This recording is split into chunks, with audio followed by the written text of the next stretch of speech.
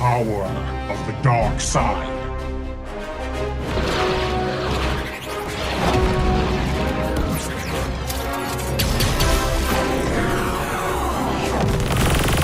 Target on the move. Prepare to engage.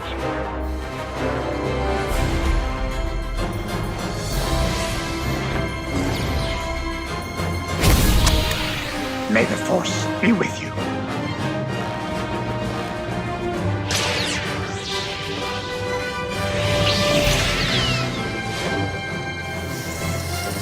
I will do what I must.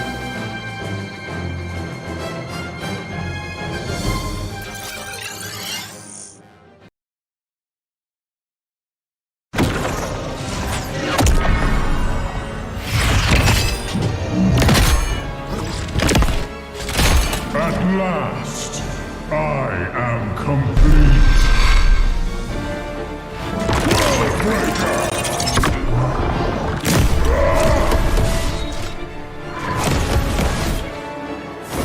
Come in fairness.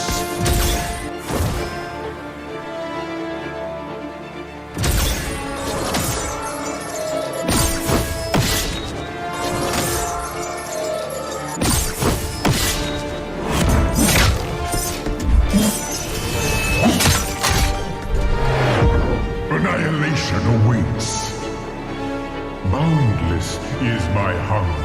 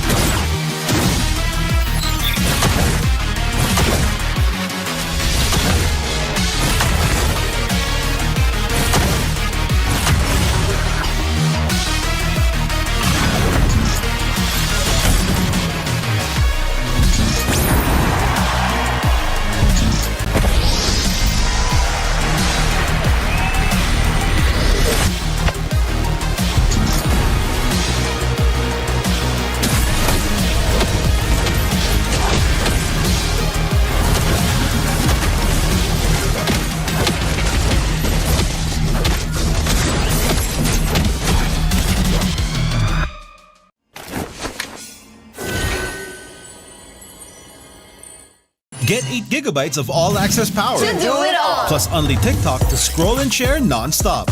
Power, work, life, and more. With Smart Power all-access data now up to 90 days. Load now. Tuloy-tuloy live selling, tuloy-tuloy content, tuloy-tuloy gaming. With new Smart All Access 99. May 9 gig ka, now for 15 days. Load now, live more today, and tomorrow, and after, and the day after.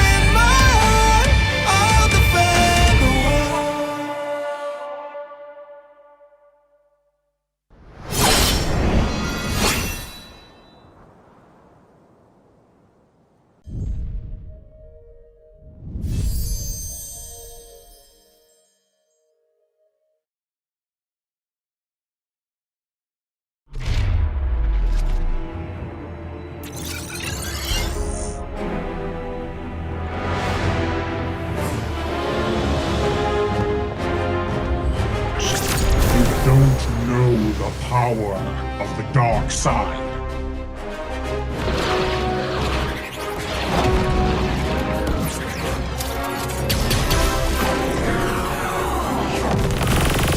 Target on the move. Prepare to engage.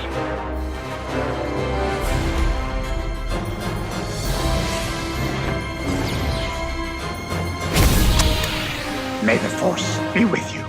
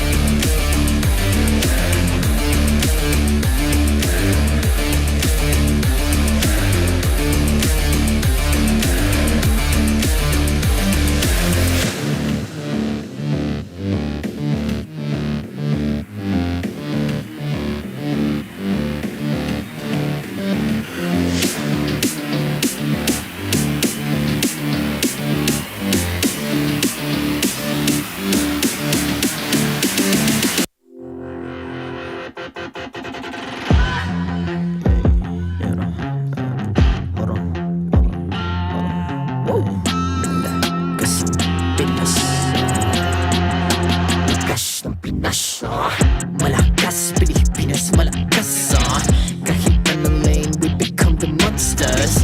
Malakas, Pilipinas, malakas face the golden sun and ripping for the 3 stars. Cut us to the top, no ifs, no buts. Winning any game, para to sa PINAS. Di mo matitinag aming boses sa new level. Nasa kalye man o mobile window, I become a legend. Weapon fire, we unite, we winners. Built with pressure, the diamonds are made of. Switching a lane na parang gera, HP racing, may reset. Built agad ang buhat ni Hilda, full load SS parang Lyra. Susundan ko ang iyong bakas, kasama patas, tagumpay natin ito dahil tayo'y malakas. Para sa Pinas, nasa amin ang alas, hindi tuwa atras, kinikilala sa taas kasi kami ang malakas. Para sa Pinas, nasa amin ang alas, hindi tuwa atras, kinikilala sa taas, ganito kami sa Pinas. Wow! Hold on, yeah, wala kasang Pinas. We are laging every beat, no surrender, no retreat. Pag nagsama-sama, just imagine what we can achieve. Lacking every beat, no surrender, no retreat. Giving 100 all my all, cause we just cannot be defeated. We are unstoppable, immune and invulnerable. Ready ang equipment, lahat frozen, malang crowd control. Pakita ko na jab like pow, beast of the southeast. So matawag proud and loud, cause every enemy we devour.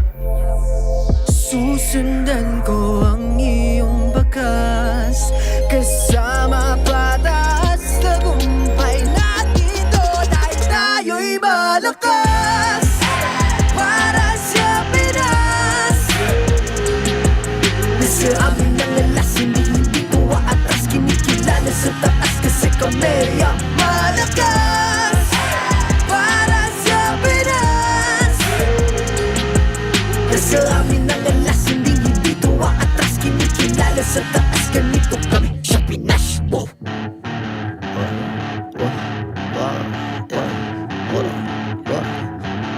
Malakas, Pilipinas, malakas kahit anong lane, we become the monsters. Malakas, Pilipinas, malakas face the golden sun and repping for the 3 stars.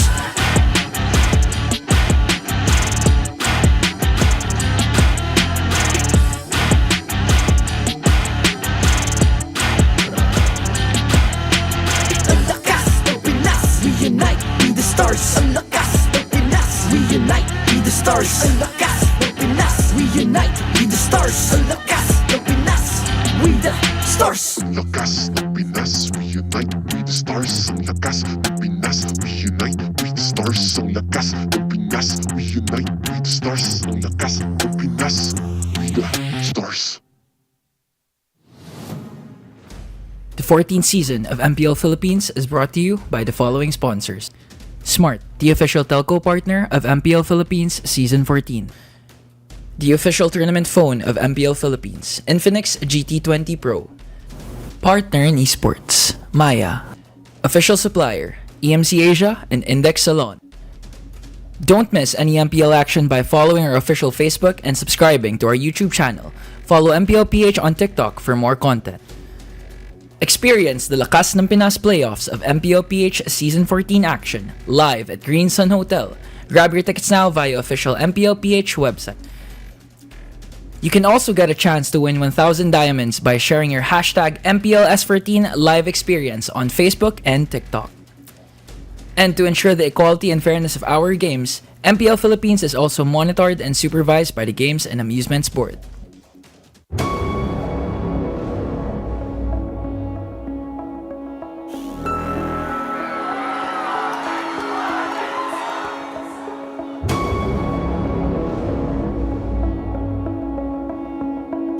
Hindi kakayanin ba nandun yung wall?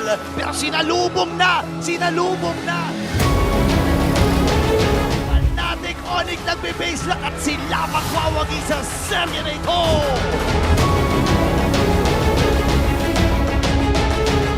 Gusto na kagad tapusin ng Fnatic Onic Philippines. Nag-aantay na lang sila ng minions at ang mga Ricos ay nandun din. Super Prince nagpapatay na lang. Talaga ng literal. At ang unang laro na ito ay mapupunta sa Super Pack.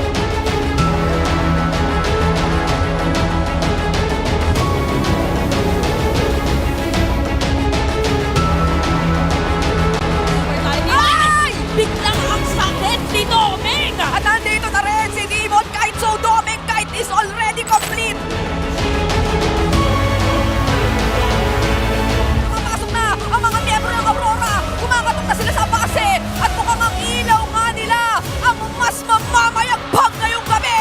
It's Aurora MLBB advancing in the playoffs!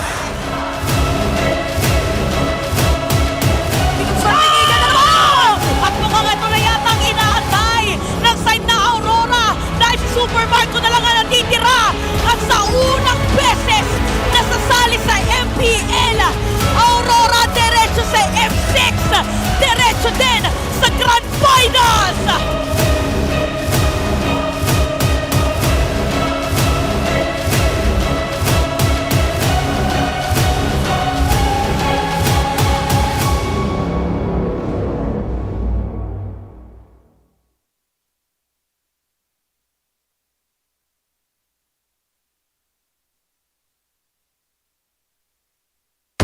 The best teams have been decided. They fought with passion and determination, game after game, minute after minute, eliminating their opponents to stand here today as your MPL Philippines Season 14 Grand Finalists.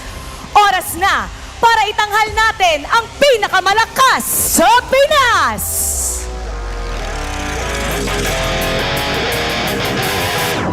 Introducing the EXP Laners!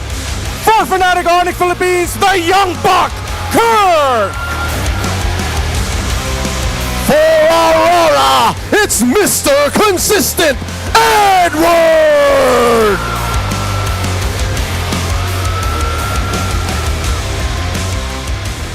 The Jungler for Fnatic Onic Philippines, the Beast, King Kong! strong! And his opponent, the smiling demon, Demonkind!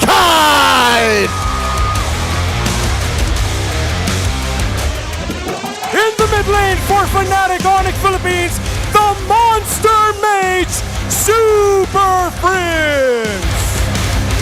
For Aurora, say it with me,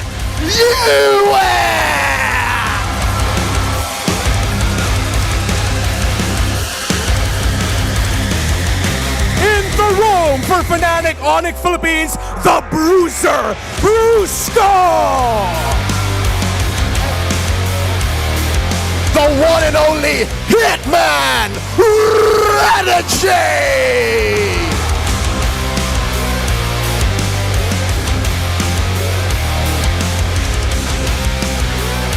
And you know who he is, the gold standard, Kara! The future is bright for the next standard, Doming!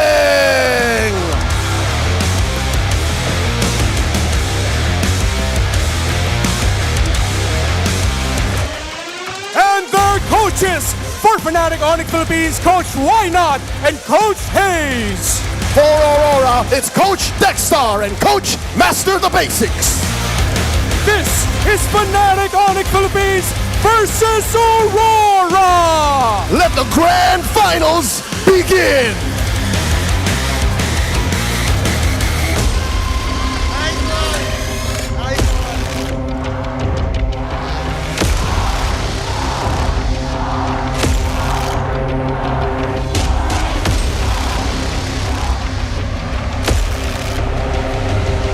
This is the dawn of a new era.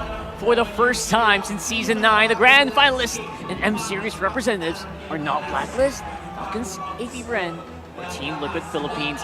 This is it, ladies and gentlemen. One of these players, one of these teams are coming out today with a big trophy for Season 14. The perfect way to introduce the new era. The reminder that world champions fall in the home of champions. Fnatic Onic Philippines and Aurora will be the standard bearers. But before we take on the world, we have to determine who the strongest team in the home of champions is. And just proves that the home of champions does belong to this region, because looking at the history, finally, two different teams are going to face off in the grand finals, and two different teams will be representing the Philippines. This is a completely unprecedented. Relatively newer teams here are now on the precipice of becoming the champions, and again, one of the most competitive MLBB regions in the whole world. And they have done it in style.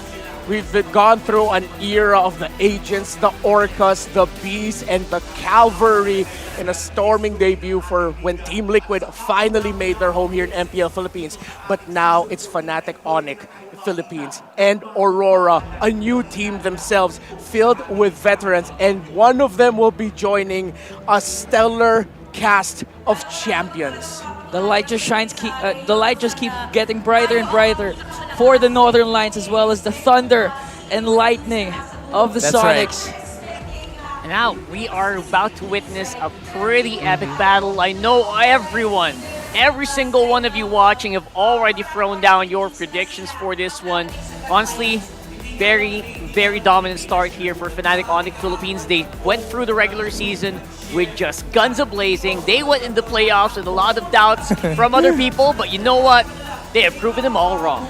Wow, these two really, who would have thought that we'd actually be getting Fnatic Onic Philippines making it this far, being the team to set the newest, longest win streak record in MPL Philippines history, almost going undefeated, going up against a team that had a lot of questions, that had the super team name branded on them, but it took a while for them to be able to live up nearly to it. Here they are now in the grand finals. And despite all that, you know, Aurora, we've been saying that chemistry is always key to victory.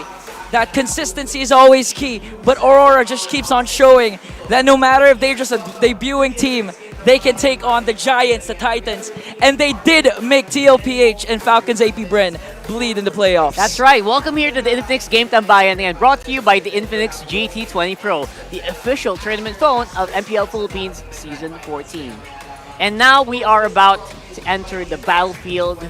By the way, Rockhart, Renmar, and Ingan here to bring you all the action live and alive right here at Green Sun Hotel in Makati City.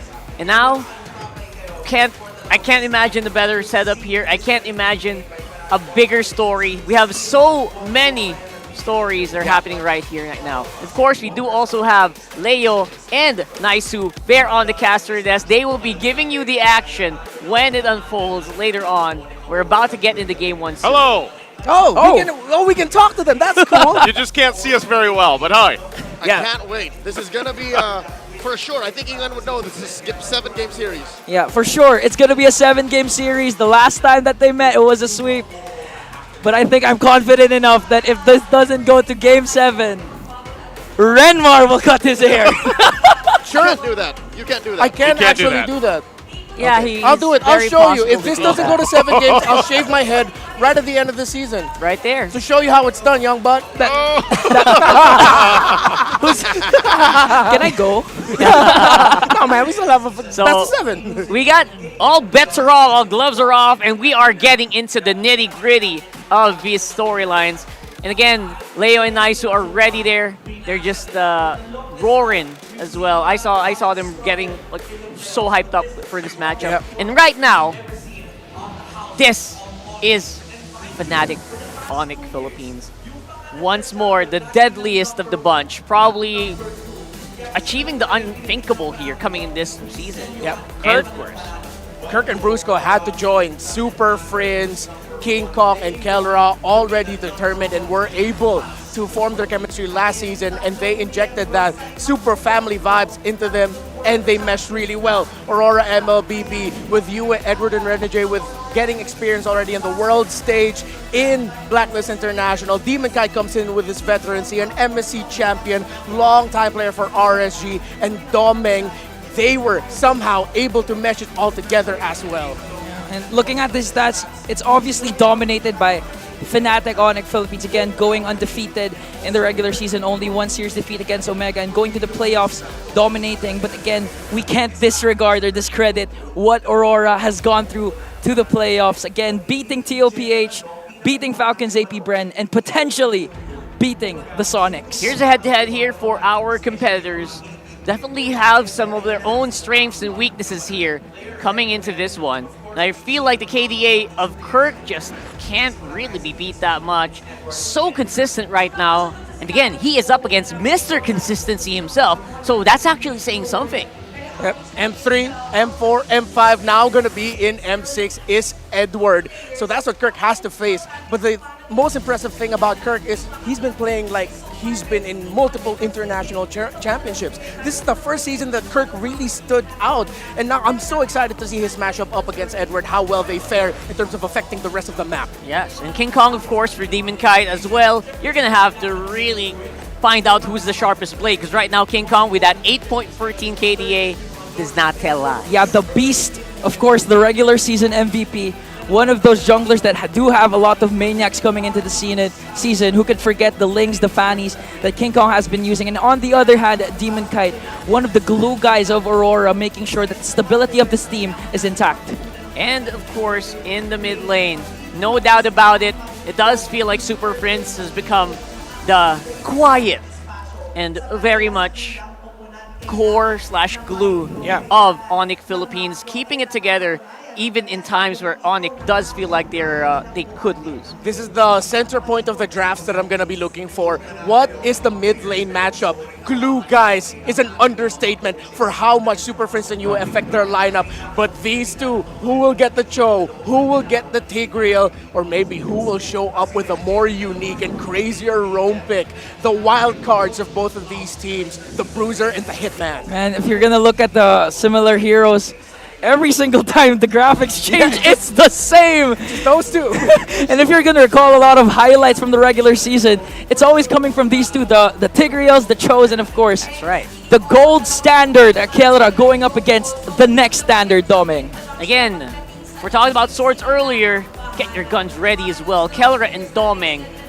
Beatrix is their basically trump card. If all else fails, Harith doesn't get picked up, Moskov doesn't get picked up, so watch out for that as well.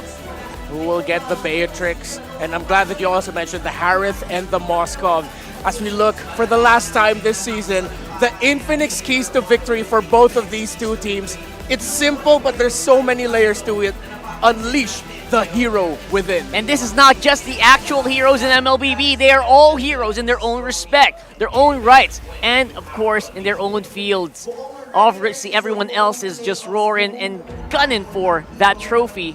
But then again, they have different approaches to it as well. Yeah, of course, they know their specific roles, even down to their monikers. I mean, the Hitman making sure to get those catches, the Bruiser soaking up the damage, and who could forget King Kong, the Beast. Are we settling with the Beast or the Beast incarnate? Let's go with the Beast. The Beast, King Kong. That's right. We are live here in Green Sun. It's packed all the way to the brim here. And of course, we have watch parties happening all over the Philippines as well, and the world. Big shout out to all of our restreamers that are live right now on different platforms. We got people on TikTok, we got people on Facebook, we got people on YouTube, and everywhere in between, waiting patiently for the finals champion. Whoa! We have a selection for our game here. Blue side is going to be picked up by Fnatic Onic Philippines. We talk about whenever they pick blue side, 85% of the time, they get it done. Yeah, one thing I'm going to be looking out here for is if they're going to decide to pick up their EXP roam flexes early. There's one pick shared between these two that is just so powerful. For Kirk and for Edward, are they actually going to be racing for the Edith? The Edith actually was highlighted as well earlier when they were making an entry. And a lot of people online also kind of point towards the Edith. Right now, such a winning hero for Kirk. I think about 10 out of 13 times he does get it done, as well as Edward, very close by with that stat line. So we're going into it, guys. It is Game 1 draft here between Aurora MLBB and Fnatic Onic Philippines. Let's get into the nitty-gritty. You know, gentlemen, I have to admit, going into this, I had a killer headache, but then I realized it's because I was running draft simulations in my head, and going through all of the possibilities, my head hurt like crazy. FNOP, you have the power picks available for you. Suyo is wide open for King Kong to take.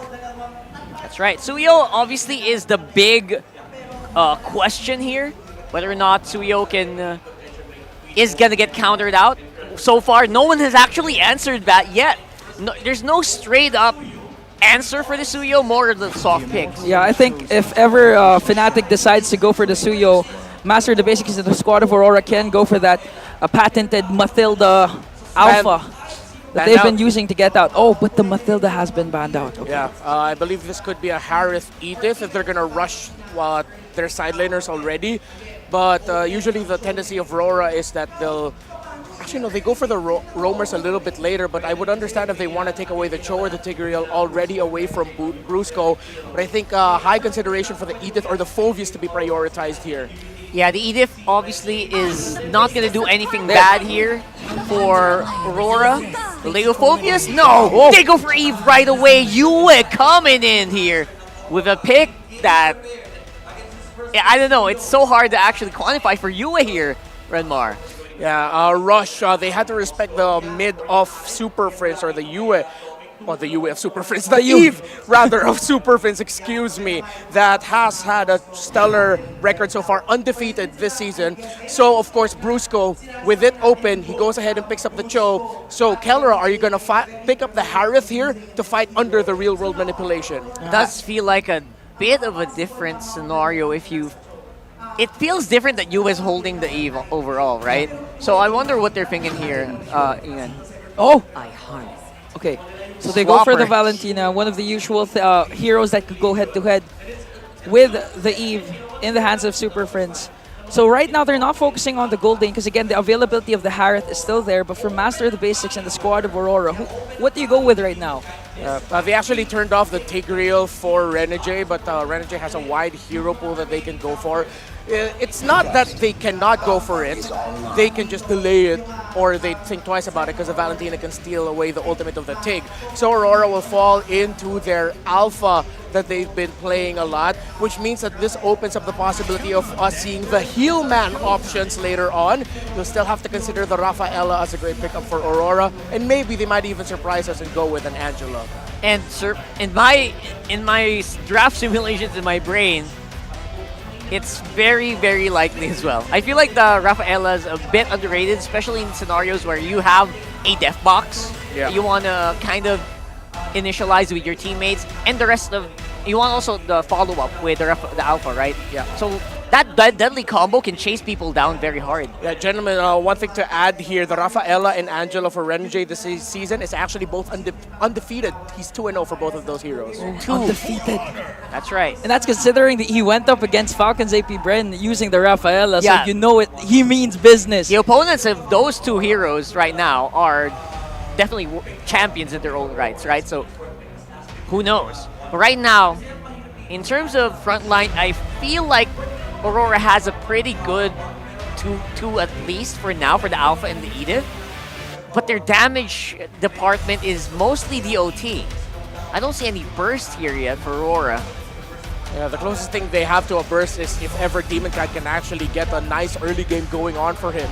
If that Alpha doesn't get the early game that he wants or doesn't have a Rafaela or most importantly an Angelo that can supplement a good power spike, then yeah, they're lacking the damage right now. So burst, I think, might be the key for their gold laner pick later on. And they also need that to take out Suyo, because if you don't burst down Suyo early on, if you just DOT Suyo, he can dash out so easily. He has iframes as well to dodge out these skills. Yeah, and apart from that, imagine if King Kong just dominates the early game with the kits that Suyo has.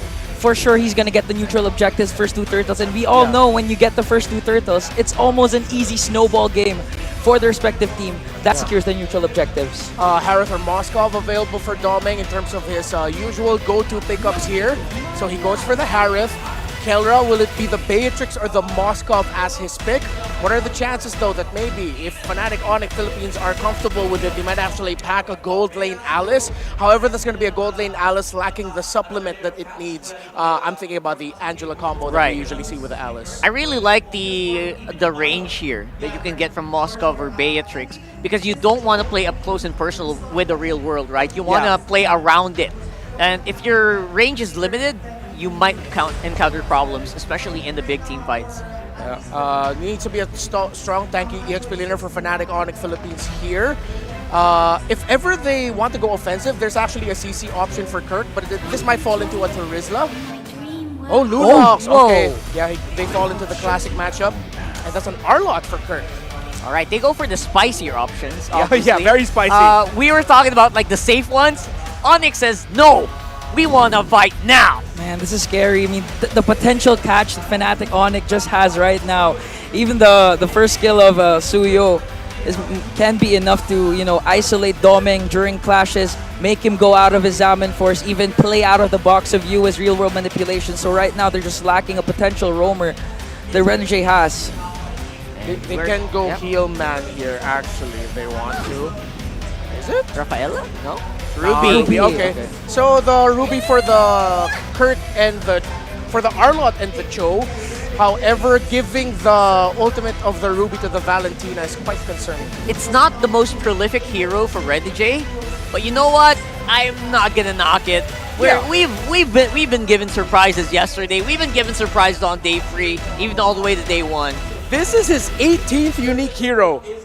Renjay hasn't played Ruby at all this season. This is his first Ruby game, surprisingly enough. We'll have to find out if that does work out. What are you thinking? I mean, based on yesterday, the index draft doesn't tell the whole story. It's been broken by Aurora despite Falcons AB Brent's draft. So let's see what's gonna happen. Over and over again, time will tell who gets game 1. The momentum is crucial. Leo and Naisu are in the field. Things are about to get elemental as deafening thunder and blinding lights usher in a new age of Filipino MLBB. Welcome to Game 1. Welcome to Mobile Legends. Let's go. Joseph, how you reckon that draft go? Oh, man, you know what? There's a lot of, I guess, now that we've been 4 days through the playoffs, this is looking familiar, right, for a lot of the cases here, and I love how the panel kind of broke things down because there's a lot of contingencies with both the lineups and how they play out the early game, I would say. But I think a big part of this, too, again, is how Brusco utilizes the Cho here early on. The Bruiser, as he's dubbed, unable to be killed, yet still just running through opponents' formations. I'm surprised that Renegade has 17 heroes now. 17? I did not expect for him to not have played the Ruby.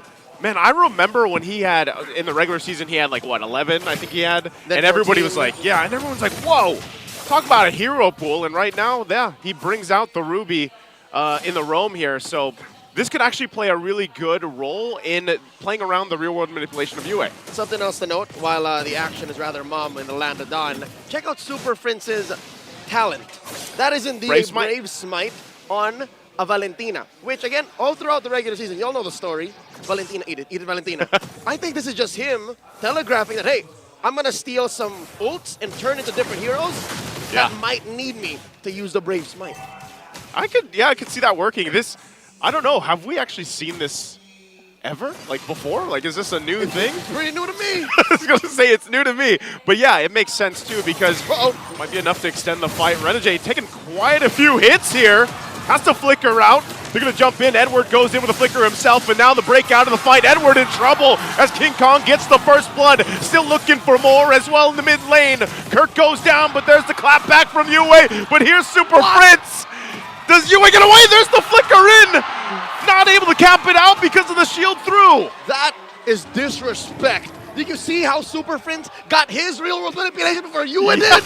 Yeah. And all throughout, the Beast just coming in, getting the job done, taking the turtle for Fnatic Onic. I'm still not over it.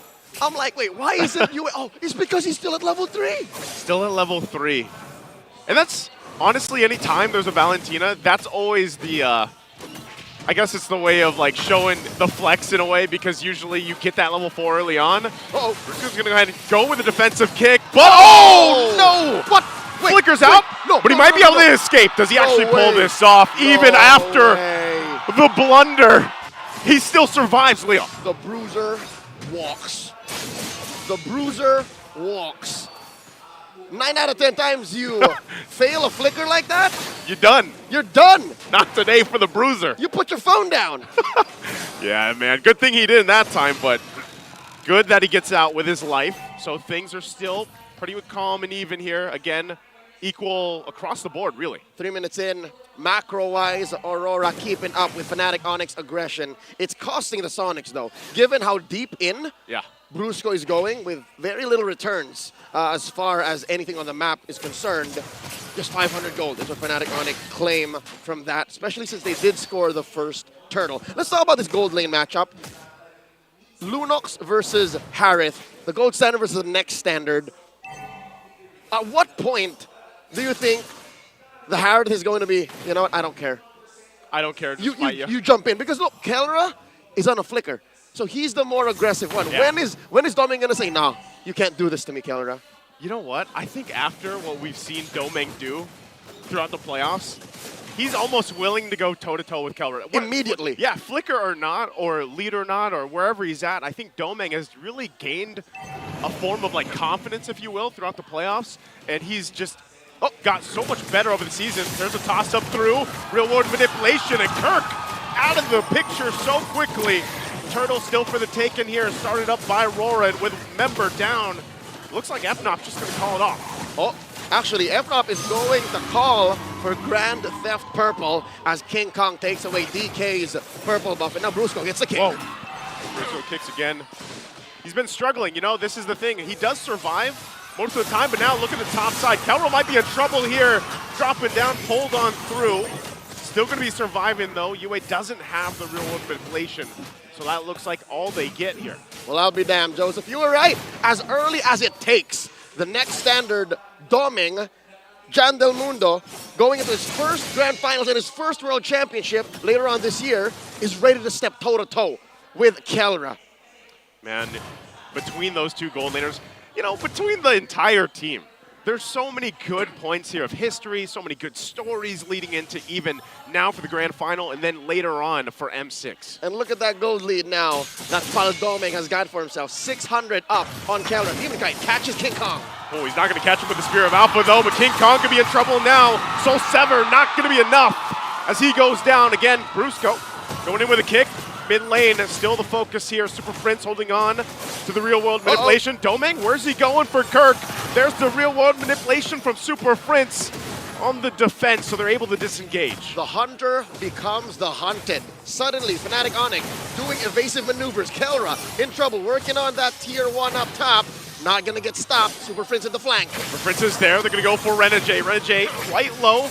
Already getting that brilliance out too. Doming might give this one a go. Trying to find Kelra, Edward, and Yue joining the fight as well.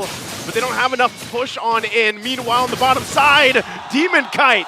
King Kong gets payback as he picks up a kill on Demon Kite, and they'll pick up the tier 1 on the top side for RORA. Cross-map feint by Fnatic Onic Philippines. It does cost them a tier 1 up top, but a kill on Demon Kite, that's gotta mean something. Fnatic Onic, so far, they don't look as dominant as they did all season long. It looks like now Aurora have their number. It seems like Aurora have figured out how to get into position first before Fnatic Onic make a play for anything.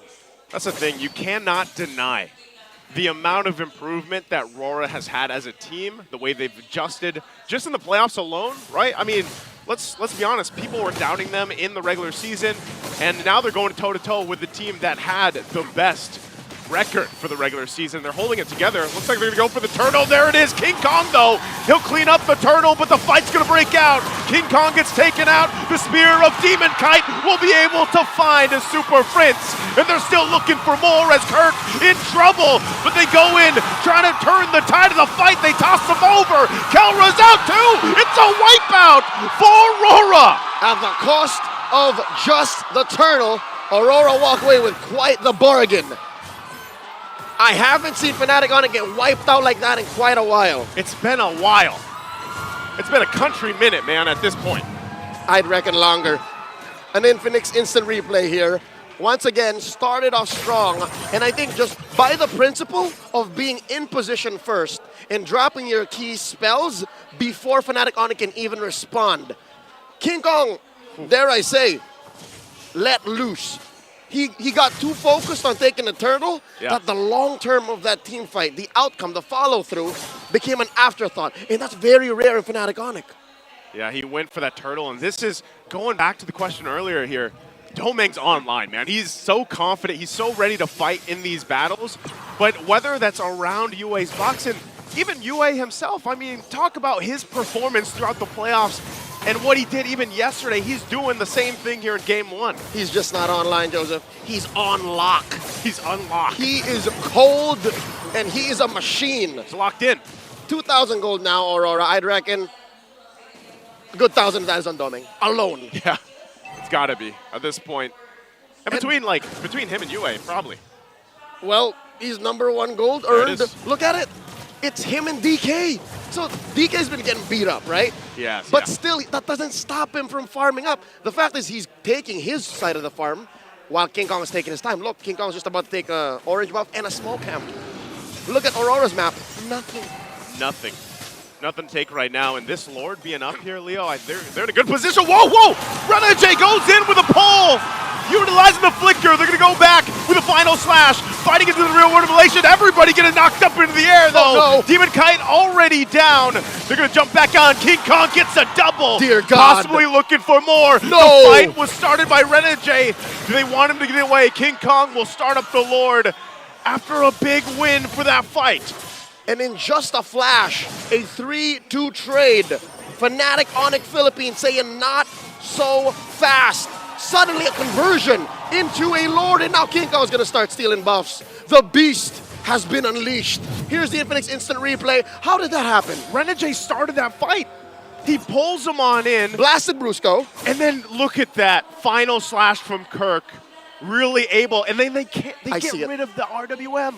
That, Aurora gets knocked up, everyone tastes a fistful of Sever. Yeah. And that's an HP-based damage, ladies and gentlemen. The more you lose out of that, the more it hits you.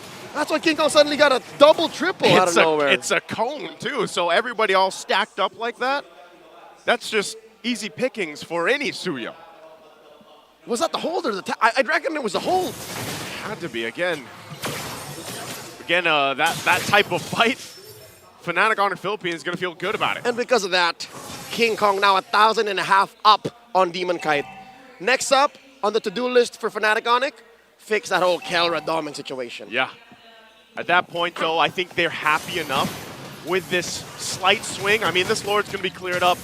You know, RORA will hold on to the base turrets, the shields, and everything else, but it shows that even when they were down, Fnatic Onic Philippines is willing to go that fight. Forgive me, my king, for speaking ill of you. It was not that you did not see through to the follow-up. It's just you were planning way ahead than my puny mind could consider. But, all right, forgive me if I can't let go of the situation. Renegade started the fight, right? He did. 3 dudes died. He did. He didn't. He did, yeah. The Hitman got away. But, yeah, he called that. And, you know, you can't even, when you look at that fight and it started up by Renegade like that, that's a good move. But unfortunately, a big part of the damage was lost when Yue's real-world manipulation was no more. Well, 4 out of 5 times, it's the best move. Yeah. It just so happened that the 1 out of 5, Yue died, Doming wasn't ready to dance, and they got knocked up by the Lord. Yeah. And that was all for Fnatic Onic to just take from. You were right, Joseph. It was all Yue, it was all Doming, and you take those 2 out of the equation, Aurora can't step toe-to-toe. At least with Fnatic Onic, who is now in control. Up almost 2,000 gold, approaching the 12-minute mark. The next Lord spawning in the lower quarter, about 40 seconds from now, is enhanced. I'd reckon if Fnatic gets this, they're inside the base. Yeah, they're going to be knocking around the base turrets for sure. You can kind of see, too, you know, getting a glimpse of the player cams, that RORA also probably kind of trying to reset after that. You know, trying to get mentally prepared for this next objective in about 20 seconds here. Looking at the items, though, there's a Divine Glaive picked up now by Yue as well. That, and the gap is closed between Doming and Kelra. So suddenly, this is just net gain for Fnatic Onic. Yeah. It's just 1,500 across the board. Across the board right now, too. You saw, even for Fnatic Onic Philippines, they were able to pick up some key items. Malefic Roar here on King Kong, so if he gets another shot at a Soul Sever like that, or even the Queller, like it's going to do enough poke damage towards RORA. You can see some of the pushing that King Kong's doing across the map right now, so the Lord up for grabs. Quick tap on the Surge allows him to rotate faster than you can say Surge into the mid lane, clear that up, and get in position for the dance. Over the course of the past week, we've evolved from just shuffling into straight-on dancing.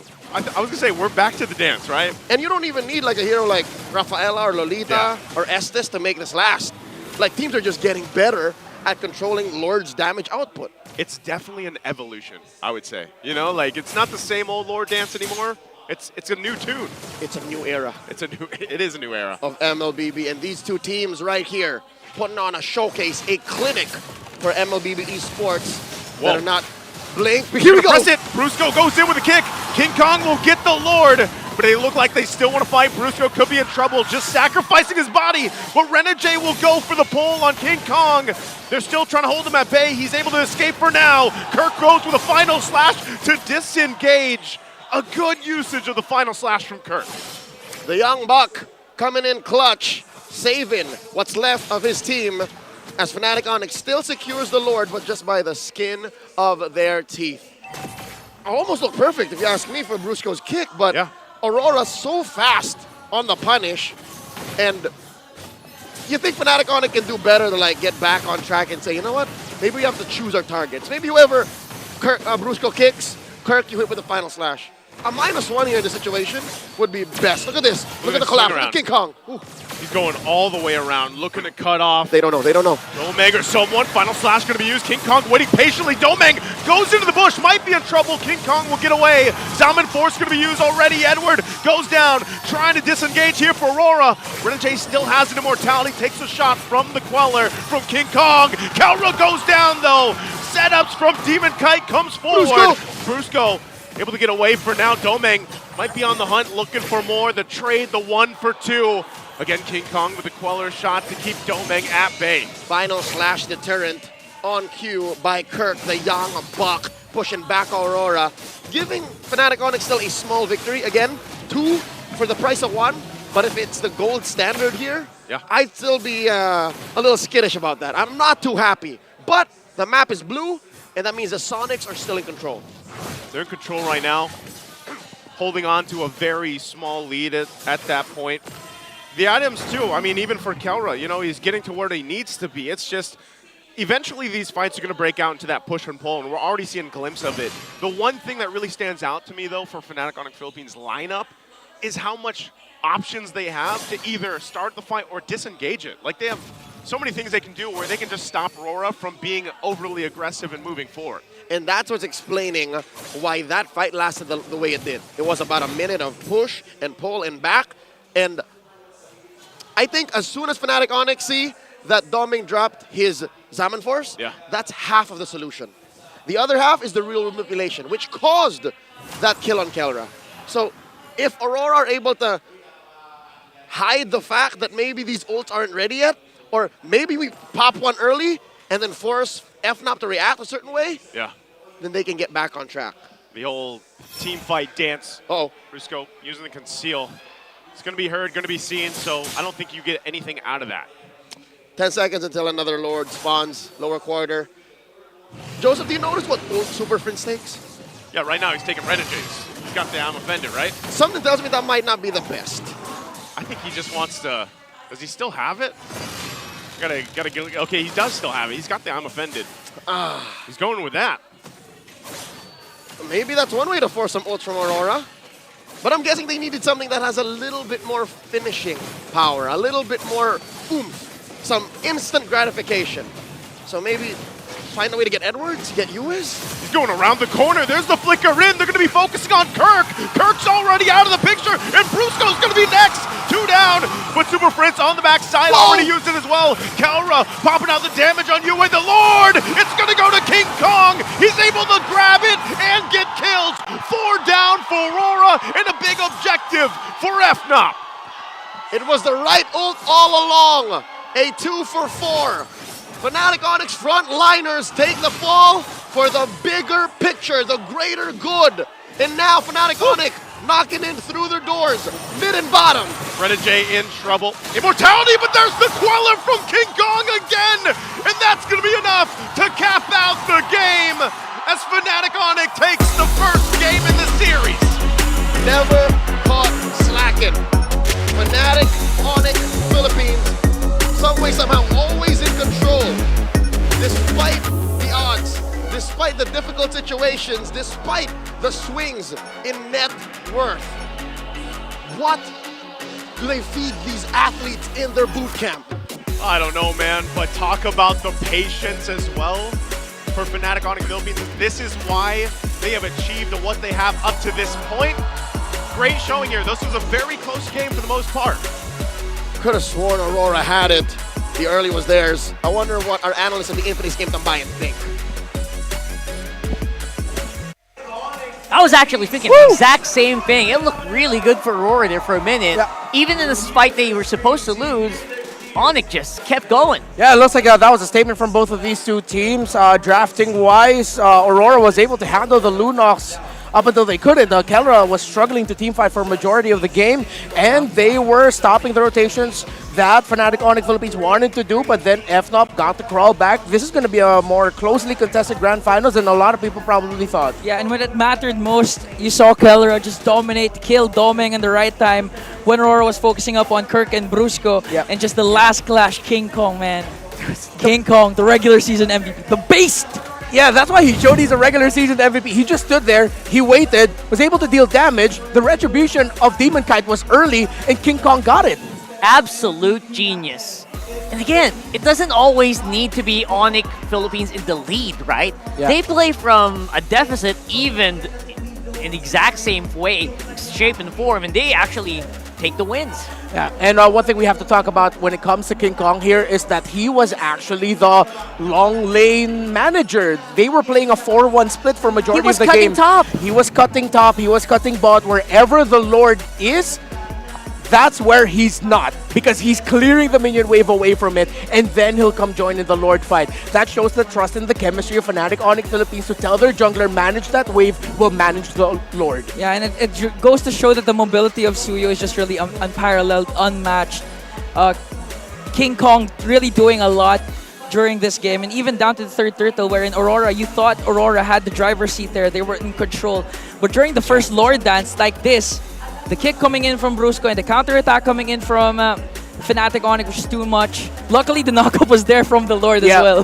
The knockup from the Lord helped, and there, early retry by Demon Kite. This is what I was going to talk about. In the first 30 seconds of the fight, it looked like Aurora has won. Okay, they look like they're going to win. But what happens in the later parts where it's just Fnatic Onic taking these kills at the very least, at the very end? One thing we have to discuss here is the Brave Smite on this Valentina. Remember, Brave Smite has that 5% heal with a skill hit happening every 5 seconds, if I'm not mistaken. But she also has her Primal Force passive, wherein if she hits someone that is lower level than her, she heals back 30% of the damage dealt. Usually, that's the EXP laner and the roamer. That's why Super Prince isn't afraid to poke in the front, because he knows that, hey, I have my Brave Smite, I have my passive, there's a good chance when I hit them with my skills, I'll be getting health back if I am brought down. And I think he built the Blood Wings a bit earlier as well, making sure that you were able to stay in the fight longer, help out, Primal Wrath when you need to, and set for your team. Yeah, and this was considering the fact that in 12-minute mark, Yue was actually the highest damage dealt for the whole game. Right. So doing this up against that was amazing. So the play here for Fnatic Onic was during those times, crucial clashes, it was really Kirk who stepped up, just making sure that the real-world manipulation wasn't really utilized during those crucial moments. Yeah, and we really have to give props here to Aurora, because their draft looks like it was played with the idea that Keller will probably end up with the Lunox. The last pick into the Ruby, of course, picking that into the Lunox. I get it now. Every team fight, once that real-world manipulation is dropped down, Keller is almost always inside of it. The one time he wasn't was the team fight that Fnatic Onic Philippines won right there in the end, where he was able to flicker Brilliance and then Shadow Assault in. We were talking about, like, Keller earlier off cam. We're talking about how his kit might actually be problematic. After the Brilliance, felt like quite vulnerable. Right? But you know what?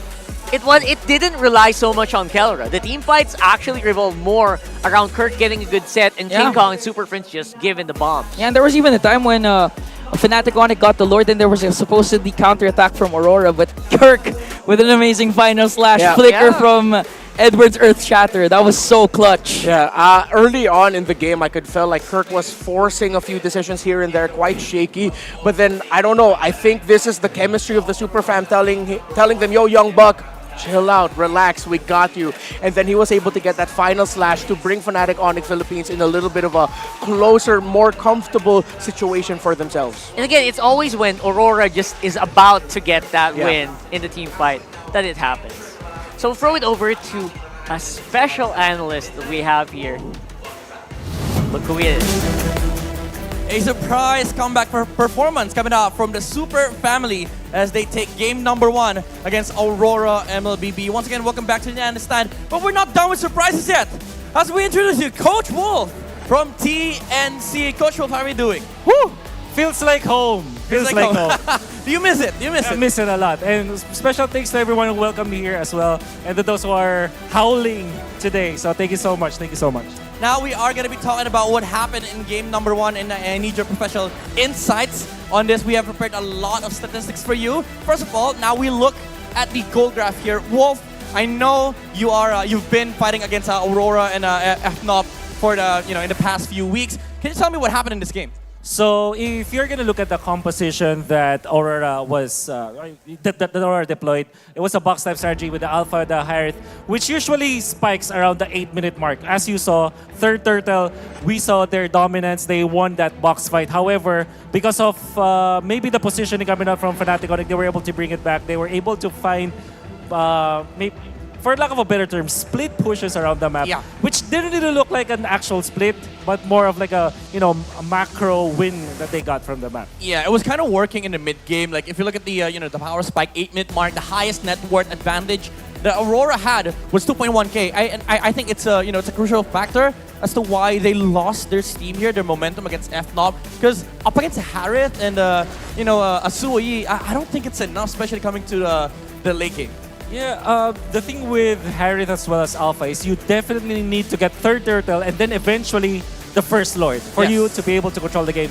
But they lost the first lord, and I think that's where everything went badly for Aurora. Yeah, it was very obvious as you see in the damage dealt comparison graph. Like, FNOP in the first few minutes, they weren't dealing the same amount of damage that Aurora was outputting from their side. But after a few minutes, especially after the the second Lord, that's where their lineup composition went angry. They were like, it's their timing now, and they were dealing more damage over the side of Aurora MLBB. Yeah. So I don't know if this is a bug, but nothing happened at 12-minute mark. But if you look back at the game, that's where you realize that Fnatic Onic decided to avoid fights. Yes. Because they know that was the power spike of Aurora. You don't want to fight in Aurora's power spike. You have to just wait for your items. I think they were waiting for the fourth item or third item for Kelra. Yeah. For him to be able to burst it down like the Lunox bomb / Ruby DD combo. Yep. I think they waited for that power spike, then they fought afterwards. Yeah, I mean, it's very obvious. Like in the 9-minute and 11-minute mark, Fnatic Onic were really avoiding Aurora MLBB here, and because of the fact that again, timing is a big importance in this specific game, especially on the side of Aurora MLBB. When they picked up the War Axe at the port 10, the Alpha was able to move around the map. 7:21 was the Feather of Heaven and Harith, so that was the the key moment for Aurora MLBB. Yeah, look at that. 12 minutes 20 for both King Kong and Kelra. They will get their third important item, Lightning Truncheon for Kelra, so that when he jumps with a Ruby DD combo, you really, technically speaking, one-hit everyone, or anyone on the side of Aurora. And then, if you combine the Malefic Roar for King Kong, that's a lot of burst in the team fights. Yeah, late game was, very, very big for FNOP here with the Malefic Roars, even the defensive items like the Twilight Armor, the Athena Shield, and also the Immortalities. They just didn't have enough damage to deal. I mean, Aurora MLBB didn't have enough damage to deal with the lineup of FNOP, especially on the late game. It was an amazing game number one for sure. And we are going to be witnessing more games in this finals. Again, it's a best of 7 grand finals. We want a best of 10. We want a best of 10, but it's just best of 7. Before we head on to game number 2, let's throw you over to Mara Aquino. Dito sa MPL Arena, we got the wildest fans! Kasama natin dito mula sa Cebu Pacific ang ating mga organizers at ang ating mga piloto. O, di ba? O, introduce yourselves. Hi, my name is Jem, Gold Lane Shoutcaster. Oh, Shoutcaster? Yeah, Paul Disciple, XP Lane Shoutcaster. Carl, Shoutcaster, Jungler. Ian Snoopmeister, the mid laner and team leader ng Boo Packers. Carl Ignacio, EXP laner ng Boo Packers. Ralph Barbosa, Rover po. So we heard that Cebu Pacific held a tournament para sa kanilang mga employees. How did it go? It was fun and enjoyable memories, no? Since September, 32 teams compete but only one wins. Only 32! Only 1 won, and that's them! Ito ang ating mga piloto na, okay, kamusta naman yung tournament? Kamusta siya? It was fun and intense. Kasi kami sa rank game lang kami lagi naglalaro before.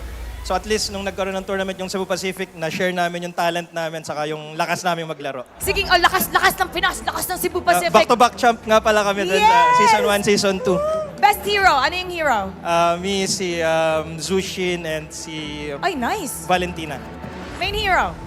Bene, tsaka Esme. Edit, tsaka Minotaur. So lagi bang nag-hold ang tournament ng Cebu Pacific? Yes po. Every year, iba-ibang games din po yung esports tournament ng Cebu Pacific. Ang galing naman sa pag lumilipad kayo, nag-ML din ba kayo? Hindi, bawal. Bawal yun, bawal. Okay, ito naman, who are we rooting for here? Ang Fnatic Onic Philippines or Aurora MLBB? Sino ang gusto natin manalo? Let's go, Onic! Onic, let's go! Wow, okay. But they're gonna be representing the country for M6 World Championship sa Malaysia. Sige nga, bilang back-to-back champ, anong gusto mong sabihin sa ating mga representatives?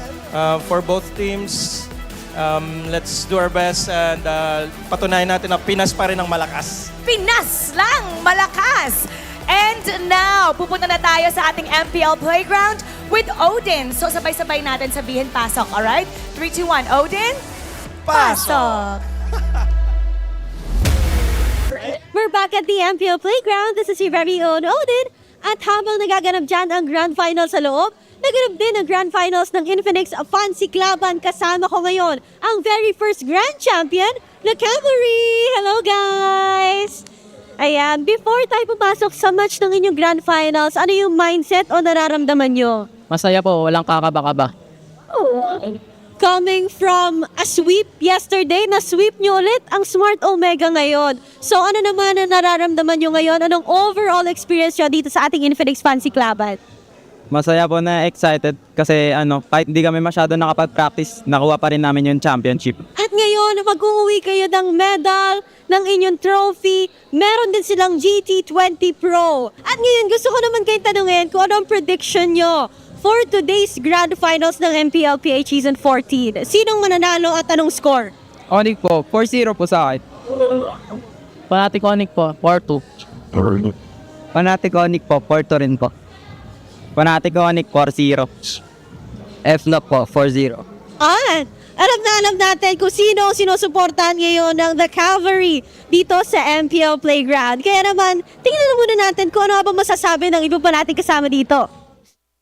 Ano po ang inyong pangalan? Ako po si Brent. Ako si Barry. Sino ang champion nyo for MPL Season 14? Of course, Fnatic Onic Philippines. Sa score na 4-2. FNOP, 4-3. Sino ang mananalo ng championship sa MPL S14? RORA. RORA for sure. Aurora. 4-3. Aurora. 4-0. RORA. Sino ang mag-champion sa MPL PH S14? Onic. Aurora. Magkaiba sila. Ano ang score prediction nyo? 4-1. 4-2. 4-1 in favor of Onic. 4-2 in favor of Aurora. At narinig nyo na nga ang predictions ng ating mga kasama dito sa MPL Playground. Sa mga team bahay naman dyan, pwede pa kayong humabol dahil we have an Infinix Watch Party kasama ang paborito niyong talents na si Brigada at Burrito. Hatid sa inyo yan ng Infinix, kaya pumunta na kayo sa Pop-Up Katipunan. At hindi na rin ako makapaghintay kung ano nga bang magiging resulta ng ating Grand Finals. Kaya naman balik na muna sa inyo guys! There you go, our very own Odin, giving us the down low, downstairs in the MPL Playground. Yeah, happy for the Cavalry, able to win a trophy, their community trophy with the first ever Infinix Fancy Club. Yeah, and they also got phones, each. Yeah, one each. And 5,000 diamonds. And 5,000 diamonds, so yeah. If you've ever wanted an Infinix phone, maybe you should have played. Why didn't we set up a 5-man? Why didn't we set up a 5-man? There should be a 9th team there, MPL Philippines Talent. They're the winningest right now. Those are really good phones. So right now, obviously, we're very happy that at least you guys also get a chance to watch. And of course, don't forget to also feel the power with every tap from the Smart app. Effortlessly manage your prepaid, your postpaid accounts. You can buy promos, you can pay your bills, and all of that is down all in one app. You can use that, scan that QR code right there, and unlock the next level gaming with your Smart app. And of course, if you've ever wanted to experience the World Championships live on site, we also got you covered. All you gotta do is gather a 5-man squad and watch out for the Road to M6 that's happening on Nationwide Tournament. And more information is going to be available for that on the MPL Philippines Facebook page, YouTube, and TikTok. Check it out. And again, bring your friends, and you can get a chance to it's all expense paid. Your hotel paid. Your hotel, your flight, food, your accommodate, your food, everything. All you just gotta do is just be there. Yeah. And win. In Malaysia, by the way. Yeah. But you gotta win first. You gotta win first.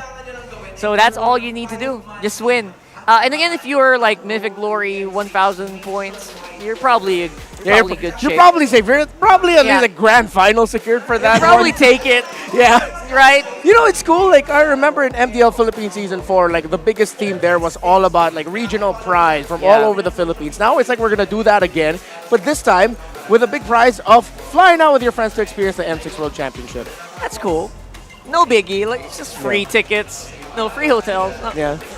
But just kidding. And you get to Obviously- meet your idols also. Yeah, if you want to register for that, go to the MPLPH socials, okay? All right, so before we head to the next game, let's check out what's happening. We're also going to get a bit of a preview of one of the watch parties that are happening all around the Philippines and all around the world today. And that is, I think, at Infinix Watch Party in the pop-up in Katipunan, Renmar's favorite spot. Before. That's his era, bro. That's his era. Okay, good point. So we have a bit of a video showing what's happening there right now. Hello, MPL! Hello!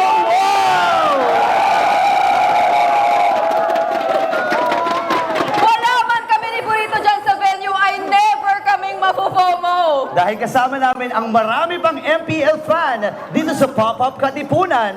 MPL fans, magingay! Damang-dama talaga namin ang suporta para sa ating mga kupunan. At kasama natin dito, ang mga Sonic! Aba, syempre hindi magpapatalo ang mga RORA!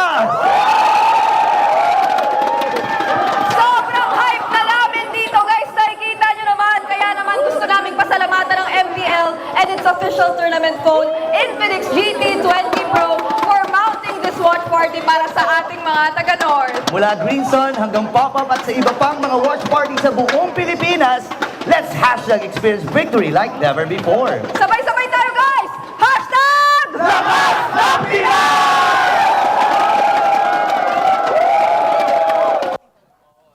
You know what's really cool about that? I will That's so admit. cool. I love it because that's one of the places I go to if I want to watch like wrestling, right? And there's a lot of crossover between wrestling communities and the MLBB esports community here in the Philippines. There are a few dudes I saw there like, I watched wrestling with those guys. I know those One guy guys. was acknowledging the OTC. So I love it. I love that in this season especially, we've been closer to the community ever than before. That's true. Even down to the grassroots. I mean, MDL, first off, finally has a regional qualifier. So we're just extending literally our reach to all around the country. So yeah, And it's cool. And I personally love that all of those guys that you saw are both fans of Aurora and both fans of Onic. Yeah, they're really not biased at all. Zero bias whatsoever. We're heading into the drafting phase right now. We got blue side picked here by Aurora with a 64% win rate. I think that got bumped up a little bit since yesterday. And I gotta say, it does feel like they could do something about that. What about the first pick though? Ooh, we all know Aurora though. Matilda's open, and they've been securing Matilda first pick for Renegade, so let's see. Sorry, it's actually banned out by Why Not. Yeah. Second ban. Oh, again. So it's Suyo. However, this sets up Fnatic Onic Philippines for going for an early Harith. When you take out the Harith, it's a little bit better to fight. When you take out the low Yi, excuse me, it's a little bit better to fight as the Harith. And at the same time, if I'm FNOP, they can just go ahead and steal away the Valentina as well. But FNOP, one of their best picks has been this Gatakacha. And Eve is making a fierce comeback to the meta. Becoming the mage of choice here. Yeah. For both of our teams so far in the grand finals. And remember, Super Friends 4-0 with this hero going into this grand finals. Okay, so right now, Aurora, they can actually secure one of the specialties of doming when it comes to the gold lane. Let's see. Because a while ago, he did pick... What did he pick again a while ago? He did pick a Harith. And this time, I think he could go for the Moscow. Yeah, obviously the hero pick earlier for Lunox did the job, but it wasn't like what I was expecting as well. There's the Harith, obviously a lot easier for doming. And on the other side, finally, what we're talking about. Yeah, early Rafa pickup. This means Fnatic Onic Philippines might actually have to commit a ban onto the Alpha later on. Yep. But then one hero that actually still pairs well with a Rafaela, and we haven't seen this combination yet, it's the Bane, which we've already seen Aurora dish out. And Bane into the Eve means that, well, both teams just don't want to fight under two big ultimates. It sets up for the Harith. So Fnatic Onic Philippines have to watch out for that. But there's already a Suyo for Demon Kite. They yes, can't excuse combo me. Sorry, I it. got a little bit too excited about that. Unless gold lane Suyo. No. Just kidding. I think kidding. Leo's You the know one who me. got excited with the Bane I like idea. the Yeah, joke no, around. like I was playing ranked with Leo earlier, so you know. Okay, so they go for the Nolan here, strong burst pick.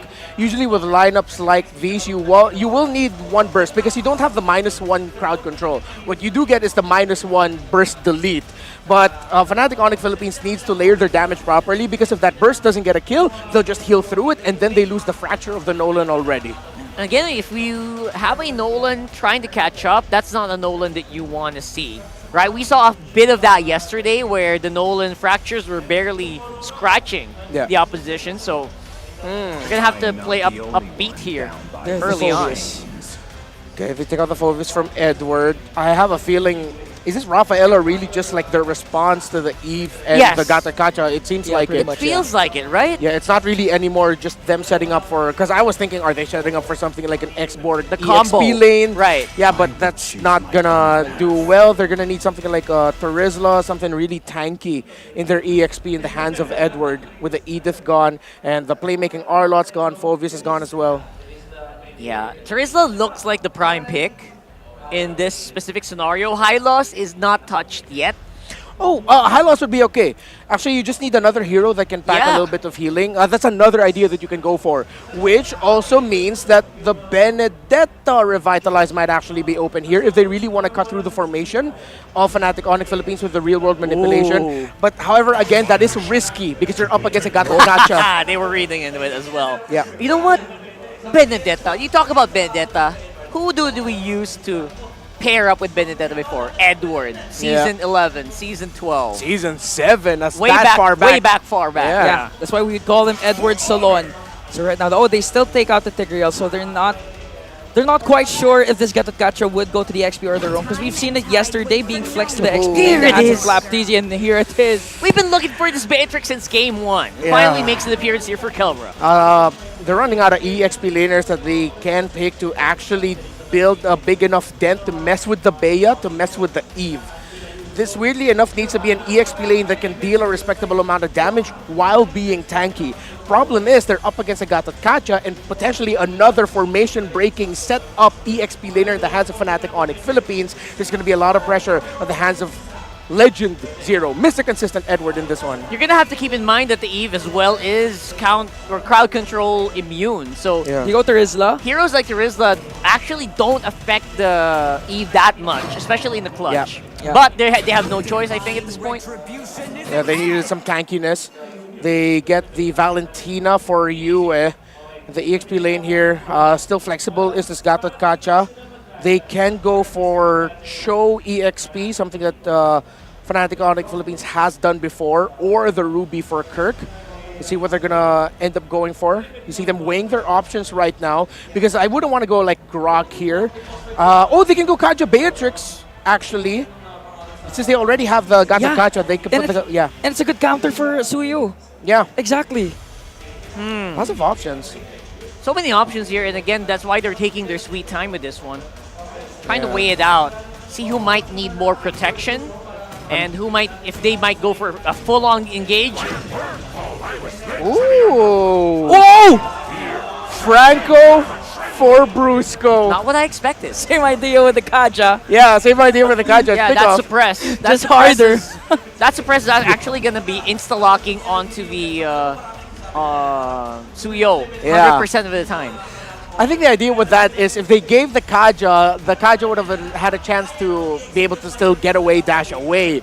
The Franco, if ever Yue wants to get the ultimate of the Franco, he's stuck there. He will have to take damage. Yeah, and I think at this point, just wait it up. Yeah, the Beatrix Franco combination once again.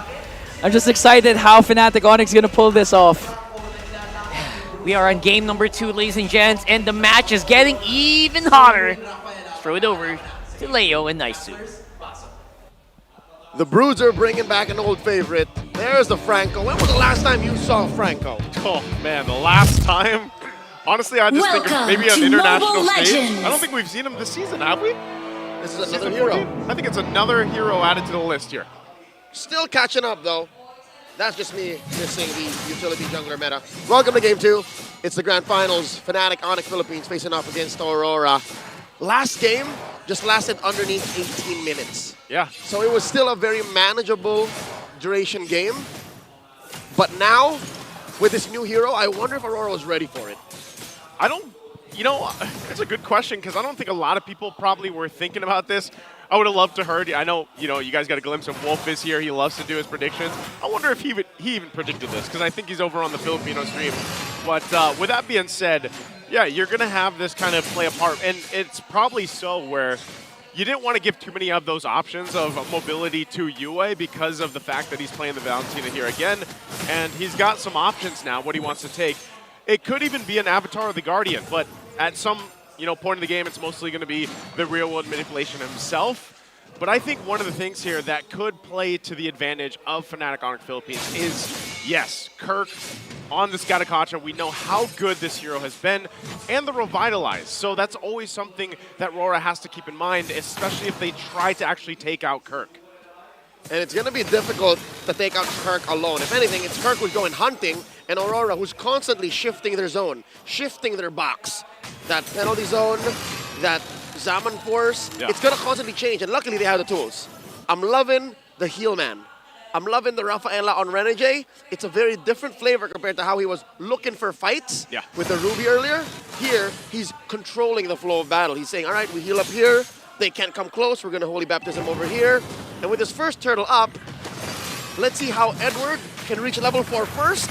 And then maybe, hold up. There it is. There's the hook, Iron Hook on Renegade. He flickers out defensively. Super Prince set up that box, still the fight for the turtle. Yue's got his own real-world manipulation. He's going to drop it down. Kirk taking a couple shots. Edward might still go, try to get the kill, has the passive, but there's Kirk. First blood in the hands of Yue, plus the objective to RORA. That box is too mighty, and it's too large. Not only can they steal it with Yue's IMU, but again, you have to consider the Zaman Force, you got to consider Edward. Yep. And it came into play, literally. You saw how, as early as Super Friends locked in the real-world manipulation, King Kong had to think twice, like, I can't walk in there. Yeah. I don't have the damage just yet. Not only that, but you saw how important the placement was for it, where Super Friends set up. And it was just a little bit out of reach, right, around that turtle pit. Just a tip. Just the tip, basically, and Yue, he had the right positioning. Well, again, that is knowing where Friends put it, so he had better information.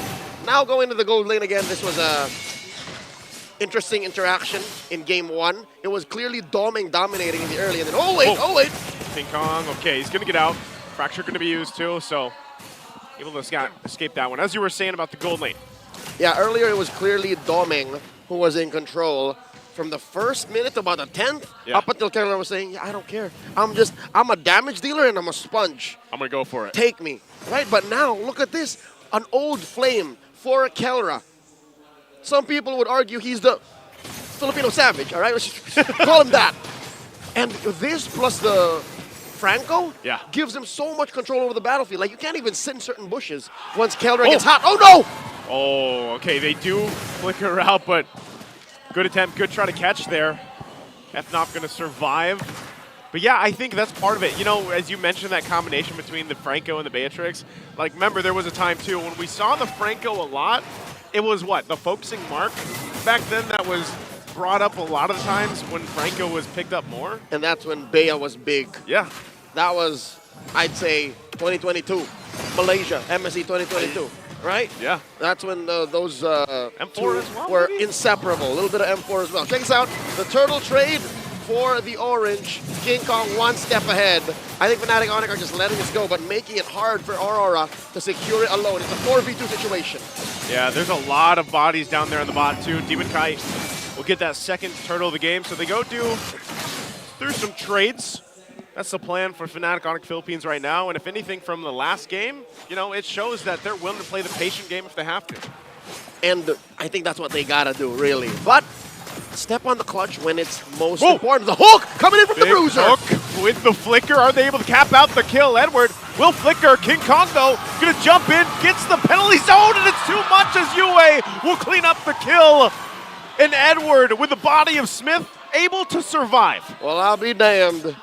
Yue stole the fracture. Yue put it right underneath King Kong, if I'm not mistaken. The beast gets slain. By his own. not by his own hand, but by his own tool. Tool, basically, Dear right? Lord. And this is exactly what I'm saying. Aurora have to play it controlled, disciplined, but know when to switch it up. And boy, oh boy, did they switch it up well there. Was it not Brusco who started with the hook? It was, you know, and it was a good attempt because it doesn't get better. It doesn't get much better than that. You got the hook, you flicker to the turret, and you killed the jungler. Yeah, like, you know, so it was a good attempt from Fnatic Onic Philippines, but RORA definitely counterplayed it. Just shows how in sync and how well accustomed and attuned their communications are. Being the newest kid on the block, Aurora, announced as the newest franchise in Season 14, are now in the Grand Finals playing like this, making the Thunder Gods sweat. 6 minutes and a half in, about 1,000 and change up ahead. Is it just me, or is Fnatic Onic playing for Turtle? This time around, they might want to get this one, unless they just keep trading objectives. It's the last one. Last one of the game. They don't want to... I wouldn't assume they want to give 3 for 3 to RORA, but maybe they're also just saying we don't care. Yep. It looks like that's the case here. They're going for the perp. Yeah, it's going to be up. Oh, they get a call, though. They actually might try to make a play. Whoa, whoa, whoa, whoa, whoa. They're going to try to make their way. UA has the real world manipulation. He's going to get hooked by the Iron Hook. Demon Kite will still get the turtle, though. Brusco in trouble. UA's going to go down. They traded out for Brusco. And FNOP keeping things together in the mid lane. The 1-for-1 trade mid for the roam. And I don't know if they're going to get more. Kirk not going to catch that Unbreakable. That's a small side grade. And throughout that whole fight, it started off with Fnatic Onic just catching up. That was King Kong pushing that top lane and then making a beeline for the turtle fight. I mean, I think 3 out of 3. Great start for Aurora, but Fnatic Onic not exactly out of it just yet. It's small little trades, you know? For every big haymaker from Aurora, Fnatic gets like a body shot.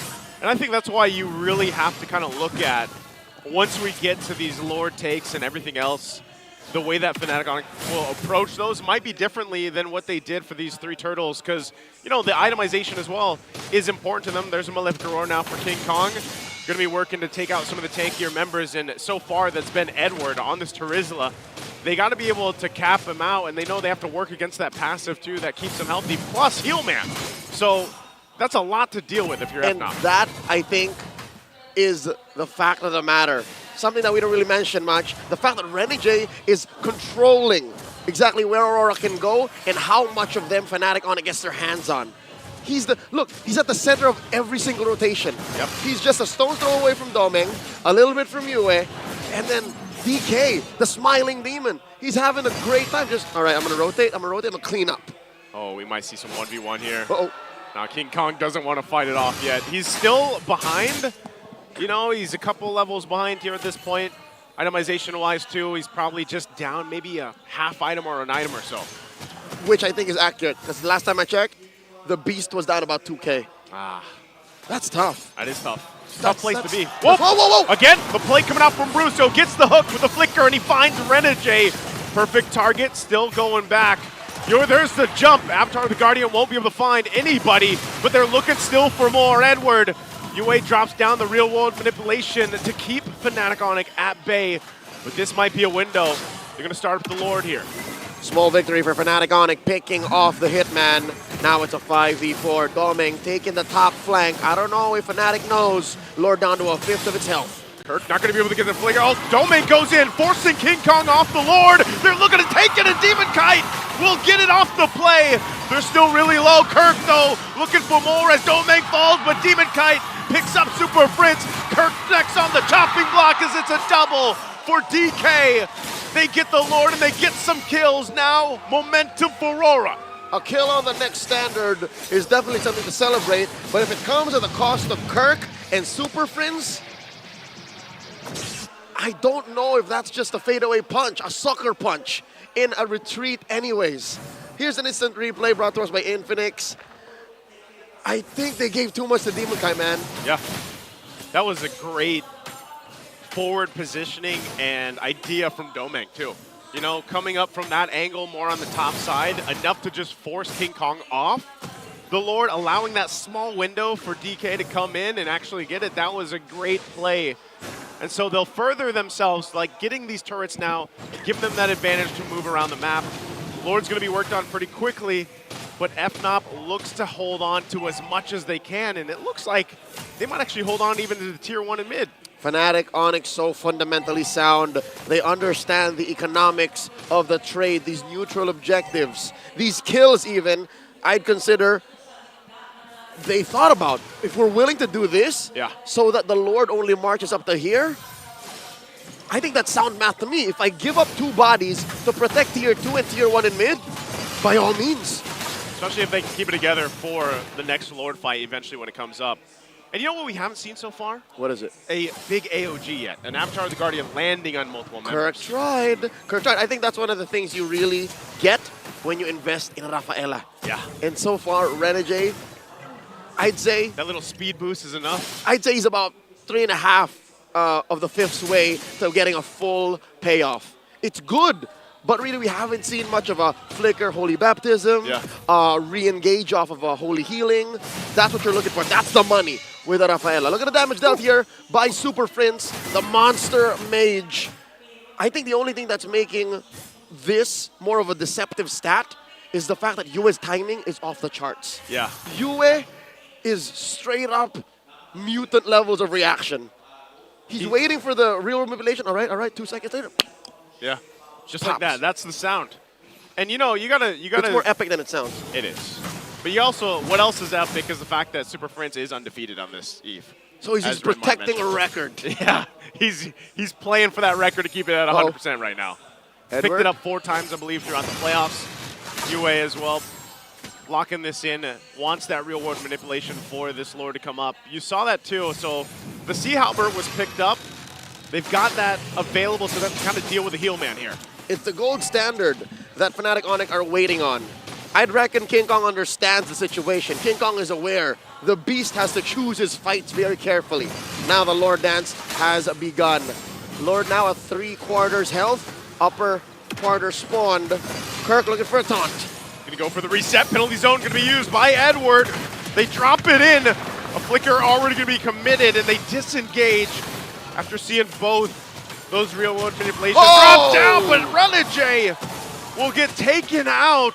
And this might be the opportunity. Kirk doesn't have the Avatar of the Guardians, but they'll set up around the Lord. Hitman gets hit with a double tap. Kelra plus Super Prince. Enough damage to pop the Rafaela. Now it's another 4v5. Remember, the last time this happened, Aurora scored the Lord. I wonder if Fnatic Onic can fix that now. Edward gonna hold up the front. Kirk as well. Edward less than half health. He's gonna jump in with the penalty zone again. Edward goes down, and Demon Kite gets the Lord again, keeping RORA their hope alive for now. They'll disengage from the fight after losing Edward. Universal truth. Suyu with a 7 retribution, already very difficult to contest regardless of who started the Lord Dance. Add on top the world-class talent of a Demon Kite, the Smiling Demon, the very first MPLI champion that the Philippines has ever had back in 2023 in Jakarta, Indonesia. Come on. Come on. Come on. Even the Beast has to consider the fact that, given he is down a large amount, that's still that's a perfect combination. They were down a man, Joseph. They were down a man. They were down a man, and look right now, Demon Kite looking to hunt down the King of the Jungle, King Kong. No. DK versus King Kong. Looks like he's just going to go ahead and wave off and be like, yeah, I'll clear this out. Let them do their thing here. So Lord's already taken care of. What does RORA actually get off this Lord take? Oh, there's the pull again. Iron Hook going to be able to find Domang. And Kirk goes in with a massive Avatar of the Guardian, and they collapse down. Edward on the run, has Renegade's speed to help him out. Demon Kite will get away as well. So even with the Avatar of the Guardian hitting 3 members, they only get 1. I couldn't name a more perfect target. It's not like there was anything Domang could have done. He has a flicker. And I think it was a 3 or 4 seconds cooldown when he got hit by the bite and the hook by Brusco. So that was a random penny that they just played. Oh, look at this. That's mine. That's kind of how it is. It's a lucky pickoff. That's Franco, though. Like, think about all the times we've seen Franco in competitive play. But it's not as simple. It's that one hook. It's the one hook factor. And the Fnatic Onic, because of that kill onto Domang and how well they've taken care of the map, have nullified Aurora's gold lead. They're up now by about 500 gold. See the massive difference between Kelra and Domang. That's what I was telling you earlier. Yeah. Despite what's happening between Demon Kite and King Kong, as long as Kelra hasn't died yet, and they keep feeding kills, sacrificing. Yep. Blood for the blood god, for the gold standard. For the gold standard. He's gonna get there. He's already there. I mean, look at the goal difference right now, and this is really what you're talking about is that, what, 2,000-ish? Almost 2,000? And the question is, who's gonna find him? Who's gonna get him? Is it gonna take another Domeng flank? Is he gonna take Demon Kite show himself early so that he just bullies Kelra into a kill? It's difficult. There's a lot that Rafaela can do. The difficult part of it is Kelra so protected with this lineup. But not the dive Beatrix like this. Yeah. Not the dive Kelra. And now look at this, he gets the win in nature. So it's even more difficult because even if you get in range, if you're Aurora, to get to Kelra, he's gonna be able to move. I mean, we've seen a preview of his mechanics so far. And that's to protect him from Demon Kite, one of the easier ways to get at him. But if he's just standing there, him versus Domeng, him versus Yue is another story. Yue and Domeng would have died from a Wesker shot. Yeah. At this point, before anything happened. I think they're going to play into the Iron Hook here once again. And it looks like RORA wants to go ahead and just allow Fnatic Onic Philippines to go ahead and play into this the way they want to. The ultimate tempo breaker. The ultimate format of a formation breaker. Look at this. Brusco showing himself. Kelra also visible. But one thing Aurora have good is their bush control. They're controlling the river brush, making sure that the pixel brush is safe. But look at the pressure Fnatic Onic is done. They're going coast to coast. This is what we've seen King Kong do time and time again. He'll play the map at a macro level that some junglers don't do. Is he going to get in time here for this Lord? RWM set up by Yue. A quarter of the health on the Lord here. King Kong joining the fight. Kirk won't land the Avatar of the Guardian. And Super Fritz firing back with Domeng will get the Lord before he's taken out. He's down. Edward goes down next. And they're on the hunt. Fnatic Onic Philippines, they have to deal with the Lord again as two fall for RORA.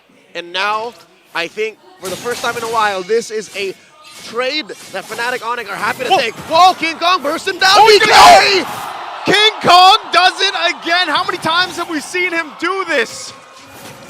He'll take that 1v1.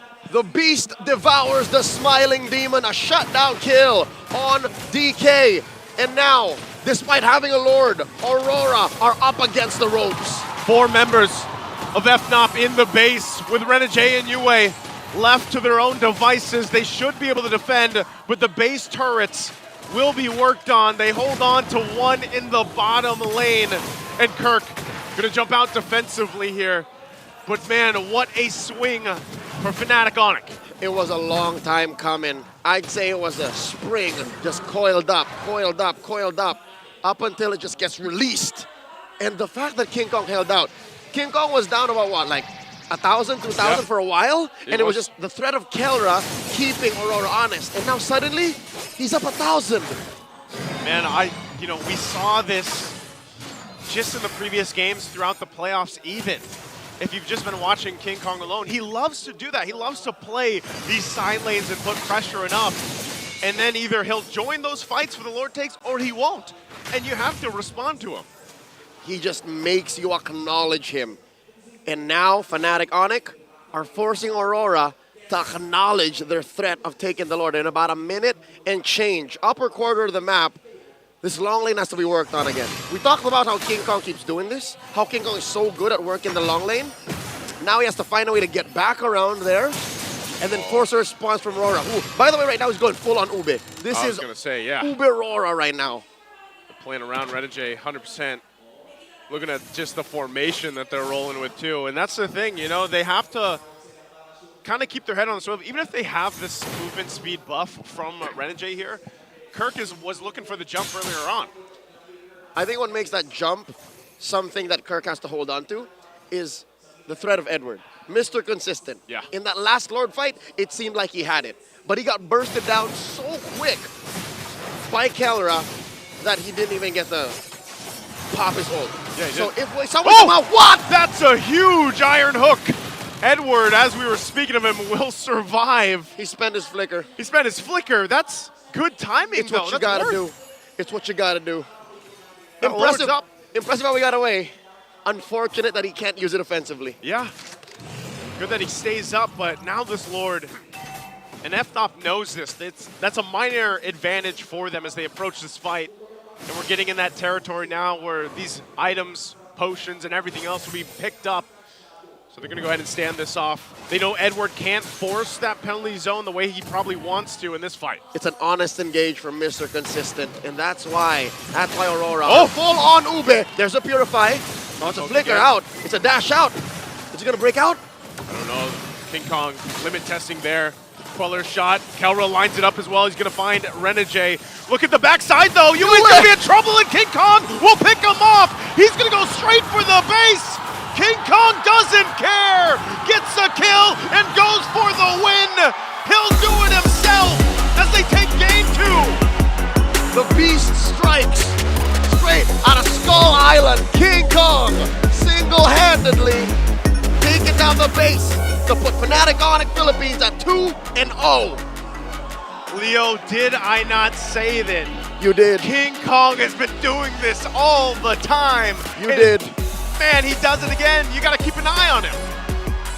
The question is, even if you do have an eye on him, what are you going to do about it?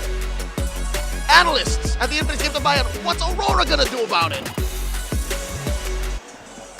And that is a big question, isn't it? Wow. It just feels like King Kong has a different overview of the game that we are not seeing.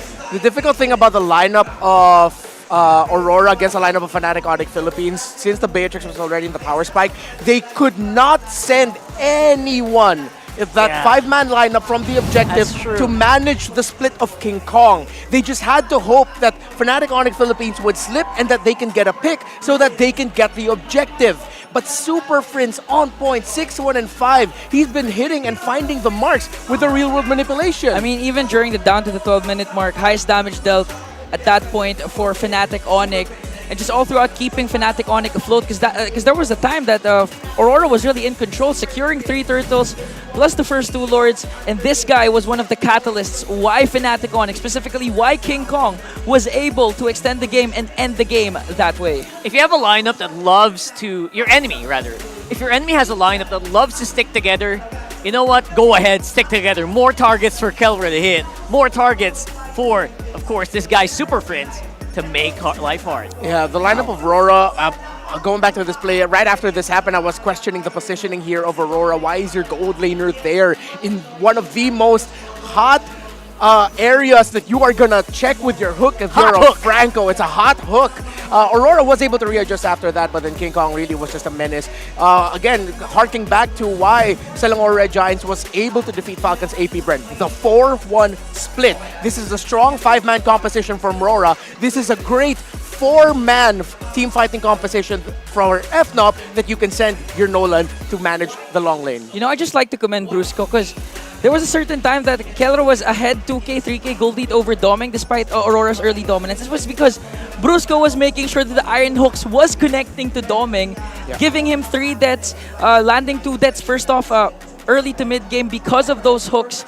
So it really was a team effort for the whole squad of Fnatic Onic. You know what? If you hit someone with the Iron Hook here, they're gone. Because they don't have Purify. No one has Purify. Everyone has Flicker here. Yeah, that was the difficult thing about the lineup that Aurora was facing. They couldn't pack up Purify for them because they had to get away of the real-world manipulation, the Starfield. I forget I used that as a shortcut. And away from the Avatar of Guardian. And to add to that, Aurora, though, they were handling this Franco lineup really well because it's a little bit easier for them to frontline up until Kelra gets the key item. Remember, I was telling you guys, the moment I saw that Sea Halberd on Kelra, it's over. It's go time. It's going to be much harder for Aurora to team fight as 5 versus 4 until they find that Beatrix. And we're seeing why this hero, right, specifically Beatrix, so deadly in Kelra. He has a way around like playing and switching around to weapons that they need the most. You go for the Bennett if you want to go for these turrets. You go for these really accurate Renner's apathies that make the life of King Kong easier. Yeah, and at one point he was even rocking the Wesker. If ever the team fight positioning looks like Demon Kite wants to get close to him, Edward wants to get close to him, or even Doming would be very aggressive just so that they can pick the Beatrix. But then suddenly they're like, wait, this guy has a shotgun? Where'd that come from? Yeah, and that's the thing. Actually, we even saw a moment wherein the AOG plus the what do you call the bazookas of Beatrix again? The ultimate. Bennett's It didn't Rage. connect. Bennett's Rage. But the fact that their lineup has a lot of kit to re-engage despite the presence of Renege's Rafaela, you know, it was Fnatic Onyx game as long as they get the positions right. Even though the CCs, the AoEs don't connect. That's right. Yeah. Even though Aurora was like ahead by like 2K for most part, I was thinking, nah, it doesn't feel like they're ahead, doesn't it? Yeah. It feels like they need like 10K to really get on top of Fnatic Onic here. But before that, maybe our analyst would think a different way. Let's find out. Super Family is not allowing Aurora MLBB to get a point as they take the second game of this series. Once again, welcome back to the analyst stand. My name is Wolf, and I'm with Coach Wolf here, providing professional analysis as to what happened in that game. I would have to say, Wolf, I think you will agree with me on this. I think Fnatic Onic just understands late game. Yeah, they basically went to their win condition. They took the game to a part where they can win, which is essentially during the latter portions where you know that the Beatrix can just one-shot people together with Eve, which we saw. And then the walking win condition of the Franco where you just have to hook someone or blood hunt someone, you're gonna win the fights. And obviously, the map split coming out from King Kong with this Nolan, nobody from the side of Aurora can actually catch him across the map because it's just so difficult to do. That's the strength of the Nolan. Yeah, I just want to highlight, like, you know, Aurora MLBB, they took a lot of the neutral objectives, they took a lot of towers, but again, it's the same storyline as with game number 1. The gold lead doesn't really reflect how much they're stronger compared to Fnatic Onic, and as you can also see on the other side, they keep finding trades from Onic. They keep finding the towers, they just keep farming, and it came to a point where the Franco and the Beatrix was able to find the targets that they need. Now, looking at the damage dealt comparison here between these two teams, again, it was Aurora MLBB that was leading the charge in terms of damage output. But you also see Super Friends contesting the damage output here of Fnatic Onic, contesting the team fights, allowing to sort of delay the game up until the point where you hit the critical mass on the Franco and the Beatrix. Super Prince also made it difficult for the backup of Aurora to have a good positioning. For example, when Renegade is trying to run away, he gets slowed down. Obviously, you have anti-slow because of the Rafaela. This extra kit you get from the Rafaela that you don't get slowed as much. However, with the poke damage coming out from Super Prince, it makes it so difficult for Aurora to catch King Kong or Kelra into the backlines or maybe across the map because they always are getting poked. And I think it's also because of the river control that you get from this composition coming out from Fnatic. It's essentially just clear the minion waves in the mid lane and then you can just roam around and poke people around. Yeah, it just feels like Super Prince is always, forcing the terms out of Aurora MLBB, using the real-world manipulation to contest what Aurora wants to do in a team fight, and also not allowing Aurora to find team fights on their own terms. Now, as we look into the item progression, again, you would see the timings here for Fnatic Onic. Once they've gotten themselves the damage items that they needed, specifically on the on King Kong, the Malefic Roar, the BOD Malefic Roar timing as well on the Beatrix, it just came to a point where they have so much damage where Aurora MLBB, if they want to start a fight, they have to concede at least one hero death because the hook is going to come out, the Bloody Hunt is going to come out, and again, as we've mentioned earlier, Super Prince always with their real-world manipulation finding these forced fights against Aurora MLBB. Now we are going to be looking at the kill map here for both sides, which is really, really important. It's next to Wolf, as some online people would see. It is right next to Wolf. Again, Fnatic Onic, they just constantly found these pickoffs against Aurora MLBB, and these pickups are always around the objectives, the bushes that they have, the control that they have. It was always on the terms of Fnatic Onic.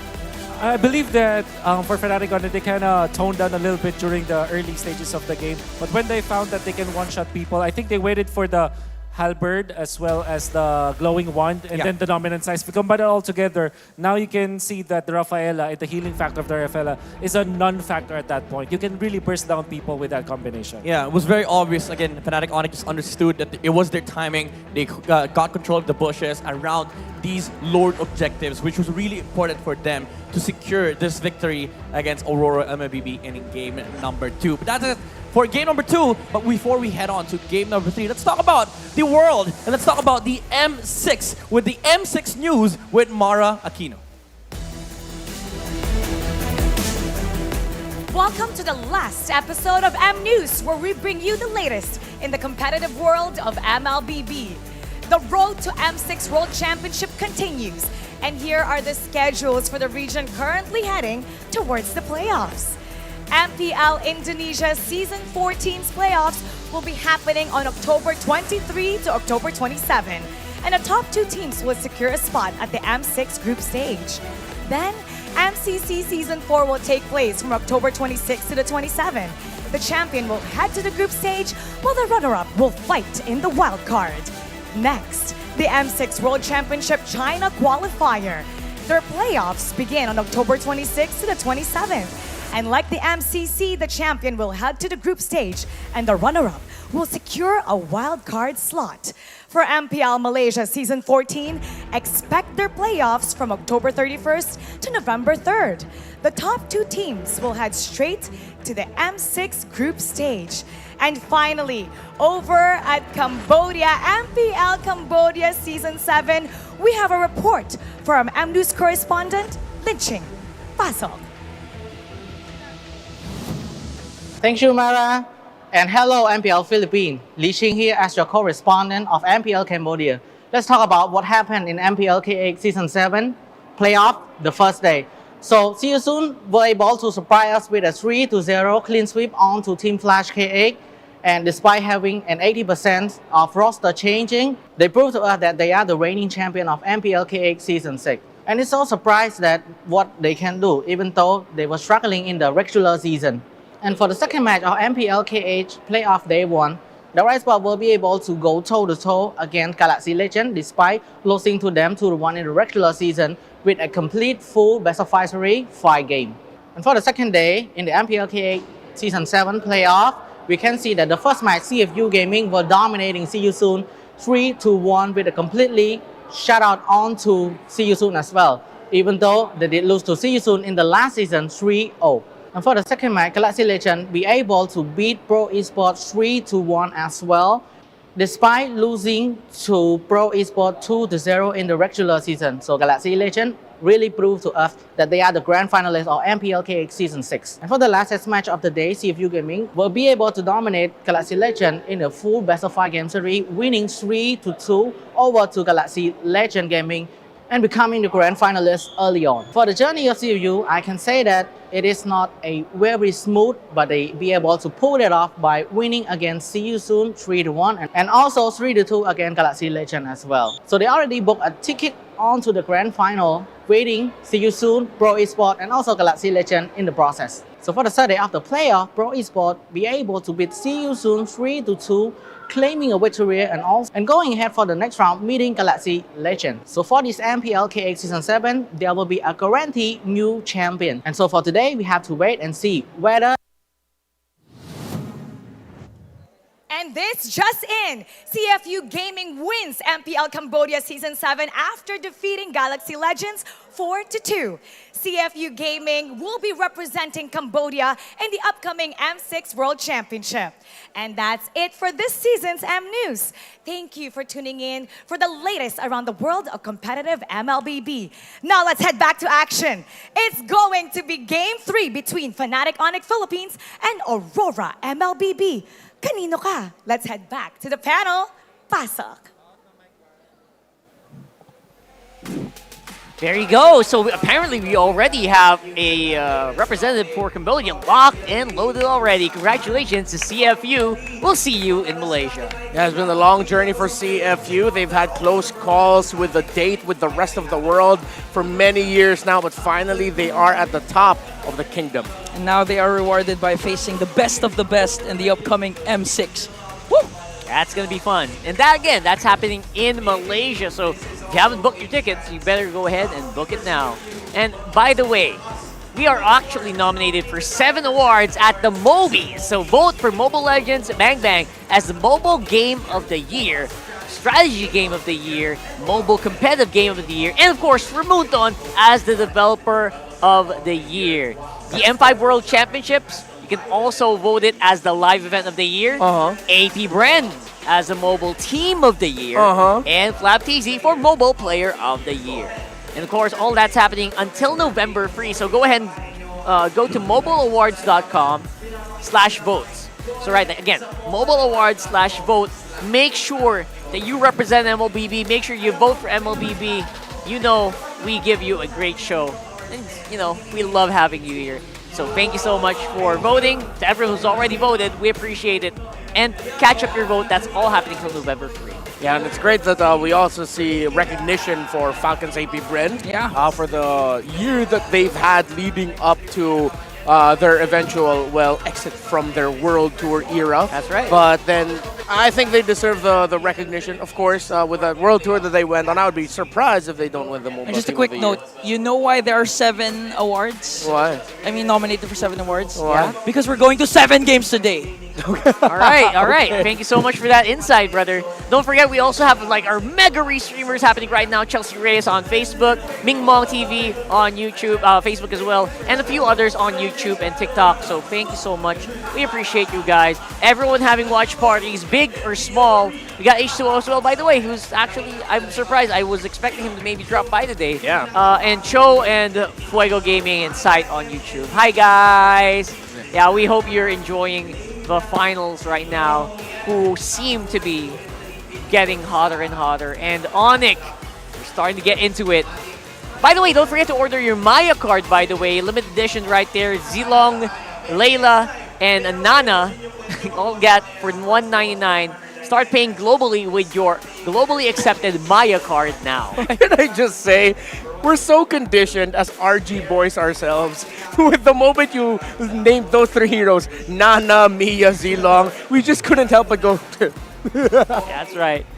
By the way, look at this story that's unfolding in front of our eyes right now. The Uncrowned King's Retribution. Kelra is actually facing off a few players who eliminated him on his road to getting that MPL trophy. Yep. Demon Kite, Edward. Edward, he fell to him twice. Demon in MPL Philippines Season 7, and then Demon Kite he fell to him in MPL Philippines Season 9. They are the reasons why he's an uncrowned king. The gold standard is facing off against his demons. Yeah, and you know, I just love Kelra's mentality, because when he was interviewed, when they were awarded as the first team to go for M6, his focus wasn't on the world stage. Yep. His focus was on this grand finals.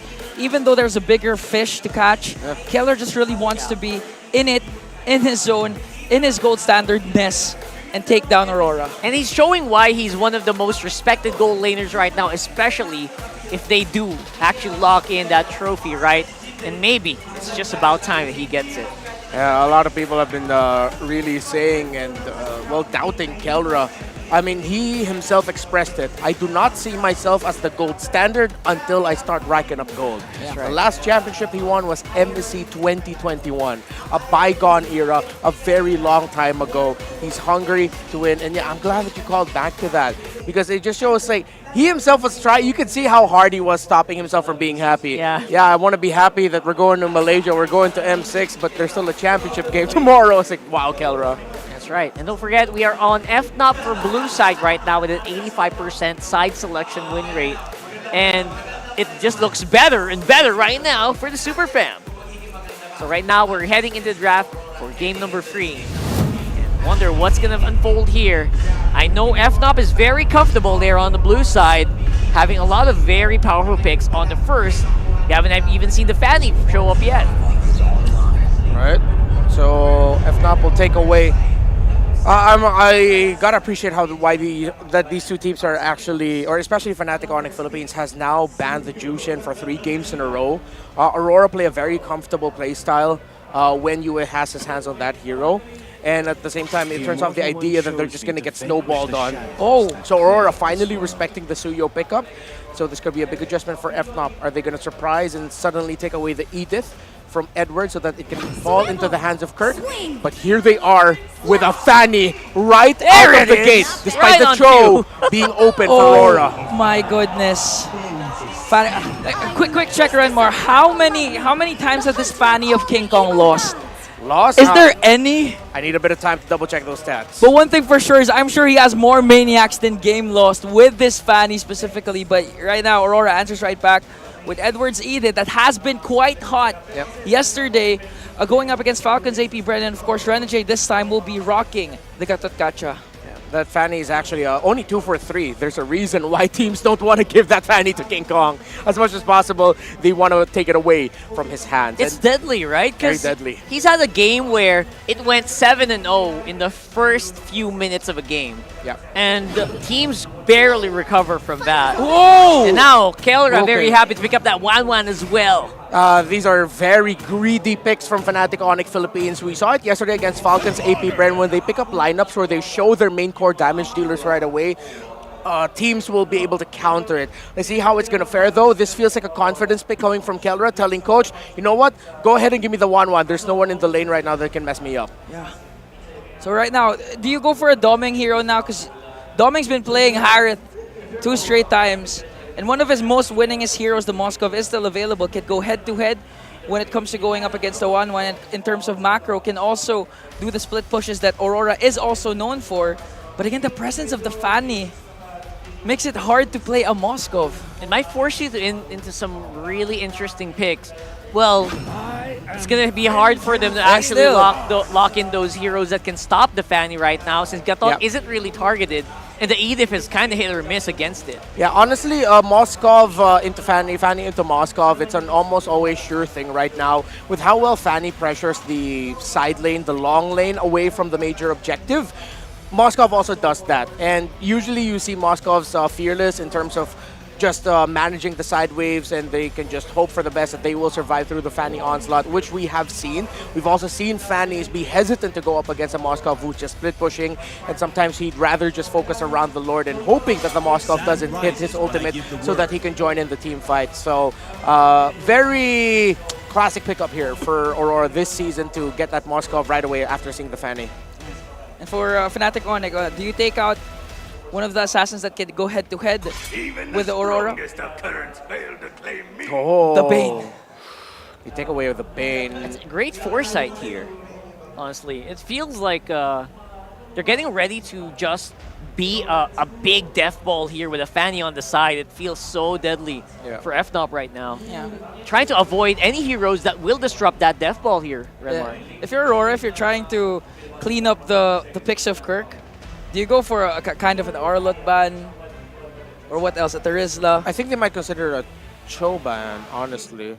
Because they might park on EXP Cho up against that Edith, who does fare much better. So it's going to be difficult for Aurora if they end up with a losing matchup in terms of map presence in the EXP lane, because they need Edward to be present around. So they'd rather take out the Focus instead. Cho later for Kirk is available, but then he can still go into the Terizla. And his, dare I say, very wide hero pool this season with 13 unique heroes already played in that position. Yeah, it's almost impossible to ban out anyone from FNOP completely with the amount of heroes that they've already exhibited here in the regular season as well as the playoffs. If the motto for Fnatic Onic Philippines is greed is good, wink wink if you know what I'm talking about. 999. 999. Then Kirk might actually end up falling into the CC in the EXP lane. So it could be a CC or CC Cho or CC Terizla. All right. So that's kind of, again, you're expecting maybe a wombo combo. Terizla is also viable here for FNOP. Again, very little answers available for Aurora if they go for that route. Yeah, you still have the Hayabusa though for Demon kahit. Yeah, Hayabusa Julian as his next best picks right now in the jungle. I haven't seen the Hayabusa versus Fanny in a long time. I miss that interaction where the Hayabusa just rides on the Fanny. Yeah. Yeah, with a Good shadow times, kill. Right? Locked in. Let's see if they're gonna think about that. Right now, Hayabusa has fallen in favor. A lot of these players. Oh, okay. Sana, all right. Sana for the team fight could mess up the Tig. Yeah, they need something like a Cho here. Interesting. If I'm Fnatic Onic Philippines, don't fight a slow front to back. Make your Tigreal be the front liner, fighting slow front to back. Have an EXP laner that can break formations. That's why even Hylos would be. I'll double think about the Hylos. Again, I already mentioned the heroes I want to see for Kirk here. Cho, CC, Terizla. And then for the mid lane, they can just go ahead and Vexana into the Valentina. Valentina, right. Into the Edith. I'll +1 on the Hylos because I feel like the lineup of Aurora is already super slow anyway. you can slow them down even further. Yeah. Because the Vexana is going to have to walk in. Same with the Moscow, with the Edith and the Gatot. Gatot can jump in, but that's the only one they have for backline access. Ooh, they go for Arlott instead. Eve is correct, but yeah, Arlott's the choice They got here. the Valentina. All right. Still, in terms of activeness on the map, the Arlott has a good chance against the Edith. Yeah. So right now, Demon Kite, what do you go for? Do you go for your Nolan? Do you go for Hayabusa? Or if you want to go for utility, there's still the Alpha. Yeah, they're thinking about like map presence, speed of rotation. I think they default into, if not the Julian, then the Nolan. But the Nolan up against the Tigreal. Oh, that's good luck, right? You can't really take out the Tigreal. The Tigreal feels like it blocked out so many junglers. Yeah, you see for Demon Kite. Yeah, exactly. You see RORA stumped right now. That Bane ban also kind of, it's just a decision. Flashy accompaniment. Ling. For some reason, I didn't think about the Ling here. Okay. All right. I get it. It's a sword fight.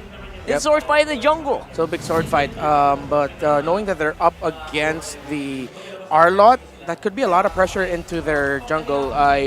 There's a chance that Demon Kite might have a hard time hitting level 4 here, but they might need to play defensive early on. Right now for Aurora, there's still a high chance of them dominating the early game again. Edward has been performing well with the Edith. And if they continue their early game pressure, especially towards the XP lane, and take control of the mid lane, which we all know if you have an Edith, it's easy for you to dominate the mid lane, then Aurora can actually score against Fnatic Onic. These are all default heroes for Aurora. Let's see if that's gonna fare, how that's gonna fare against a lineup that's very sharp and steady here for FNOP. Casters, let's go into the battlefield. Here's the hoping. Aurora isn't out of tricks just yet. Game number 3 and still not on the board as Fnatic Onic Philippines push on to match point. Possibly after this. Possibly. They got to get to that point. And you know what? So far, man, you know, even for our viewers that might have missed the previous 2 games, King Kong's got to be controlled, and the fact that they went with this Fanny right away, that's a statement here. More than just King Kong needs to be controlled. They gotta make sure that whatever King Kong is planning for the comeback is accounted for. Make sure that after the 10-minute, 12-minute mark, King Kong remains under control. Because remember, they didn't even trade turtles the previous game. Like Nope. they were just all in, moving around the map the way they wanted to. And you know, looking at the emblems here, they're going to want to do the same thing, like this time too. That you see Super Francis running Warcry emblem here. That's a tailored pick. Only few mages would actually want Warcry. Yeah. So here, telegraphing Super Prince, he wants to fight. He wants to deal a lot of damage very fast and get in that early game advantage. Spike up in the mid to late when he has items. Turn him into a right-clicking mage. Yeah, Domeng, Kelra, this has been the story in the gold lane. You know, throughout the series, these two just kind of duking it out. Domeng, you know, already had to use that Purify early on, then that's just what they want to do. Both of them want to get the upper hand earlier if they can. You can see Brusco visiting up here top side. Demon Kite too. Kelra's pretty low. He's dead. Tempest Blades, goodbye Kelra. First blood in the hands of Demon Kite. The Smiling Demon starting hot early on. Not even 2 minutes. Turtle still preparing to spawn lower quarter. Let's talk about that XP lane matchup. Arlott versus Edith. This is Kirk's old flame, by the way. Yep. In his debut season with Minana in season 12. Back when Arlott fit all roles. Season 13. Yeah. This was the one here that made us all just stand in awe. It's like, wow, Kirk knows how to play Arlott. And he showcased it. What was it, game 1, right? Game 1 he brought it out and made it work here. So he's pretty close to that level 4. Should have it by the time they actually commit to this turtle. Super Prince grabbing his own Primal Wrath. Oh. So they'll work through it. The perfect ulta steal. Some would argue, yeah, maybe you should steal the Eternal Guard. No, Super Prince wants this. This is the perfect pickup for the ult since he has Warcry. It's so good. Which is funny because remember before he ran Brave Smite. Yep. Right? So like, well, the many different flavors of Super Prince's Valentina. It's nuts. Likes to kind of approach it that way, and it looks like, you know, for now, they'll just kind of ignore the turtle while they go ahead and look for something else. Part of this also is just, again, having those level 4s available. Demon Kite on the top. Oh, that implosion's not going to catch him. From a different angle, Demon Kite forced to use Tempest of Blades. From a different angle, an implosion would actually catch a Ling mid-air. You did this earlier today. I did this earlier, yeah, when we were playing. It works pretty good, and I think that's why when we were in the draft, you saw the facial expression of Demon Kite, you know, as they were trying to work through it and figure out, like, yeah, what are they going to take? They know that Tigreal's over there, but you're more so just relying on that skill, that mechanics that Demon Kite has shown us before to have the upper hand. The instincts. Because at this point, he knows that it's a cure. It's not even prevention. Like, he knows it's going to suck when he comes into the range of the Brusco's Tigreal. And that was one key situation wherein he was forced to use his ult defensively. Now the turtle started up once more. Lower quarter. This is a delayed turtle, man. This is probably about as delayed as it gets because both junglers, they want to just make sure they have their purple buffs. You know, and both of them right now, they just like, all right, let's ignore it. Shades of Demon Kite's old team, RSG. A rotation that they made popular in 2022-2023, the delayed Lord Turtle take, wherein they made sure that the buffs were secured first. And now look at this, King Kong. He's just staring at him. Whoa! Oh, that's enough damage to come through with the cutthroat as well. Might be looking for more on UA under the turret. King Kong won't. Oh, does he get away? No. Renegade will get him that one cable off, but still that's 2 kills now for King Kong. The beast is slain, but I think he's happy with what he got away with anyways. But I think he'd be happier if he survived. What was that? Did he miss the angle of one cable? And that's what it looked like. But I think even then, I'm not sure if that would have, if he still would have escaped. Yeah, he would have ended up underneath the turret anyways. Yeah, and Renegade was right there. Probably would have been able to get the unbreakable taunt off, I'm assuming. But nonetheless, you know, it gives a double to King Kong, and there's still no turtle taken. That's right. This might as well be the second turtle here. At this point, yeah. He might start this one up. King Kong working on the orange buff. Meanwhile, Demon Kite rotating up top. Mr. Consistent's first item, the Antique Cuirass. It should help in stopping King Kong from doing his thing. Even Kirk, like Kirk hurts, right? If you're just clashing swords with him randomly and then some way, somehow, King Kong joins the fray, like that should help Edward stay tougher. Super Frizz though, picking up the, how often do you're a mid laner, how often does a Valentina pick up a Starlium site? Super Fritz is on, so let him cook, right? What? Oh, hold on! Doming! In trouble, King Kong again. Cable's gonna come through, don't tell me. Doming, wow. He actually survived. I don't know how that happened, King Kong. Not at the angle he's looking for, but here's the final slash, Eternal Guard as well. Finally, a turtle's gonna be taken. Demon Kite will get it. Now still looking for more. Kirk won't get away. King Kong jumping under the turret, clears that tier 1 in the mid out. So they'll trade it. Finally, Eternal goes to Aurora, and they get a turret here in the hands of FNOP. Make it 2, because Keller was also working on that top lane tier 1. So that puts FNOP slightly up, because again, I think turrets are more valuable than turtles in the grander scheme of things. 6.5 minutes in, Fnatic Onic constantly playing the map. Aurora taking what fights come their way. Back to the man of the hour here, Super Prince.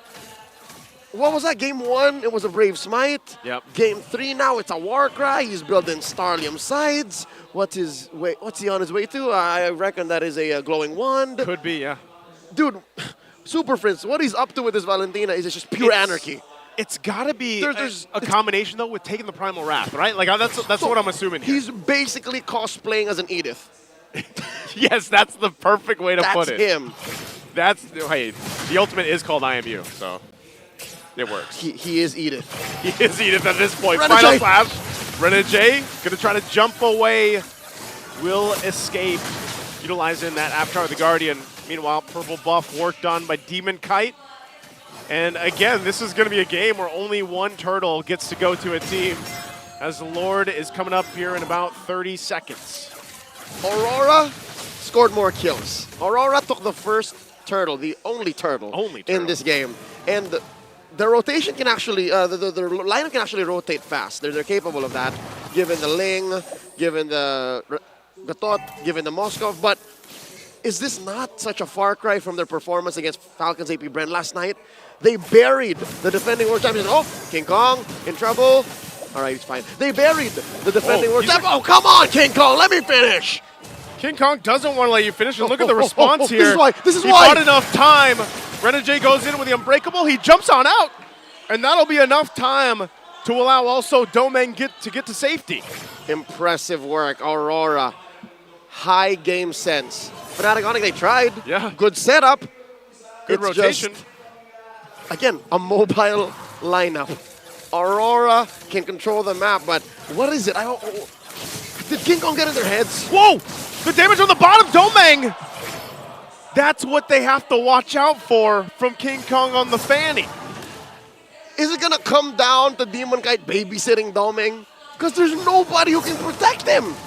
And the panel talked about this in the draft, that the Moskov was the option, but you're almost a sitting duck against a Fanny, and that's what happened there. So that's Lord secured as well for FNOP, and now this is where they put the pressure on the resources of Demon Kite here. Purple buff going to be worked on. King Kong didn't retry. They're going to rely on it. Implosion's going to be used. Spear Destruction as well. They're going to break out in the fight. Kirk could be in trouble. Final slash. Demon Kite's gone, but they're clapping back here. King Kong will cable on out after he takes out Renegade. Watch Kelra. The 2-for-2 trade still in the mid lane. Kelra taking the spear. Has to be careful. Backs off, and Super Prince as well. Fnatic Onic looking for more. After that pickoff on Doming down bottom, looking to capitalize, gets clapped back on by Aurora, who have a respectable kit, mind you. They have great responses, and here in this fight, they got a solid AOG, a solid EG, but the fact is, there was just way too much CC in the paint for Fnatic Onic to let Demon Kite do his thing. Like, this is not an ideal. King Kong. King Kong! Oh, he is in Basic trouble. attack. That's a little basic attack, but it's going to fall off there. Able to escape, but as you were saying, he's faster than a projectile. He's faster. He should be, right? I mean, you're cabling. You've seen that show. They're pretty fast. This 3D maneuver here is ridiculous. What I'm trying to say is Demon Kite has to go through so many layers. Has to go through a Tigreal, an Arlet, a Valentina that's turned into an Edith, and then the threat of a jump from Kelra. Like, he has to think of all of those things and allocate the Tempest of Blades in a beneficial way. Now, Kirk in trouble. Renegade goes in with a taunt. Not sure if this is the fight they're going to want. Final Slash not going to land as well. Renegade taking quite a few shots, and he'll disengage with a jump again. Meanwhile, King Kong takes the purple buff, waiting patiently to see who's going to come here. He's going to get spotted out, though, so just takes the buff for now. So far, I'm counting about 50-50. Renegade casting a DAG, a defensive Avatar of the Guardian, like that's mainly what he uses it for, but that might be what he needs. Domain's in trouble. Domain's in trouble here. Too much to handle as that full force of FNOP comes on top. Doming is down. This is not a drill. Doming died twice, yes, but in my head I can already see 3 or 4 more deaths in the very same way. Unless they figure something out, unless they find a way to give him space on the map. But that is easier said than done, especially if Fnatic ought to just pop all these holy shields, man. Yeah, who do you send to protect Domain? Again, he even purified out of that. But you're just overloaded by so much that even so, you can't really escape that. So, you know, is Domain just, is his only option to just sit in the base? That seems to be the story here. You can purify stacks on the 1-1. You can purify from the many setups from Kirk and Brusco. But at the end of the day, King Kong just comes in. Purify what? Yeah. In the air, if Kelra does fly. Oh, Demon Kite! Demon Kite, whoa! Look at the damage coming out. Again, another defensive AOG going to be used. And this is getting a little dire here for RORA, as it looks like the lights are really dimming in this game number 3 for them. Sun's about to set. 12.5 minutes in. And Fnatic Onic have scored the first Lord, yes, but they're taking the time with this one. They want to make sure that it's almost impossible for Aurora to contest, or they have a clear take. And Demon Kite. There we go again. From the flank here. They're going to use it. They're going to jump in. Super Prince as well. Demon Kite going in with Tempest of Blades. Will be able to find Super Prince. Could be looking for more. They get the knock up here through as Kirk going to fall. And they still have Kelra, King Kong, and Brusco to face off against the Lord. Well, I'll be damned. The first time in a while, Aurora actually Where's he going? 3v5. They're going to jump in. Kelra He is gone! And RORA finds a little bit of hope, and the light shines a little bit brighter at this point in the game. There's an ember of flickering, an ember of flickering. Aurora are back in this game. 4 for none, plus a Lord. Did Fnatic Onic not respect the output of Aurora? Did they hedge on the fact that Demon Kite was not gonna catch King Kong? Oh, I guess not, and with that too, they've been waiting to do this. Take the purple buff from King Kong, so they have a massive swing now in their favor here, Leo, for this Lord push in. Usually, it's at this precipice, this crossroads, that Fnatic Onic just somehow snap into killer mode, into end game. But now it's Aurora who's in that position. 1,000 gold ahead, the map turning red, and for the first time in a while, King Kong has to play defensive again. Aurora looking to clear up these lanes, and they're hunting. I think they're looking for King Kong. They're trying to find him right here. King Kong, is he going to be able to escape? Spotted. He gets stopped for now, and they won't be able to catch him any further. But right now, RORA playing to get these turrets down, to get some space to work with, because remember, Domeng has had a hell of a time trying to push these side lanes in because of King Kong. And now, I think Domeng has gone through the tough part. I think Domeng is in a better place right now. There's an SOD thrown in, threatening the skill. A little too dangerous. Rora's gonna choke out these resources. Get together. Part of that too, why Domeng feels a little bit more comfortable as well, is he did get that Wind of Nature. So even if King Kong shows up, at least he has an option to play into it. That's right. Safe from King Kong, safe from Kelra. He only really has to worry about a rogue final slash from Kirk, or like Super Prince coming in from a weird angle. Those are the only real threats, the only natural predators to Domeng's Moskov right now. The purple in jeopardy. Aurora choking out King Kong. There's a final slash. Failed. Slash, AOG going to be used. Not going to be able to find the connection. Internal guard drop down to Kirk. In trouble as Domeng will get that one. And again, RORA will find another pickoff, and they force it down right now through the mid lane. SOD! SOD going to be dropped down. They just want this mid turret. It's one hit away. It finally drops down, and that looks like what RORA's going to get. Tranquilo. Tranquilo. Say the Auroras. Slowly but surely, there's a Lord spawning in 30 seconds. They'd rather play for that than force anything that may be a regrettable call. Checking out these items right now. Domeng up by about 1,000 gold, so he's a fully built Moskov, on his way to being a barefoot Moskov. Oh no. Oh no, King Kong. Do they know? They don't hear this, no? Yeah, they don't hear, they don't see the thunder. They're all right. Oh, but now they do. Now they see that he's there.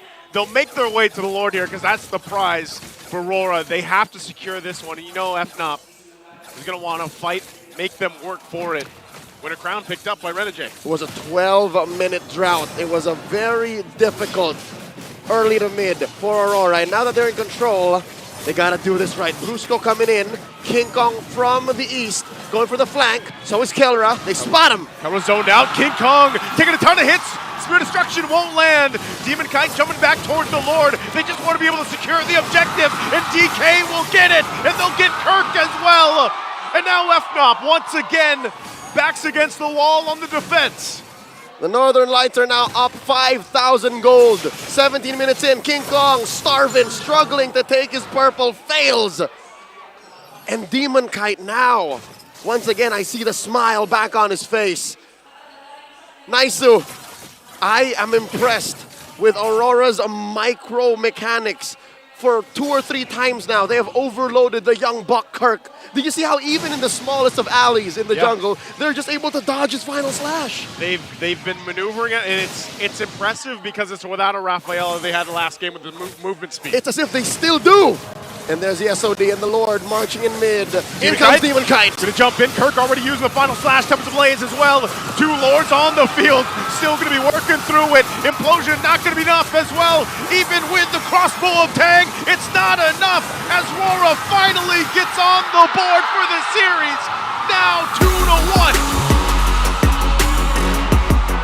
And we have a bowl game. Aurora taking their first here in this best of 7. And how perfect is that? It happened after the 13-minute mark. They held on, Joseph, they held on! It was a long ride, and I feel like especially for Domeng, man, that finally he's like, all right, I can finally fire back at King Kong. Great response. It's Championship Sunday here in the MPL Arena. Let's see what our analysts at the Infinix Game Combined think of Game 3.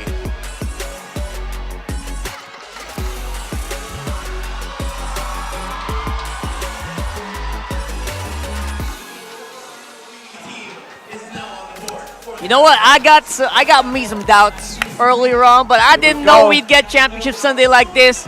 We got a ball game. Yep, ball game indeed, and coming off of the back of Aurora being able to punish a Fnatic Onic Philippines overheat. Strong punish, and Renegade coming in the clutch with clutch taunts. That two-man taunt that he got, that was the turnaround. Yeah, during that Lord. Prior to that, they were able to take down King Kong and Kelra, I believe, because King Kong wasn't there during that fight. But clutch to the hit, man. It's hard to pull off a taunt CC onto highly mobile heroes for the side of Fnatic Onic. But if anyone can do it, it's going to be this man, Renegade. It was funny because I could have sworn they got the early game there, especially with Super Friends going full-on Edith mode, locked in the Starlium Scythe. And there you go. These late game team fights are all what it's all about for Aurora. That was a turnaround moment. The moment that Fnatic Onic Philippines whiffed their initiation there with Aurora starting things off. And that two-man taunt by Renegade coming in the clutch to catch off the 1-1 and the Fanny. Those were the two main team fights that really turned things around for Aurora. And since they were playing from an uncomfortable position where it's harder for them to initiate, where they were playing back, it was harder for the 1-1. Yeah. And if not just to commend your energy, you know, there was a stellar performance also for Edward. There were a lot of times wherein Kirk's final slash was hitting, and whenever the flicker final slash was going to be casted, it was a go signal for Edward to go in with the Earth Shatter flicker combination. So it was a whole team effort for the side of Aurora, and not to mention Demon Kite's huge plays, huge solo kills. Honestly, up until the very end as well. Like, they were like forcing it to the victory. Yeah, after the first jungle rotation, Fnatic Onic Philippines needed to take control of the game and dominate because they have abysmal wave clear. Kirk has a concussive blast. Brusco as well. They needed a little bit more utility to help themselves clear the waves. When it got to the point where it was just a full-on push, you saw it was so difficult for Fnatic Onic Philippines to clear out all the minions. Yeah, and this was coming from the fact that Fnatic had a good start. Who could forget, after Demon Kite picked off Keller for the first blood, there was an evade coming in from King Kong and Brusco. With the implosion play, they got 2 kills plus denying the orange buff. But despite all that, I think you said that during the lineup, that Fnatic Onyx lineup was kind of too greedy. So when it comes to the macro gameplay, I think they were focused more on kills instead of the objectives that Aurora was clearly dominating during the whole game. And to be fair, Fnatic Onic Philippines has won with those kills previously. Like, just to overload them with all the damage. Sometimes, you know, the opponent gets a little dizzy, stunned up. That didn't happen that much here. Yeah, little by little, I feel like the Fnatic Onic Philippines making bolder draft decisions. Aurora is getting to read them just a little bit more. Even though you saw the hesitation on their end to pick that Ling, after they survived the onslaught of Fnatic Onic Philippines having a 5k gold lead, once they were starting to punish, it proved yet again the statement of many professional players in the Philippines that this meta is the meta where you cannot make mistakes. You commit an error and it's so punishing. Fnatic Onic Philippines committed 2 big errors and Aurora punished them. And not just errors, you know, there were also missed chances for King Kong to actually have solo kills. I think there were 2 instances, even with Domeng. So I know a lot of people have a lot to say for this game. Well, you know, 2 people who have a lot to say. My bros there on the solo analyst, dual analyst. Throw it over. Timing has never been more crucial for Aurora MLBB as they take game number 3. Magandang buhay, welcome to the Analyst Stand. My name is Antinara. I am joined here by my idol, Wolf, as we try to explain what happened in game number 3 between both of these teams. And as we see, it was Fnatic Onic Philippines that took control of the earlier stages of the match. What was the turning point for you, Wolf? So that was the second Lord timing where we saw that the Fanny, which was King Kong, tried to poke the Moskov in the bottom lane. So for Fanny, for all of those who are that familiar about the Fanny, when you are that deep, it's difficult for you to get into the Lord area. So when King Kong did that play against the Moscow, probably he could have taken down the Moscow, but then again, it's Dominic, so he survived. And the thing is, the punish was very instantaneous coming out from Aurora. They bursted down the Lord. They took 2 heroes with the combination of Edward and Renege's crowd control. And then they took the Lord, eventually took the map afterwards. Yeah, and when we see there, it was the combination of, I think it was Renege's taunt and Edward's Earth Shatter that made it possible for them to be able to look at the Lord. Which is why when we look at the crowd control time, there was a point in time wherein it was Edward that had the most highest crowd control here by the 16th minute mark. Yeah, if you're going to be looking at that, that's even the Moscow had a lot of crowd control. Yeah. There was a time where he was landing the stuns, which is, by the way, very difficult. There was a time where we utilized the Moscow against the Fanny. Like if you recall, like around Season 9, Season 10, that is the pocket pick.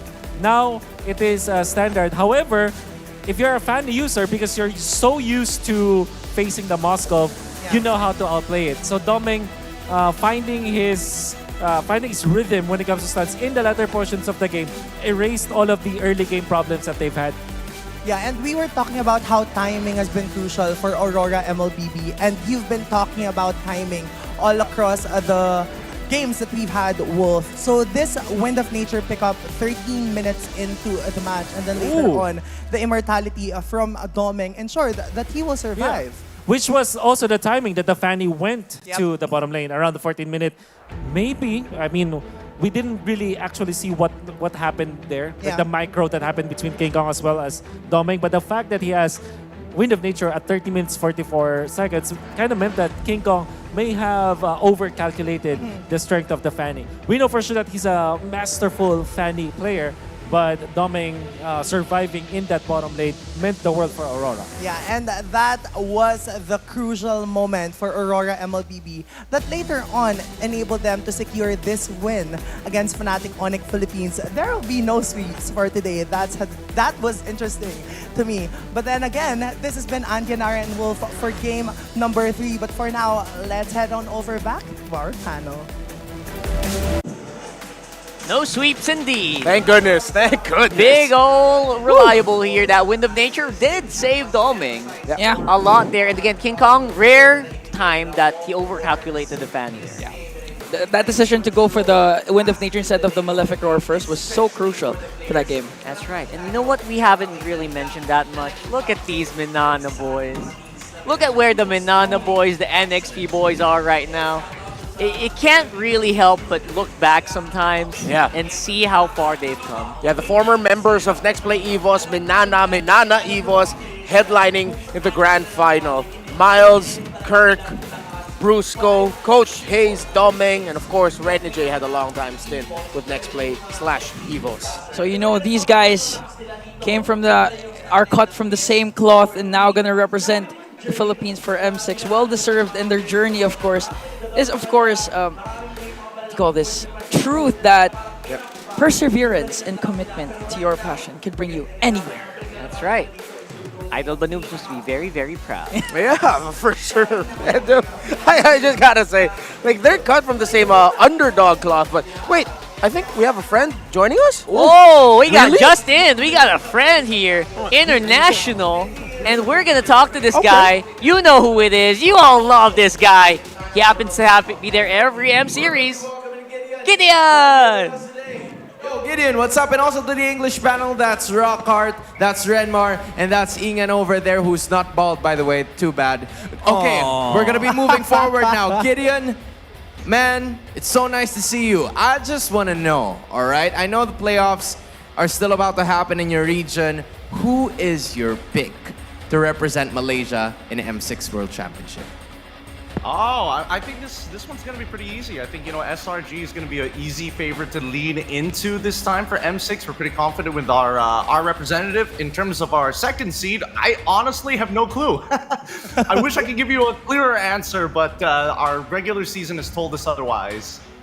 You know what? SRG is deservedly, right, your top pick. But what makes SRG like so good right now? I mean, we saw them in MSC, but right now, how are they? As of right now, it feels like they're holding back, which is well, I don't know whether some people are gonna feel like it's they are overachieving, or whether they really are worried about other teams outside in the world. Personally, for me, I think they haven't reached their full stride just yet, and I think no team has really pushed them into that corner as well. So for the first time, Gideon, in 6 years, the World Championship will implement a Swiss format for the group stage. How do you think this will affect the competitiveness of the competition? I think that realistically, this just means that a lot of organizations are going to have to invest more in their, especially their coaching staff at this point. I think it's a good and bad thing, right? Because you don't really know who your next opponent is going to be, so you're very dependent on your pre-preparation for these games. You're also really dependent on your coach and analysts to do their job. So as much as you're going to need them, they're also going to take the blame for a lot of it in this Swiss format. Oh yeah, that's so true. Gideon, I just want to say it's an honor to talk to someone who should be nominated for a Best Actor award after what you showed in the group format reveal for the M6 World Championship. But gotta ask you, based on the MPLPH Grand Final so far, and I know you've been keeping tabs all throughout the season, Fnatic Onic PH, Aurora MLBB, how do you like Selangor Red Giants' chances against those two teams? Oh, I don't know. I feel like we've got slightly better odds against Aurora. I think that FNOP right now looks kind of disgusting. I do think that generally people are going to be keeping a very close eye towards them. I think we have a chance. I just don't know what the percentile is. I just know that at the very least we'll do slightly better against Aurora. It's very small margins. I see it. That is valid. Midnight, you have a question there. All right, this is not a question. My idol, my friend, my sensei. I don't want to put you in a spot, but I kind of have to. It's tradition, Have you been watching, our segments with Mara? The face-off. The face-off. Are you aware of the face-off? With the fans? Yes, Yes. I am aware. All right. Good. Now, it's time for you to shine. As a representative of Malaysia against all the world, specifically Philippines, Gideon, ano ang palag mo? Oh, this one's rough. Ah, man, I hate this part. Okay. I'll tell you what. I will say they've got the chemistry with them. They've got everything they need to be the best, of course. Everybody's going to doubt them, but at the end of the day, even if they have a Malaysian flag on that stage, I still believe the minds behind it, and a couple of players too, still Filipino blood. He's right though, right? Yeah, he's right. Where's the Gideon, line? I have a question, Gideon. Okay. Yes. Gideon, am I welcome in Malaysia for M6? And if so, what food are you gonna let us try out there in Malaysia? Oh boy, there's a lot of good ones. Okay, yes, you are absolutely invited. You are absolutely allowed to come along to Malaysia. We can house you, no problem. That shouldn't be an issue, for the tournament. In terms of food, it depends whether it's non-halal or halal stuff. We're a very diverse country. Yeah. We got plenty of options. Maybe if you are lucky, we could get you a good old lamb curry, the good old classic. Love it. Great, Gideon. It was nice speaking with you, and hopefully we see you soon again. Last year you were here. Hopefully next year we'll be there. This year. Yeah. So now, any final messages to everyone? And you can invite to Filipino fans to watch MPL Myanmar Malaysia playoffs.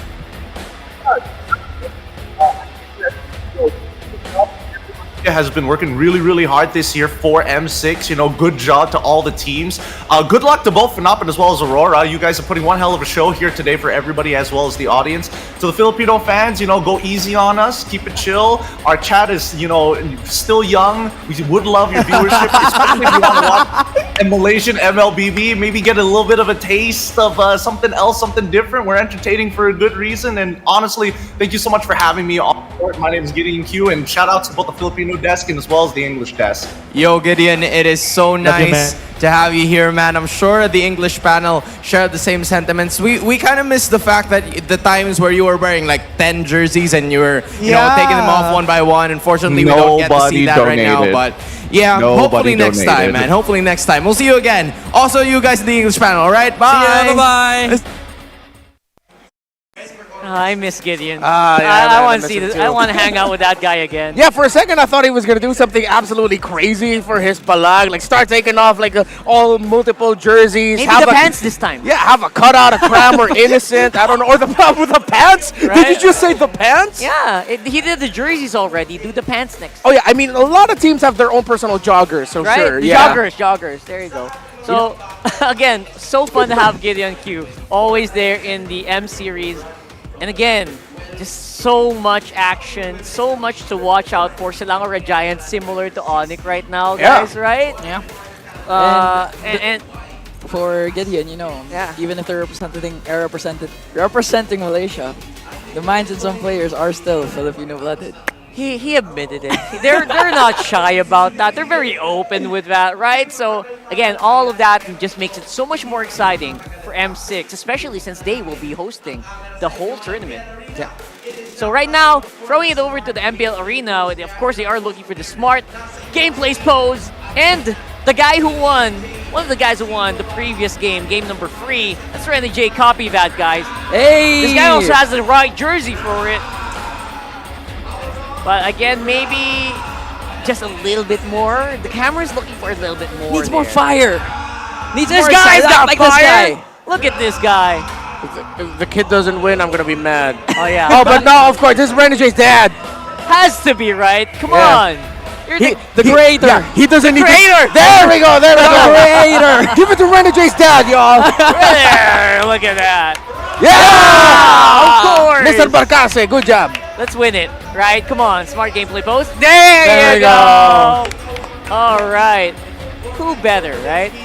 And we're gonna add in the Index Salon Precious look as well. Why not give it to him as well? Same. He looks pretty hot. He's pretty fire.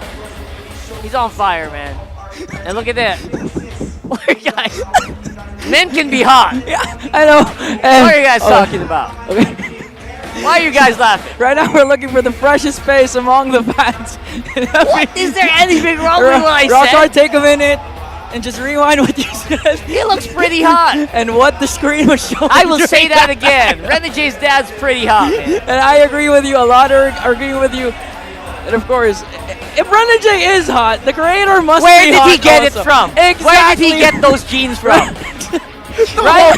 The hole that you guys are just digging is getting deeper and deeper. I'm crying. Where did he get the genes? There is nothing wrong with my statement. All right? And Index agrees as well. Yeah. Oh, dude. Bro. The last time I cried like this on broadcast was in M2. Bro, nothing can change my mind. You guys can snigger all you want. Yeah, man. Right now, the man we is, are going to... good-looking Yeah? dude. He's a good-looking dude. Stop laughing. I got you. The look Renmar gave me when you said You guys are so bad, you know?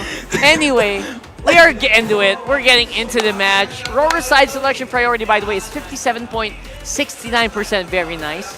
And, of course, for Aurora, they got 64%. A big bump up from 50-something before the playoffs started. Yeah. It has balanced it out a little bit, of course, with the performance of Aurora so far this playoffs. So it's not, I believe, since we are already in the grand finals and we're at the point where we're already in the 4th game.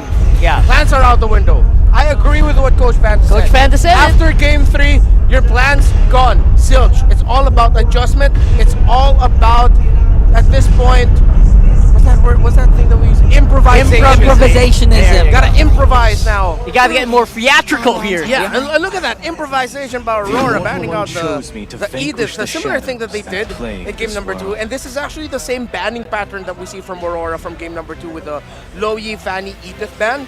And it's the similar banning pattern as well from Fnatic Onic Philippines with the Chip Matilda Jushin. I just really love that at least Aurora is sticking with the Loyi perma ban on their side. Yeah. I said this last night. I completely have to reinforce it. Keep that Loyi at bay. Yeah, especially for Super Friends. And so far, Super Friends has been using 2 heroes. I believe it's Valentina and the Evil. What did Super Friends use for game number 3? 3, it was...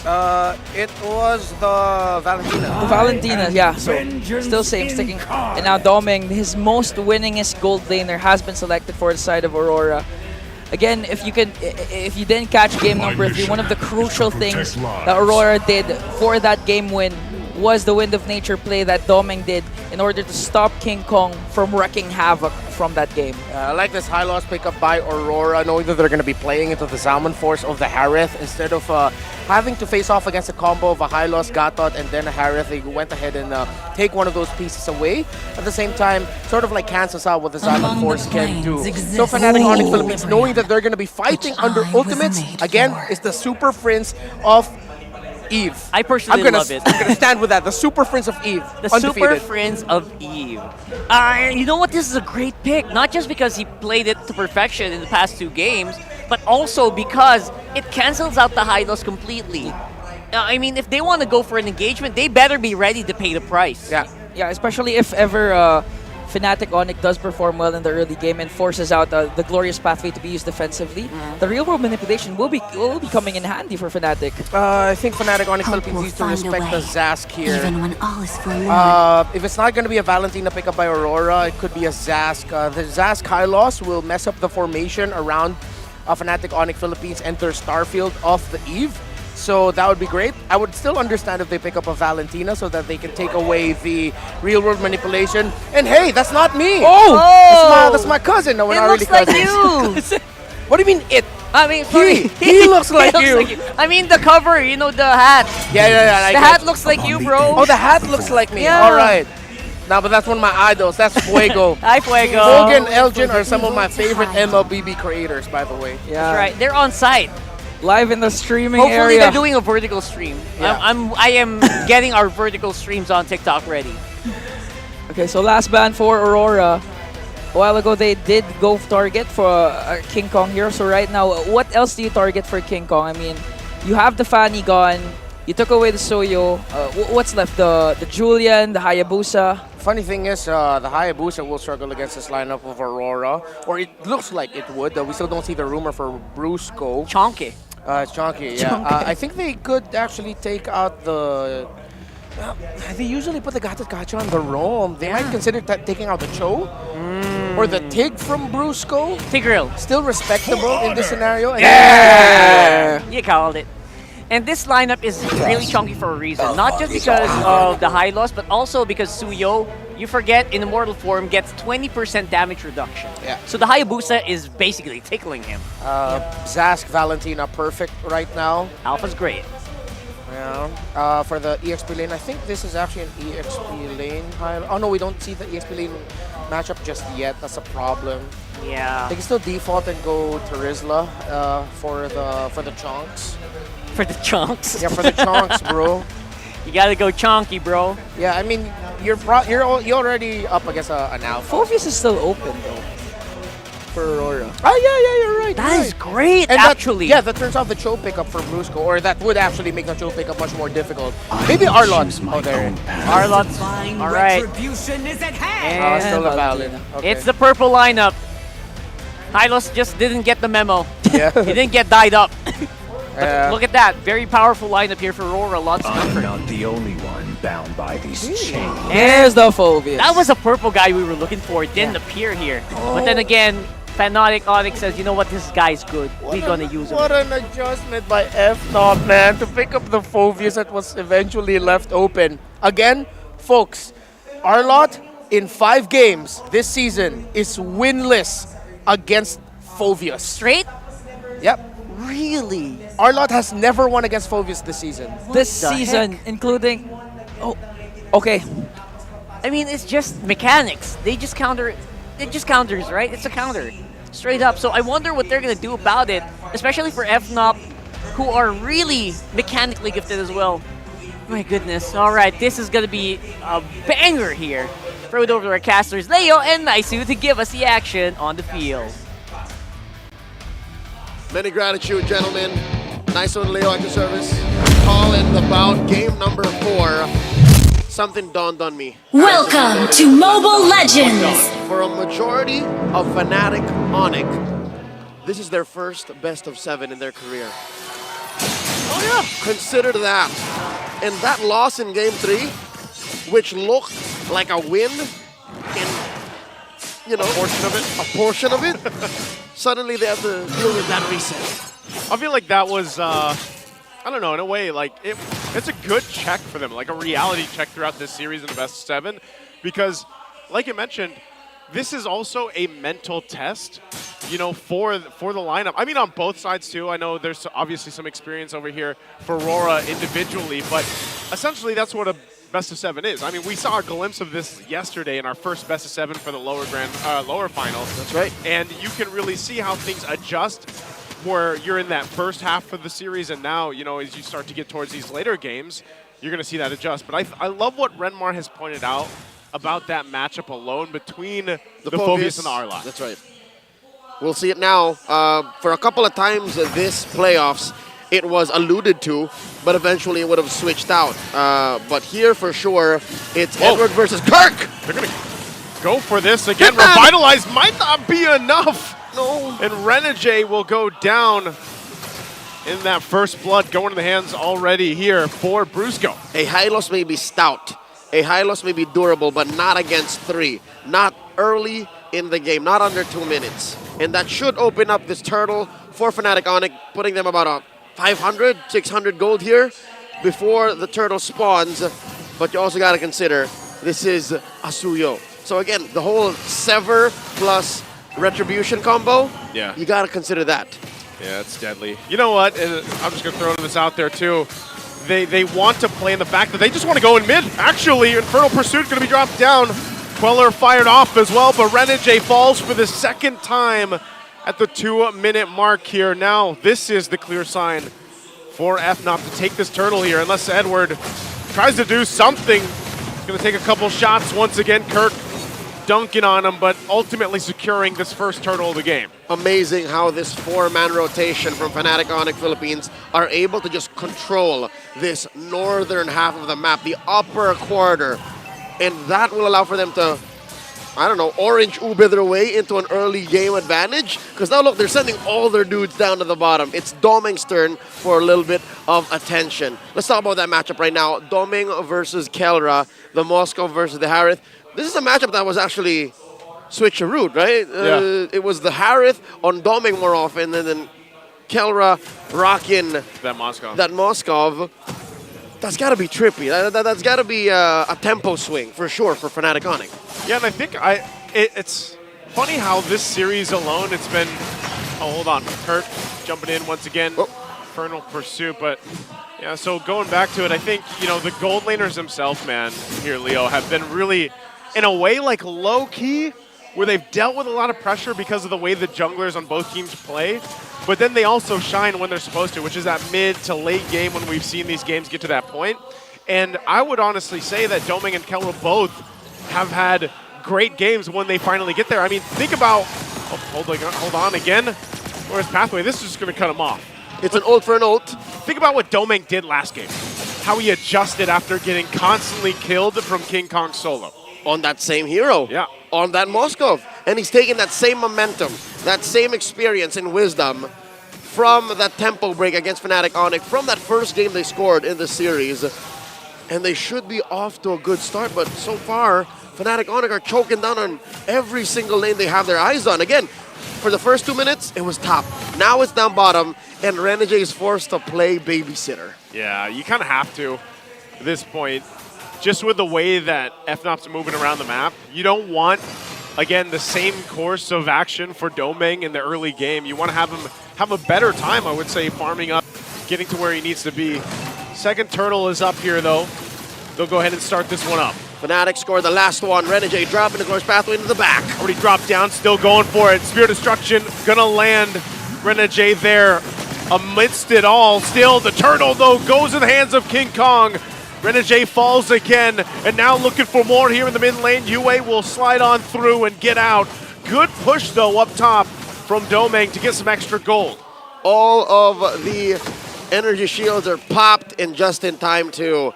That's going to allow Aurora to keep that gold lead down despite losing out on both turtles. Edward! Whoa, that is a whole lot of damage. Good thing He had to burn the flicker. I mean, one hit, he would have been gone. Mr. Consistent, ever vigilant, keeping himself alive but barely.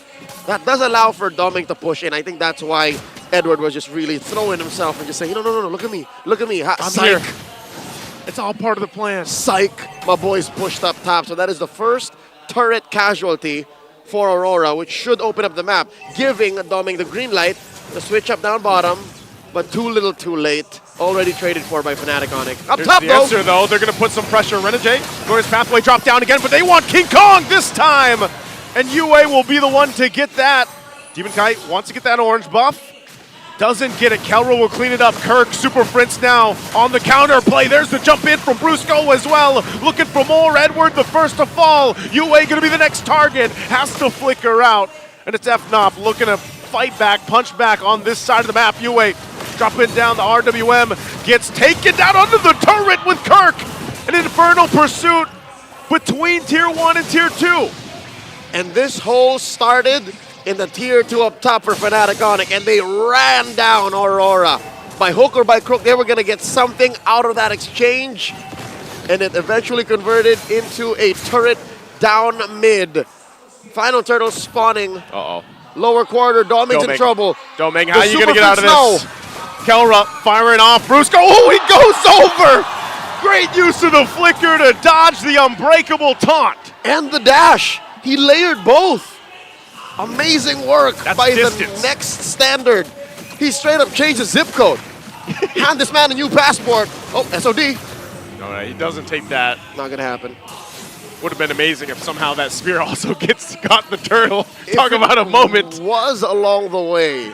But Kesara, Aurora happy with the exchange, happy with keeping Doming alive and keeping this gold lead to a manageable 2,000, 3,000 AOG. Gonna jump in once again. Renegade, the target, using the revitalized, the glorious pathway won't be enough. Man, Renegade's having a hard time on this Hylos pick. He's just, I mean, most of the glorious pathways have been all defensive. That is an understatement. His Hylos suffered a first blood death.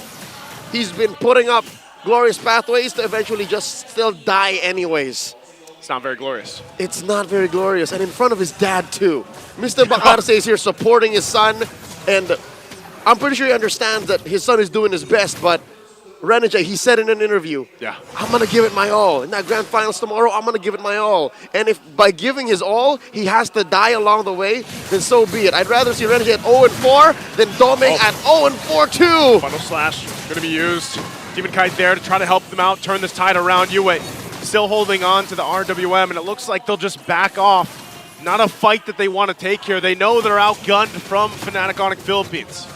That's what that 4,000 gold lead gets you. And now Kelra's having his way with these turrets. Top lane Tier 2 down. And that's the long lane completely managed by Fnatic Onic. Bore down on. Look at this gold lead on the XP lane. Kirk up by about 1,500. That's huge. It's a massive game. How many stacks on that Thunderbelt? Does this not pay true to the stat that Redmar's talking about? You just can't win. The R-Lot is winless against the Phoveus. The stats don't lie, and now the gold lead is showing just how much use and value a Phoveus can bring to this game, especially with a lead like that. Almost half of the gold lead is on Kirk alone. And he's a frontliner. He's a peeler for Fnatic Onic Philippines, and that's going to allow them to bully Renegade out of position. Demon Kite struggling to score anything major here in this 10-minute game. Lord spawning here, lower quarter, it's a shuffle. Shuffle once again. Still going to keep it together here. Super Prince looking for his positioning. Demon Kite just firing off the Queller, waiting for his moment. Spirit of Destruction is going to come in. There's the glorious pathway on the Grestion. Kelra goes in. They're caught in a bad position as Domain goes down. Once again, Kirk dunking on him. Renegade falls. Edward on the run. And with 2 members down of RORA, this is a clear sign for the Lord. It's a 3 for 4, and they're not taking that exchange. 3 members for Aurora, 4 for Onic. Just the sheer numbers don't add up, and that's what's going to allow Fnatic Onic to take this clean.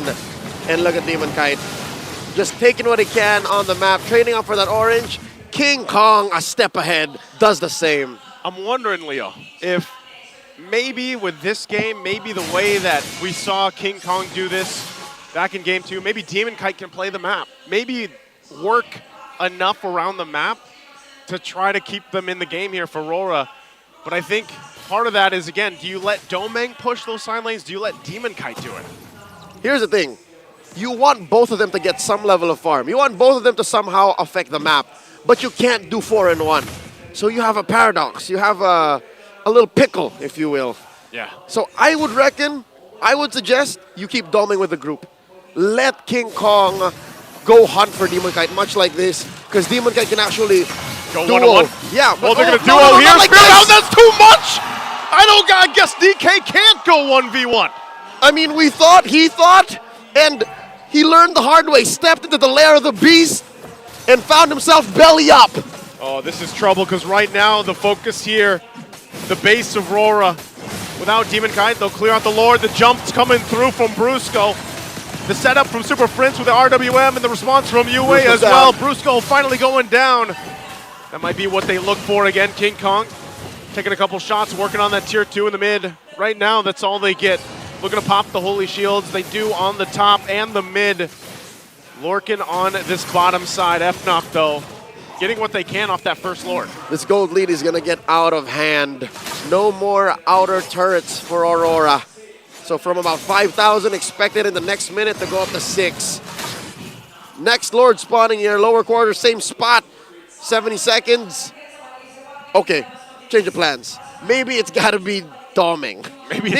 Maybe you let Demon Kite kind of roam around with the group and then have Domeng not exactly cross the river and just farm up. Yeah. I'm just wondering, wow, Renegades been a punching bag. You know, this is another way to say the hitman right here. He's taking the damage. He's getting hit, man. He's getting hit. It's what he needs to do. And the fact that he's stopped at 0 and 5 means he's kind of put it under control. I mean, at the cost of their turrets. Yeah. But as the minutes pass by, all the more the reality of a comeback can happen. Yue, Demon Kite holding this bush, spotted by Brusco. Brusco taking a couple shots from that Soul Sever too. And, you know, they're doing what you just mentioned. You know, let Domeng push some of those side lanes if he can, but still he has to take a foot of caution when he does it because of the fact that there's the initiation even from Brusco to cut him off. That's right. And there's an AOG. So Fnatic Onic, they're like an octopus right now. You know? Like, you know that an octopus is distracted because it's playing with this little Rubik's Cube over here. So we evolved from Sonics. Oh, hold on. Kirk still going to be going. Kirk in trouble. They're clapping down Brusco, front of it all. Renegade cutting him off with the Glorious Pathway. And that's a defensive jump with the Avatar of the Guardian. Keeping them together. They're going to reset. Could it be? Lord still worked on here. Is this a moment for RORA to secure an objective? Well, no more key ults for Aurora. And Renegade very low. Renegade in trouble. He was actually committing to it. And they're going to fight it out. Kelra wants to go. He's working on Edward. He'll get a double kill. Yue. And that was all once again started from RORA when maybe they didn't have to do that because now the Lord goes in the hands of Fnatic Onic. They had no ults. Fnatic Onic technically were just down on TKOs, but they were chunky enough to force fights. And the fact that Kelra never left the scene, that changes the landscape, the face of this fight. And now Fnatic Onic inside the base. They're already inside the base. A jump through Yue, trying to buy some time, keep the turret alive. Yue goes down, but they hold on to that base turret. They still have to worry about this Lord push, though. So maybe that bought them a few minutes here, or a minute at best, but they're going to have to get ready. They're going to have to buckle in for this massive push from FNOP with a massive lead on top of it. They got to hunker down. And I got some bad news for all the Auroras watching all around the world. Aurora has a less than ideal clearing lineup. Their wave clear is on the lower scale. They only have Yue. Yue is the only one who can really clear these waves quick. Maybe Demon Kite if you consider it, but all of them have to kind of punch these waves manually. Yeah. The old-fashioned way. And they might even have to use like a final slash in a certain situation to help clear them or manage them the way they want. That too. Against this Lord push. That too. Very important. So you got to consider, do I use the ult for the fight to deter a push, or do I use it against the wave? Lord knocking on top lane. In comes Brusco. Jump in from Brusco into the final slash. Double real world minute laser drop down, and Edward already gone out of the picture. Renegade gonna be next. Kelra gets a double again. Looking for the triple on Yue. Goes in. Kirk cleans it up. Triple for Kelra, and Domang tries his best, but it's not gonna be enough. As he goes down, it's the wipeout. Fnatic Onic Philippines clears up, cleans up the game, and gets to match point. All five get flatlined as they witness their base get broken down. 3-1. 3-1. Fnatic Onic just one game away from taking home the title. Again, it looks like this team, Fnatic Onic Philippines, doesn't have many weak points. They're able to go ahead and just synergize so well from early to late game, and that's what's dealing, what RORA has to deal with here as they get ready for another game. They're a freak of nature. Let's hear from our analysts at the Infinix Game Tambayan, talking about Game 4. You know what? Sonics do feel like they do have it all covered. Very unlikely here. They're gonna lose out even more. What a beautiful performance here in game number 4. Exactly, a huge team effort, and you could already see who's standing on the on the stage. The clear MVP. Is that King Kong? That does look like it. And let's double check that later on. Let's double check. Okay, now the MVP. No, it's Kelra, Kelra. They bro. all have the same look with the haircut, Rock. That's right. That's Kelra, who is going to be the MVP here. Nigh unstoppable on that Harif. We're looking for him. And you know what? This Harif actually did so much, especially comboed with Super Friends on the real world. Doesn't even need to be a real world. Just slow him down. And it does feel like Kelra can do whatever he wants. Yeah, speaking of Kelra, again, the immense positioning that he displayed all throughout the game. A lot of credit also goes to Kirk and Brusco for setting up Kelra because of the first kills, actually, that Brusco picked up onto Renegade. Mind you, Brusco is a roam Gatotkacha, picking up 2 kills. And of course, the swerve into the Phobius pick for Kirk worked wonders for them. All throughout the game, Kirk was very present. Even the panels, even the desk casters, Leo said this, that Kirk was supposed to be the frontliner, but he became a peel for Fnatic Onic during crucial moments, really disrupting the position of Aurora here. And even Yue had a hard time stealing the real world manipulation, and when those moments came wherein he casted the real world manipulation, he was literally out of position because of the threat of the dive coming in from Fnatic Onic. Yeah, it must have been really painful for Leo to say that, you know what, the hitman, you got hit, man. Yeah, he became hitman. a punching bag there. And again, you can't really blame him too much. It's his job. Yeah, that's the job of a high loss, especially for that last one, where these guys are supposed, they're built to slow you down, stun you up, and whittle you down so hard. And there's very little that actually can save Renegade this time around. Again, so much power here that was exhibited by Fnatic Onic Philippines. Not much of a wiggle room left for Aurora. Looking at the emblems of Kirk, the tank, he was really quite tanky, but again, he was still able to dish out a lot of damage.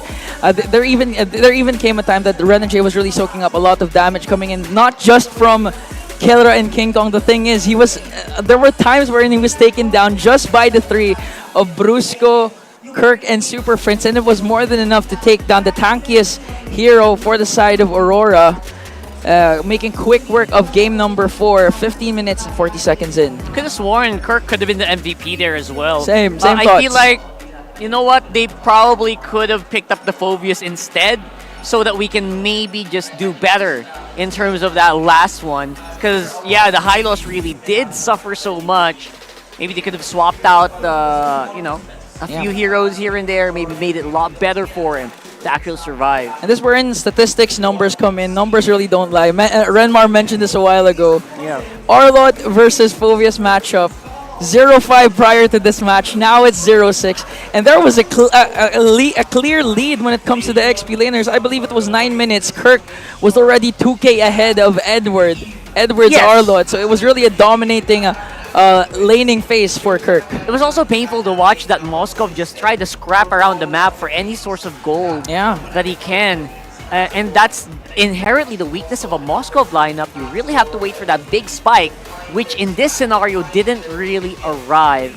And while they were waiting for the spike, Fnatic Onic Philippines was taking all of these objectives, all of Everything. these Lord fights, the turtle fights. It went to their favor. It was very hard to climb out of it. And there was a moment wherein you thought Aurora's window was really quite opening, wherein they were able to force out a lot of ultimates for the side of Fnatic Onic. Even the AOG was used defensively, but the problem was, but the problem was the slows coming in from Super Friends plus Kelra's dominance again. They were able to take down Renegade and eventually Edward. Then they got the second Lord. After that, you know that it was just time standing between Fnatic Onic and winning game number 4. Yeah, it was so simple for FNOP. All they needed to do was Void Crystal and maybe another layer of protection there with the real world. Then they got the advantage. It felt so easy for them to activate Kelra this time around. And when Kelra gets activated, you saw how deadly it could be. Yeah, really, again, the gold standard performing at the highest level. That's right. Throw it over to our analyst. I think Renmar's there as well. Take us through it.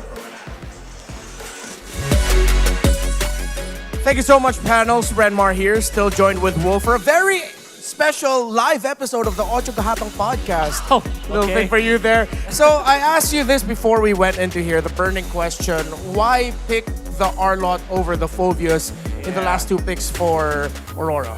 Maybe they're afraid of the fact that they'll have Phobius and Hylos, 2 high HP heroes that kind of want to stand in front of the Alpha, a box type hero that also deals true damage, HP-based, true and HP-based damage. It's probably why they wanted Arlot's displacement, I guess. All right, yeah, that makes a lot of sense because once Phobius goes in there, will be susceptible to the Alpha, but then, again, the burning stat is that the Phobius has completely dominated Arlot all throughout the season, 6-0. Looking at the goal difference, it was just tough. You think there could have been a scenario where the goal difference wouldn't have been this so dire?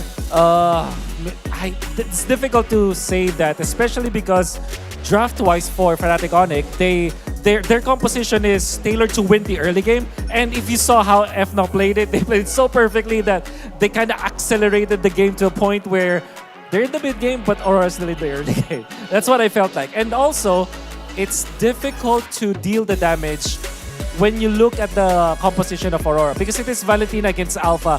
Even in the draft, I was saying that you don't pick up Valentina when going up against Alpha. Typically, you pick up Alpha after the Valentina. But this time, they picked Valentina after the Alpha, which kind of made it so that if you're looking at the early game, it was Suyu, there was Valentina, and then they have Arlot. They have a lot of stuns. They have Terrifies, they have crowd control. They don't have the damage. Yeah, they don't have the damage, and they didn't have that stopper for the Phobius. Real quick, I just gotta ask you, you've gone up against Fnatic Onic Philippines. There was a past where you were a coach for Onic Philippines, but that was way back. That was way back. What's the best quality of Fnatic Onic Philippines this season in your book? Oh yeah, very quickly, and this will be very long, but I'll just sum it up very quickly. Their map reading is superb. It's unlike any other. If you face them in the battlefield, maybe you're not seeing them through the broadcast, but if you're playing up against them, you're gonna be so frustrated on how well they read the map. Yeah, it feels like they have vision everywhere. But right now, it's time to see what else we have in store for you here. Again, Renmar here, but now we're gonna toss you over to Mara. Pero syempre, bago ang lahat, baka naman, Fuego Gaming, welcome! Hello po. Kamusta naman ang vibe dito sa MPL Arena? Ito sobrang solid ng mga nandito ngayon at sobrang energetic nila. So you're streaming, nagre-restream ka right now. What's happening here? Nag-stream ako ngayon, nagla-live ako ngayon sa live venue. Ganun. Imbitahan naman natin lahat ng mga manonood. So sa mga nanonood dyan, ayan, pwede kayong manood sa iba't ibang mga restreamers natin. Ako po, nakalive ako sa TikTok. Ayan, hello po sa inyo lahat. You know, I love your analysis. I love your voice. Thank you po, So ano masasabi mo tungkol sa mga pick and bans na nakikita mo ngayon sa ating Grand Finals? Analyze this, Fuego. May, nakakatuwa yung ginagawa ng Aurora ngayon kasi nung Game 1 and Game 2, sila yung nakakakuha ng early game. As in, sila yung dominant sa early game. Pero pagdating sa late game, dun sila nababawian ng Onic. So, nitong Game 3, nakabawi naman, baliktad naman nangyari. Early game naman ng ang Onic, nakabawi naman ng Aurora. Parang ganun yung mga nangyari ngayon. So, dito sa pinaka-last match na nangyari, isa sa mga naging magandang pick ng Onic kaya sila nanalo sa game na yon ay yung Phobius. Na talagang nagbigay ng malaking space and maraming crowd control at damage sa kanilang team. So kung magpe-predict tayo ngayon, predict time, ano ang prediction mo? Score. Score? At sino? Hirap eh. Tropa ko yun lahat sila. Pero prediction based on what you're seeing, dun sa analysis, may facts tayo dito. Feeling ko nandyan ba si Chantel? Siya ba yung Nandito si Chantel, yes. Siya ba yung nagkakas? Siya yung nagkakas. Pag si Ma'am Chantel yung nagkakas, umaabot ng last Game round eh. 7. Game 7 eh. Oh, kaninong team? Feeling ko ito ay 4-3. 4-3? Kanino? Favor of... Sa ngayon, lamang yung Onic kasi. Okay, so feeling mo, Onic. Feeling Okay, ko. ano naman ang masasabi mo sa ating mga grand finalists? Mensahe naman dyan. Sobrang galing nyo. Good luck sa inyo sa ginagawa nyo. At syempre, alam ko sa M6, mas lalo pa nilang gagalingan at itataas ang bandera ng Pilipinas. That's right, Yes. M6! At kung hindi nyo pa siya napafollow, baka naman. Now we're gonna head back to our panel. Yes, Pasok. thank you.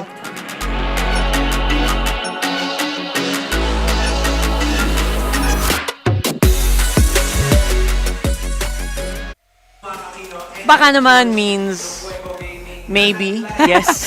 Yeah, I don't know the direct correct translation. translation. No, but then it just that's says right. maybe, right? Maybe. It means maybe. And a big friend of MLBB, that's Fuego. He gives a lot of analysis, a lot of tutorials over on his, I think, YouTube and TikTok.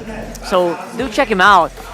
No joke, you learn a lot about MLBB if you watch him. So big shout outs to him and everyone watching and all the restreamers. You know what? MLBB would be nowhere near as big as it is without all of our restreamers who make this game what it is right now. The passion, we can feel it. The time that you spend watching and playing the game. Yeah, our content creators, everyone really adds a lot to our community. So we're all very grateful for you because every time a new patch drops, I always watch your videos. Yeah, and they're the reason why the PH server is one of the hardest servers in the whole world. That's and true. you guys are also part of the reason why ML is one of the biggest esports games. Again, 1.3 billion views. Yeah, actually, that's true. I mean, if you want a shortcut, if you don't want to read the patch notes, they'll do it for you. Yeah. Even we use them. Sometimes it's so easy if someone's already working round the clock to research, and then you can watch it. And look at this, global kills for game leaders. We got Kyrie, another guy clad in yellow. Yeah. Right up there.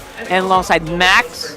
And of course, King Kong is joining them as well. Beautiful stats here from globally recognized players. Yeah, if I'm not mistaken, if Andoryu made it to the grand finals, he'd be in the stat line.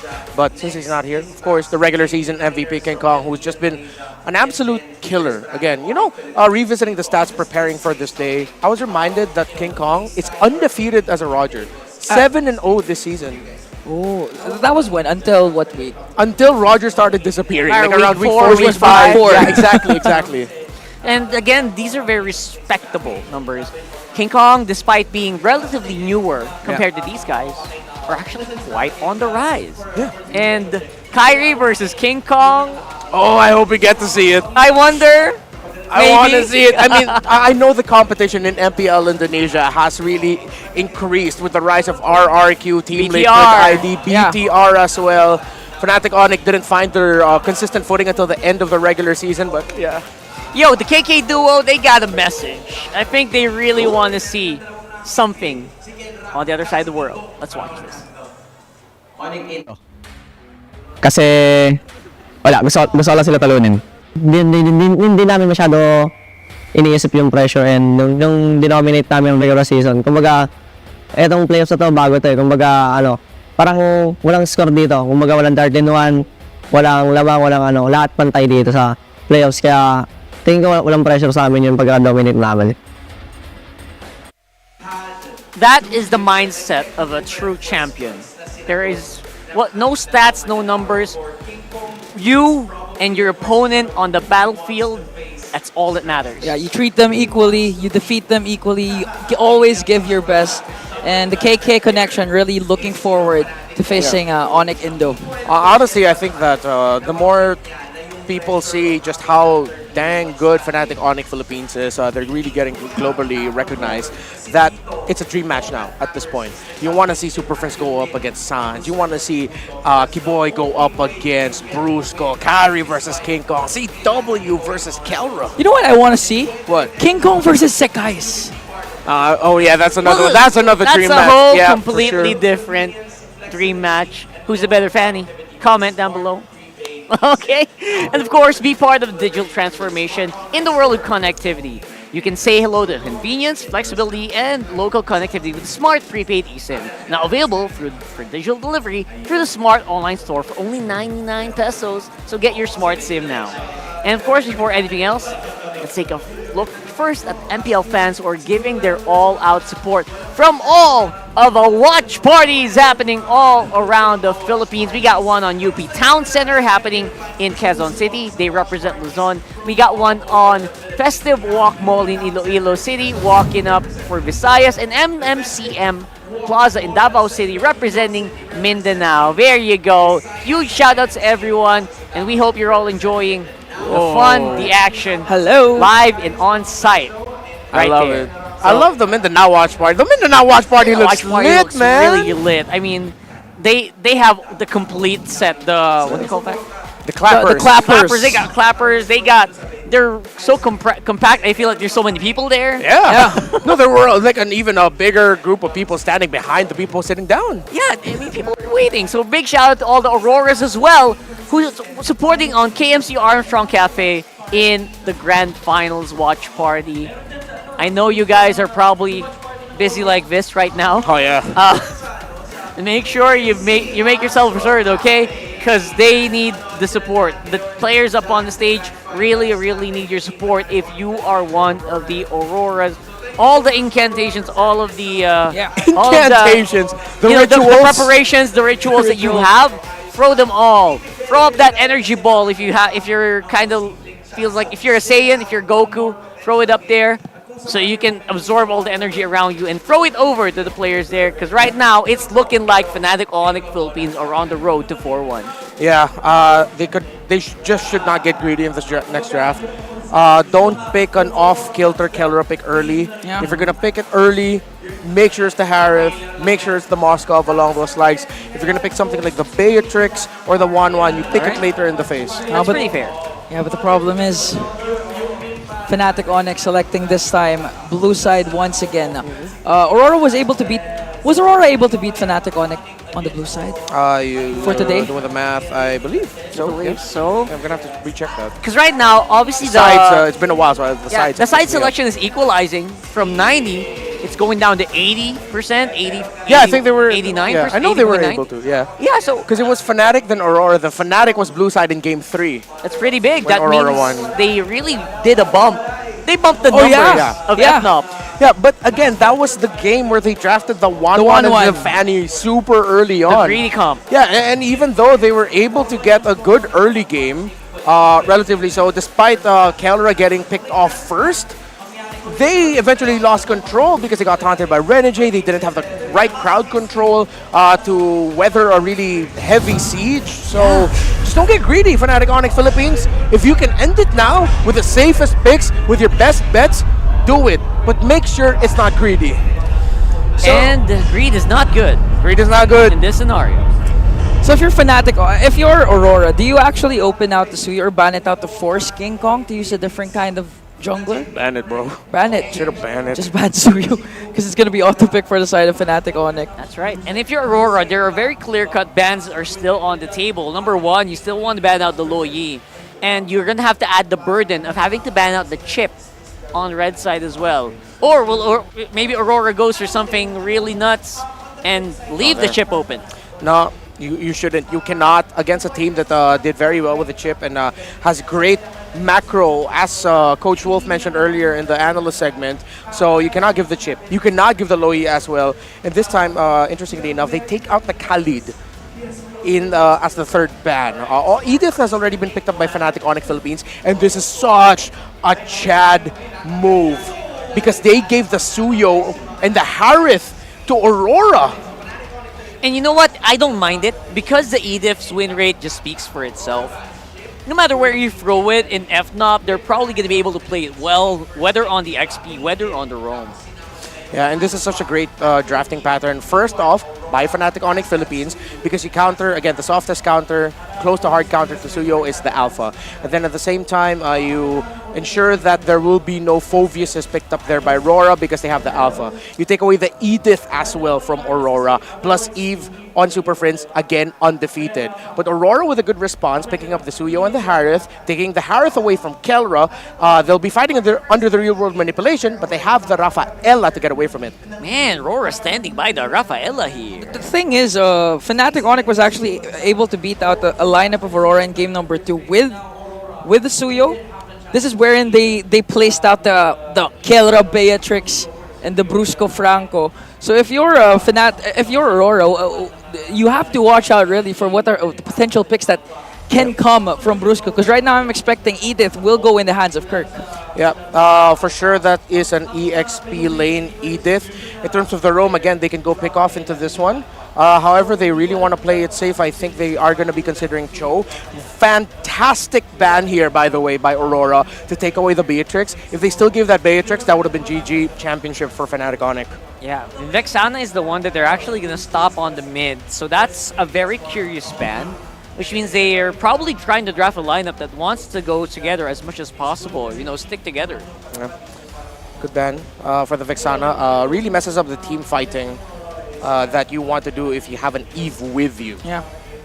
So right now the Valentine still open? Yeah. For Yue. I think they're just gonna resort to a Yue Valentina once again for the side of Aurora. Although the Faramis is still open that Yue can use. Yeah, difficult right now. Looks like the lineup of Aurora. If they want to maximize control and pokes, they might actually even consider picking up the Aurora. But right now the mindset of Aurora might actually just be, we need a real-world manipulation too. And the real-world manipulation actually messed up so much of the team fighting for Aurora earlier, even though they had a real world of their own. Yeah, it feels like they just were on the downside. Yeah, but the problem was with Yue, whenever he was casting the real-world manipulation the previous game, he was always out of position because of the dives coming in from Fnatic Onic. There was the Gatot Kacho, but in this case, Gatot Kacho was actually banned by Fnatic Onic, so there's no Gatot. Yeah, we have to remember Kirk has 14 victories with the Edith. If I'm not mistaken, that's only 16 or 17 games in total. So that's 3 to 4 losses, or 2 to 4 losses alone with that Edith. That is the signature of Kirk this season. Edith is, again, also in the hands of Mr. Consistent Legend Zero here. There's just no other way around it. The Edith win rate is off the charts right now. Tigreal Cho still open here for Brusco. You know, if Aurora has it, just pick up a XP lane Barats if you can. Because they have for the Aurora? Turismo gone. Yeah, if Edward has it with him. You have to process that a little bit. In the mid lane though, okay. I don't know if you guys expected this. Whoa! Cecilion! This evens it out a little bit because it corrects the problem that Aurora has. They lacked a little bit of that long range. And the Aurora would have been lacking in terms of the damage. This has more damage, less control, but the control will still be there. Paired up with a Rafaela, good repositioning, and I think they're going to be packing a Purify with it. But this means this really needs to be a tank later for Edward. Who's that big tanky boy you're thinking about though, Again, guys? Barrett's. Big tanky boy. Or XP. Or maybe even a Bene tank. That could actually go for the backline, especially for the Eve. Well, we'll see. It feels like a very... Oh, here comes the Cho. Sharp sword, but the defense is not that high. And here's the picks. Cho and Clint for FNOP. Really great drafting choices right now by Fnatic Onic PH. They need a strong -1. What's left? Terizla is banned, right? There's a Phoveus, but... Yes, Terizla's banned out. Yeah. Phoveus might actually suffer here. Looking at the dashes, they have the Cho, the Clint, Phoveus against the Alpha, difficult. Might just be Barrett. Might just be Bene. Grok XP, no. Edward's laughing. I don't know why. Yeah. He's locking glue. in. He's locking in an old pick. There you go. There's the glue.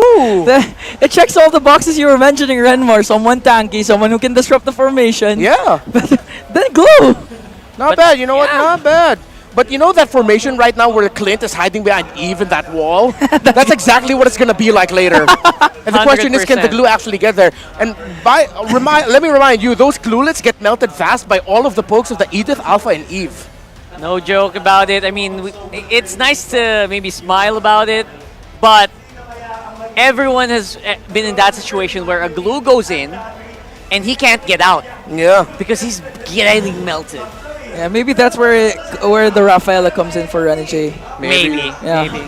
Does it heal glulets? We'll find out later. Throw it over to this very exciting and possible conclusion for this grand final.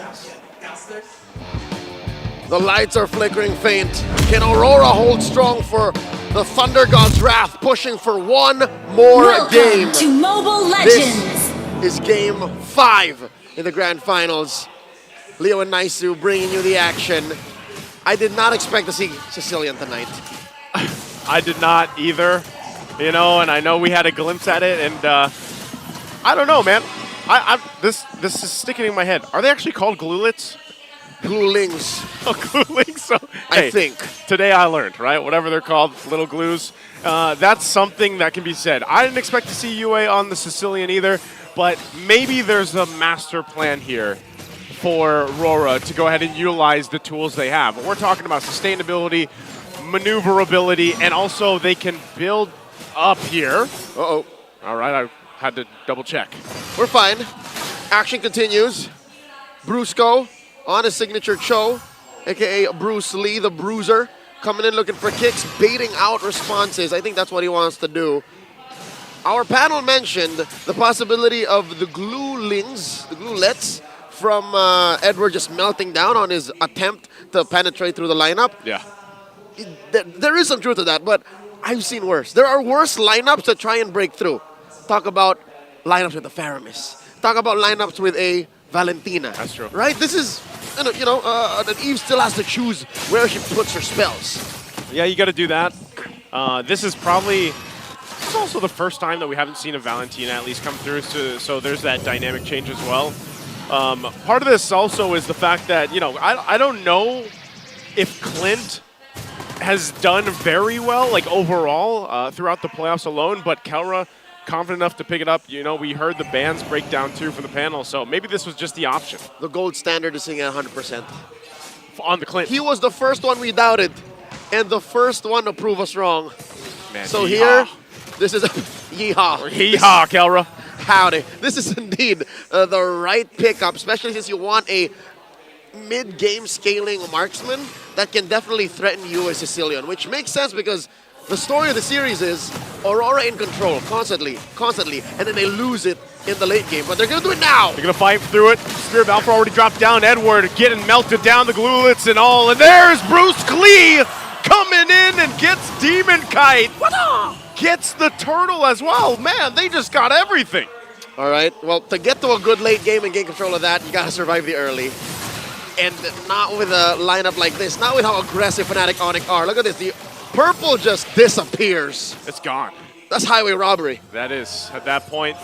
And, you know, it's the pacing that's being set here early on from FNOP. I'm wondering, like, how long do you need if you have this lineup from RORA to be able to catch up if you fall behind, right? Because we're talking about a lineup that does need time to build up, especially with a Sicilian. You mean right now? In that mid lane. Yeah, like right now. They're trying to catch up. What's the harsh reality right now? I'd say third turtle. If by third turtle you don't find a way to recover, then you gotta have a plan B. You gotta have a plan Z. Because look at this King Kong coming in. Spear of Alpha again. Renegade just getting melted himself. And there it is. Purify gonna be used. Doming will live. He might look for a counterplay, but man, this is looking already dire. Almost at the 4-minute mark, that whole gold plating already taken care of by Kelra. The Sheriff's gotten good time. A full minute and 10 seconds before the shield goes away, he demolishes it. And now, Demon Kai's not in a good way either. You can't, man. No wonder the Alpha is just such a top pick right now. It's so hard to deal with the fact that you can just get thrown in the air and then obviously the true damage just early on, it hurts. How do you play against it? They're making good time. Kirk just picked up the Thunder Belt about 20 seconds, 15 seconds ago. King Kong got his War Axe. And now he's going to steal away the purple. Oh, the beast is eating good. And suddenly the map has shrunk. I don't think I've seen a map this small in under 5 minutes. Yeah, this is, you know, when we've seen this before, it was when FNOP did get some of the fastest games, or the fastest game in the league so far, right? That was, what, 9:34, I think it was. They played like this. Now, RORA can slow them down. I'm not saying it's going to be a game that fast again, but with the way things are going and the fact that this lineup needs that time to build up, they're falling so behind so quickly. It's a little concerning here, Leo. It feels like you're fighting gravity. Look at Brusco. Like you're going down 9.8 m per second squared. Squared. That's the actual speed of gravity. And Fnatic Onic are just pushing them down. Look, we haven't even seen a single real-world manipulation. And it feels like these fights are non-starters. Yeah, it kind of is. And it makes you wonder, like, for Demonkind in his situation, when you have this Suyo, and we know it's Suyo as a hero, it's picked up all the time. It does so well. But when you fall behind like this against an alpha, that's usually the pickup. You know, you're going to have to rely on your team to help you out to go ahead and get the buffs that you need or even the space to work with. But there's just so much pressure coming out from FNOP with the lineup that they have. I mean, Brusco is literally just standing in front of multiple members from RORA. I've counted 4. The most he's strung up is 4. Like, come on, get me. And there's no real catch to this Cho. I mean, what are you going to do? Try to hit him with a Sanguine Claws? Yep. Try to ride on him with the grab? You're not going to spend your ult as the Rafaela. Renegade can't afford to do that. So, with that said, RORA have to just really sit back, relax, and some way, somehow hope that Fnatic Onic don't pick up the pace. But that's asking a predator to not eat its prey. Yeah, pretty much. You're asking a lot here at this point. And you're seeing it right here, right now. Fnatic Onic Philippines, 5,000 gold ahead. Continuing to put pressure here on the mid lane, trying to get that tier 1 down. Look at the amount of damage already coming out from UA. He will survive, though. Still purple up. Trying to secure it in. Turret finally going down. Kirk joining the fight. Flickers in. Going for Edward. And Kelra will clean up the kill. Kirk does get traded, though, 1-for-1. But the tier 2 going to be worked on here. And FNOP looking to take a tier 2 turret this early on in the game. As now the 3rd turtle spawns up. Good push from Domeng, though. Oh, wow. Oh, they're going for the Holy Shield as well. They get that. That's a massive resource that you need at what seemingly is 7-8 minutes into game 5. They can't just leave mid lane now. You can't. Not just is that a main artery for the map, it's also a weak spot for Aurora. Big weak spot. And look, they also barely hold on to the tier 2 on the top lane as well. So talking about the amount of macro value that FNOP has gotten themselves up to this point, it's insane. It's so hard to deal against if you're Aurora here. And I'm guessing that Aurora understand now. They're playing hide and seek. You can't play tag with a lineup like Fnatic Onic. The best thing you can do is to farm up where they're not there. So they see that, all right, there's a big presence up top. Let's take this turtle. I wonder if they know if King Kong's in this bush. Oh, here he is. They spot him out. Grab. Kong. He might just go for it anyway. Demonkind will get the turtle. Brusco now joining the fight alongside Kelra and Super Prince. They set up the death box, and Kelra fires on off. King Kong waiting for the rest of the team, and Edward is a sacrifice. RORA will get the turtle, but they lose 2 bodies. Too much to ask to get away with the turtle, to get away with a couple of kills. And I think Aurora just rolled themselves back. That was less progress than what they could have gotten if they just hunkered down. Oh, wow. Look at Brusco. He's making this Cho look like a Uranus. Yep. It's the new version of it. They try to hold down the mid turret the best they can. Full force still up here. They want to force the fight. Spear of Alpha on the defense. Even the split committed, and that's going to be nearly everything thrown just to defend. Not just, they also committed the flicker. Mr. Consistent came in with the hopes of grabbing someone, anyone, to throw into the base to hopefully get a shutdown kill and maybe get some bounty to help them get to that mid-game power spike, but it's not just happening. Again, Brusco jumping in the base, just trying to base something out. They're still working on this base turret. This point, they still won't get it. RORA will hold on. And so really it's just Fnatic Onic looking for if they can press the limit, the line so far to get a turret before a Lord. It looks like they could. 10 minutes in, 7,500 gold. Aurora are holding on for dear life. It would be a miracle if they're able to secure this orange, and they're buying time for Doming. That's all they're hoping for. All right, they're able to push out Fnatic Onic. They're able to push out the Beast out of stealing one more buff. Fnatic Onic is setting up for the Lord. The concerning thing to waiting for Domeng, and even UA to an extent, is once they get there, is let's say once the stacks are there for UA on the Sicilian, you already got enough magic resistance here. There's the force again from Kirk, gonna flip him over the head. Edward in trouble. They want to fight it back. RWM dropped down to Edward, trying to run away, but Brusco will find him again. Super Prince does go down. Kirk popping the Primal Wrath. And right now, FNOP gonna be held at bay, but King Kong will get the Lord, securing the objective. 1 for 1. Edward did what he could. Edward tried to find more than what they got, but so far it's just Prince. And Prince was more than willing to be a sacrifice. Looking at the item game here. Oh man, that's about 2,000 between Kelra and Domeng. And Domeng has to consider, do I build physical defense? Fnatic Onic just hurt too much. I don't think he has it in his pocket. I don't think there's enough economy in this game for Aurora to give Domeng a defensive item. He needs more, they need more damage. They need a whole lot more damage at this point. And RORA is going to have to buckle in for this one, because this could be a victory. March in with this Lord. A mid-turret goes down. There's a flicker from Bruce. Go again. Gets the kickoff. Edward going to be in trouble. Flickers out on the defensive. They go in with the claws, and Kirk could be in trouble. Real world manipulation going to be dropped down, but they clear out the Lord. They're able to defend. RORA stays together and stays in the game. The light still shining. Faint as it may be. A good old Boy Scout effort defense. They lose their mid lane inhibitor. Up next, down bottom. Few shots coming in from Kelra, and they clear the minions. Aurora still in this. So is this what they need? Is this what they have to do? I mean, clear-wise, it looks like they can at least keep some of the clearing going. Even, let's say, the next Lord. What if it's forced from FNOP to just fight it out? That's the problem. Counting their blessings, they have great wave clear. Amazing. Almost top of class. But if FNOP says it's go time and they fight, they best hope that they have more purifies than they have. 3 ain't enough, especially since Renegade is still on cooldown. I'm not so sure if they have 30 seconds to waste. They might just lose all base turrets here. They still hold on to the top one for now. But FNOP, I think they're happy with the amount of damage they did off that first Lord push. Might look for more. Kirk holding on, has a flicker. They want to take this last base turret in. Kirk's going to have to fight it out. Brusco goes in with the kick. They're going to go in. Edward gets the grab, split. Kirk does fall down. Still breaking out of the fight. Renegade goes down in the exchange. King Kong up in the front, taking a couple shots. Conceal's going to keep him alive.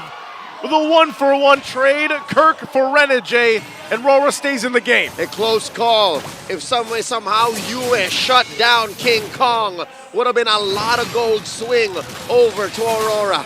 They're able to kick out Fnatic Onic Philippines, keep this gold lead to a manageable 6,000, 7,000. I'm hoping that it claps back. Only if they got to kill King Kong, but right now it's going to maintain an 8K gold lead, and still that's a massive amount of firepower you're missing out on. It's a miracle that UA hasn't died. That's a testament to this young man's technical know-how and usage of space. And let's see, they're out of their base. They might want to go ahead and fight this out. I don't know if this is the right thing to do. They're contesting. Yeah, they are contesting right now. Even down 8,000 gold. Is this really what RORA wants to do? This is defiance. Can they get an advantage here? They're not taking this lying down. Lord here, approaching half health. Massive river bush control by Fnatic Onic.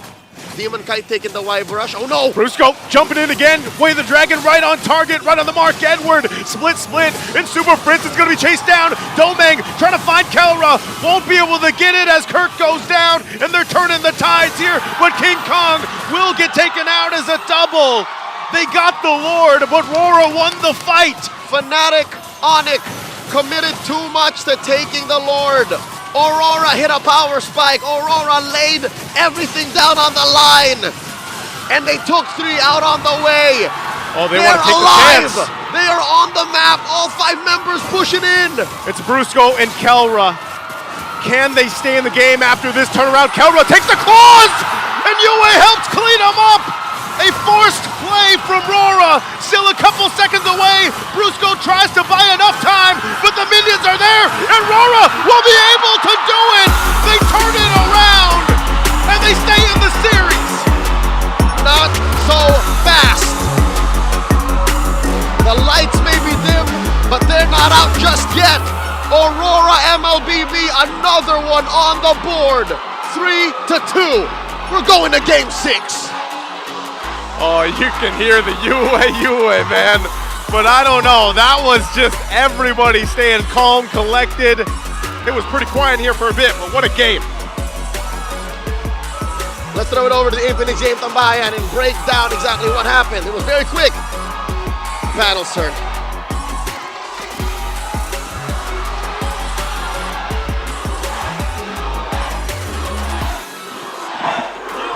I am so glad my mic was off for that. Because I was just saying no bleeping way that happened. I wasn't even here. You were getting ready. I was yelling. Ready. Oh my goodness. Imagine Rockhart. High stakes. Grand finals. Match point for the opposing team. Make it or break it lineup for Aurora. The Sicilian of Yue. 3-2, boys. 3-2. Oh my goodness. Honestly, it felt like Fnatic Onic Philippines could have ended it at 9 minutes. Yeah, to be honest, yeah. Right? I was getting my social media ready. I was getting ready to go to Edward. The guys are really, they worked so hard, and now they're on the receiving end of like a really fierce Fnatic Onic. But then they do this. They do the unthinkable. Unbelievable. Man, at this point, even if, Fnatic wins or Aurora bites the short end of the stick, the things that they've done for the playoffs alone, beating TLPH, beating Falcons AP Brun, extending the game, and of course, one of the catalysts for that to happen is none other than this guy, Yue. You gotta shout the name. You gotta do it 3 times. Yue. And right now, it does feel like this lineup from FNOP was one that was created to destroy. But somehow, somewhere, they were able to pick a team fight outside of the real world manipulation to get the game back in their favor. Yeah, imagine, I don't remember how many minutes, but the gold lead was just too immense. They're just really saying that stats are lying. The gold lead doesn't matter. It's all about perseverance, commitment, dedication to their craft, and this guy, Yue, at the helm of everything. Literally the glue guy for Aurora's all-star team. Renmar's gonna have a hard time explaining what just happened, but even before the game started, Renmar was actually saying he thinks it's gonna go to game 6. He did. He did. That's interesting. All right, so we're gonna have to wait for that, because right now, the goal lead was, I think, around at 8,000, 9,000 almost. The gold lead wasn't high enough, Rockhart. Did they need 20K to do that? Because right now, the Sicilian, obviously, Fnatic Onic Philippines had a really good understanding of the win condition here of Aurora. They needed that Sicilian to ramp up over and over and over and over again, Bat's impact, to get to a point where it could hurt. But Fnatic Onic said, you know what, if we finish it at 9 minutes, 10 minutes, the Sicilian doesn't hurt. But no, for some reason, Aurora, with just pure sheer will, held on for dear life, and they were able to score another one against FNOP. Yeah, and one of the reasons why Cecilia and Yue had a good time, I believe prior to that game-ending clash, Yue was at 2-0-1, was because of the fact that Edward was doing his job, becoming the sandbag for the side of Aurora. Even if he dealt with a lot of deaths, it was okay. It was his job. They know their win condition.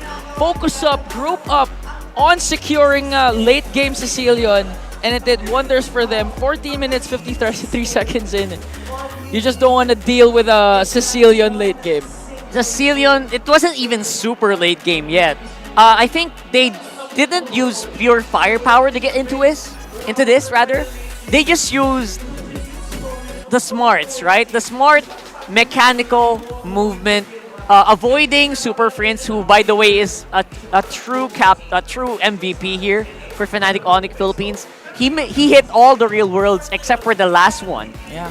And in that last one where the Aurora members were outside, that was the lord that, they won. Aurora won. I honestly didn't see that because I was running all the way. I know. I know that. So shocked. That's how shocked. And even the Green Sun Hotel. Green Sun Hotel was crazy. They were going nuts. Everyone was running everywhere. And that's just how insane it is right now here in the grand finals of MPL Philippines Season 14. Right now, there's, I believe, 100% win rate.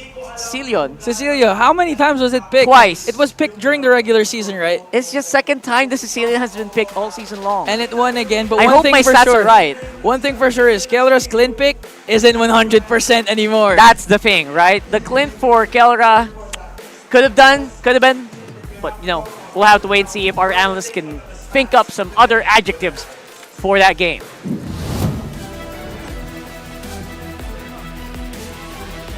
Absolute cinema. Absolute cinema by Aurora. I was looking at that draft and going, Aurora, that glue's not gonna do much in the early game. That glue will struggle. Your lineup will struggle. You will lose the early. But apparently they had one idea going to this game. US, save us. Yes, and Yue did save them. This quote-unquote Harry Potter lineup, and you can see the mountain. Let's call this what? Mount Aurora? Mount Aurora, yeah. And we're able to climb. Over there at, no, they climbed Mount Onic. They climbed Mount Onic, then went down to their valley, which eventually found they didn't get anything in the early stages. Let's just say it that way. And to be fair, with Sicilian, if you play it correctly, yes, you can defend. But it will take a lot of patience, a lot of good mechanics, good understanding of the game, a lot of good, maybe morale boost from your teammates for you to pull that off.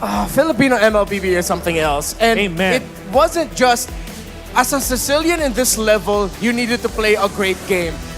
He needed to play the perfect game. Yes, and everybody from Aurora played the perfect game. This is the part where when you're really down, you just tell your teammates, yeah, you can win, but you have to play it perfectly. And that is what Aurora did. So you can see in the last clash, if you look at it again, they kicked the glue, which is in a way, it was Fnatic Onic's mistake, but at the same time, there is a lot of thought that was put in there. But they needed the Eve to output the damage. However, Doming popped the Zaman Force to zone out the Eve together with the Bat's Impact, I think. Yeah, the Bat Impact. The Sicilian Ultimate to zone out Bat's Eve. Feast. So when eventually Super Prince popped his ultimate, it was way off. He didn't deal any damage because he wasn't in the box where the glue should have been there. Yeah, Bat's Feast and Sanguine Claws to zone Bat Impact to deal that damage. And over there at the end, at the Siege, we saw that one Bat's Impact coming in from the Sicilian took down the Clint of Kelra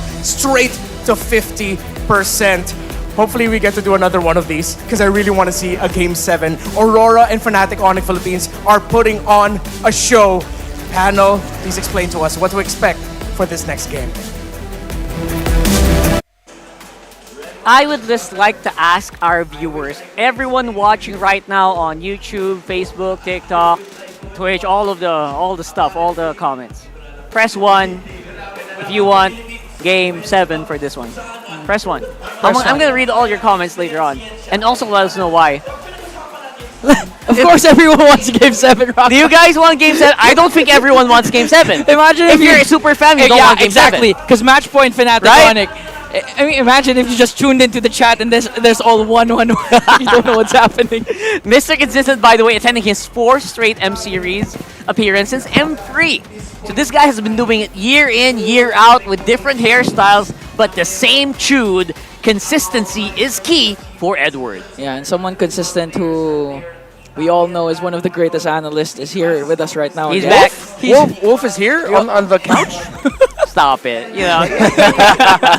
You're making Renmar blush. Yeah. Right now, obviously, he posted this yesterday. He actually asked me, is it consistent, 4th consecutive or consecutives? And I said, you don't add an S anymore. Why? He was riding his sock med while we were. You mean Edward? I passed him on the hall. Oh, okay. He personally asked me. I thought you were setting up for a joke. No, that's a very great flex. He proofread Edward's social media post. Yes, it was so funny because I have to go to him after, right? Yeah. And he said, "Is it consecutive or consecutives?" It's consecutive. You know who's another consistent dude though? What? Other than Edward, this guy is consistent with slaying kings. He's not an RSG Philippines anymore, but he has a King Slayer's blood in him. Aurora, his team, were the ones who eliminated the reigning MPLPH champs team Liquid Philippines and the reigning world champions Falcons AP Bren. In the same playoffs. Same playoffs. The same In the same playoffs, guys. So this guy has been going into Green Sun Hotel pressured because he's one series away from being eliminated, but continuing to strive for greatness again. Demon Kite. Oh yeah. Right? Yeah, and you know what also bothers me or really interesting about me? About you? That. Oh, his eyebrows actually look like horns. It has tips. Yeah, here. I've pretty much told Have him. you brought that yeah, up I've yet? called him a Demon Kite Mishima in the past. Oh, yeah. If If you know, you know. The man's That's like a a different lost game. Mishima relative. That's a different game. Anyway, you're absolutely right. Thank you for bringing Doria! that up. So right now, I don't know if you guys expected we'd be here. We're setting up for game number 6 of Fnatic Onic versus Aurora. Aurora are hanging on. I don't know. As a John Wick antagonist would say, by sheer blanking will. They're hanging on for dear life, and they're using picks that are only used. I think that was only used once, right? That Cecilion and Super also Friends one. used it. So unbelievable that they turned their own weapons against them. And, of course, to kind of just add a little bit more flavor here, this is Renegade and Demon Kite. Yung SRG kasi di ko pa sila kakalaban sa international tournament. Tingin ko ang gusto ko makatapat sa M6 yung Onic or yung SRG, silang dalawa lang kasi yung Onic natalo kami nung M5 kasi yung SRG hindi ko pa sila nakakalaban pero ang ganda ng mga pinakita nila sa mga tournaments nila. Kaya tingin ko sila yung pinaka-hadlang or gusto ko makalaban.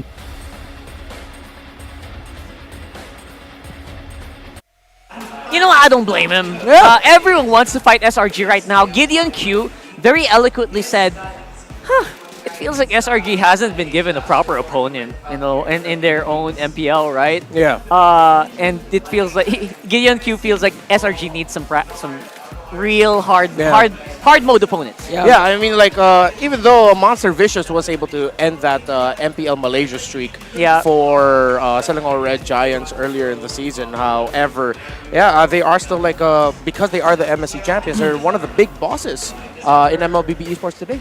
Yeah, but Gideon, be careful what you wish for. Because again, honestly, if I'm SRG or any other competing team for M6, I'm afraid of these two teams right now. 100%. With what they've been showing, especially since again, if you just tuned in, Cecilion has been picked in the grand finals, and it was used against Fnatic Onic to extend the series. By the way, Coach Arcadia was here a few days ago.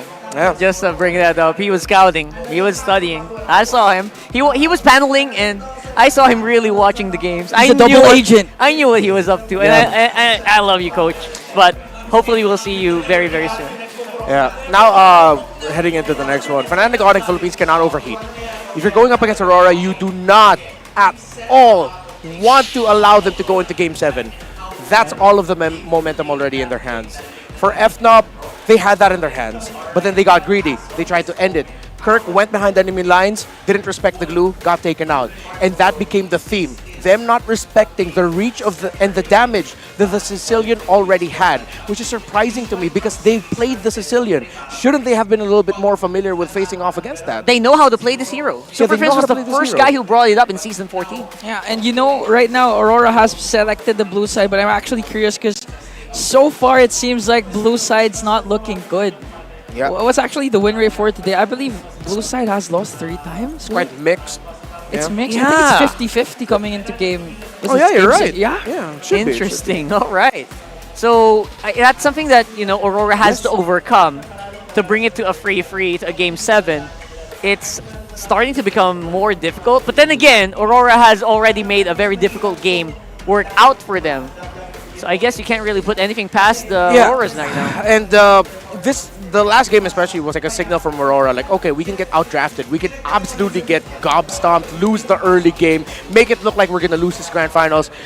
But if you don't respect one or two of our picks, then you're really going to get messed up here. Yeah. This has to be a signal from Fnatic Onic Philippines. Guys, you're not champions yet. Yeah. You have to cool down and Reel still it back respect in. the reach. Reel it back in. Because despite Aurora being a new organization, Falcons AP Bren in their interview yesterday after losing to them said, at the end of the day, they're still so experienced. You have World Championship playing experience there, World Championship winning experience, MSC Championship winning experience. So this is a veteran team that you're going up against and you really need to respect. You cannot overheat anymore for Fnatic Onic Philippines. At the end of the day, Edwards, four trips to M Series. Yeah. Yeah, soon to be 4 trips to M Series proves his veterancy, his excellence, and again, Aurora just keep on showing it. We just can't say Fnatic Onic, is being a bit too over-aggressive, too overconfident. It's also Aurora's, championship DNA, their willingness to do whatever they want. So we have to commend a lot of them.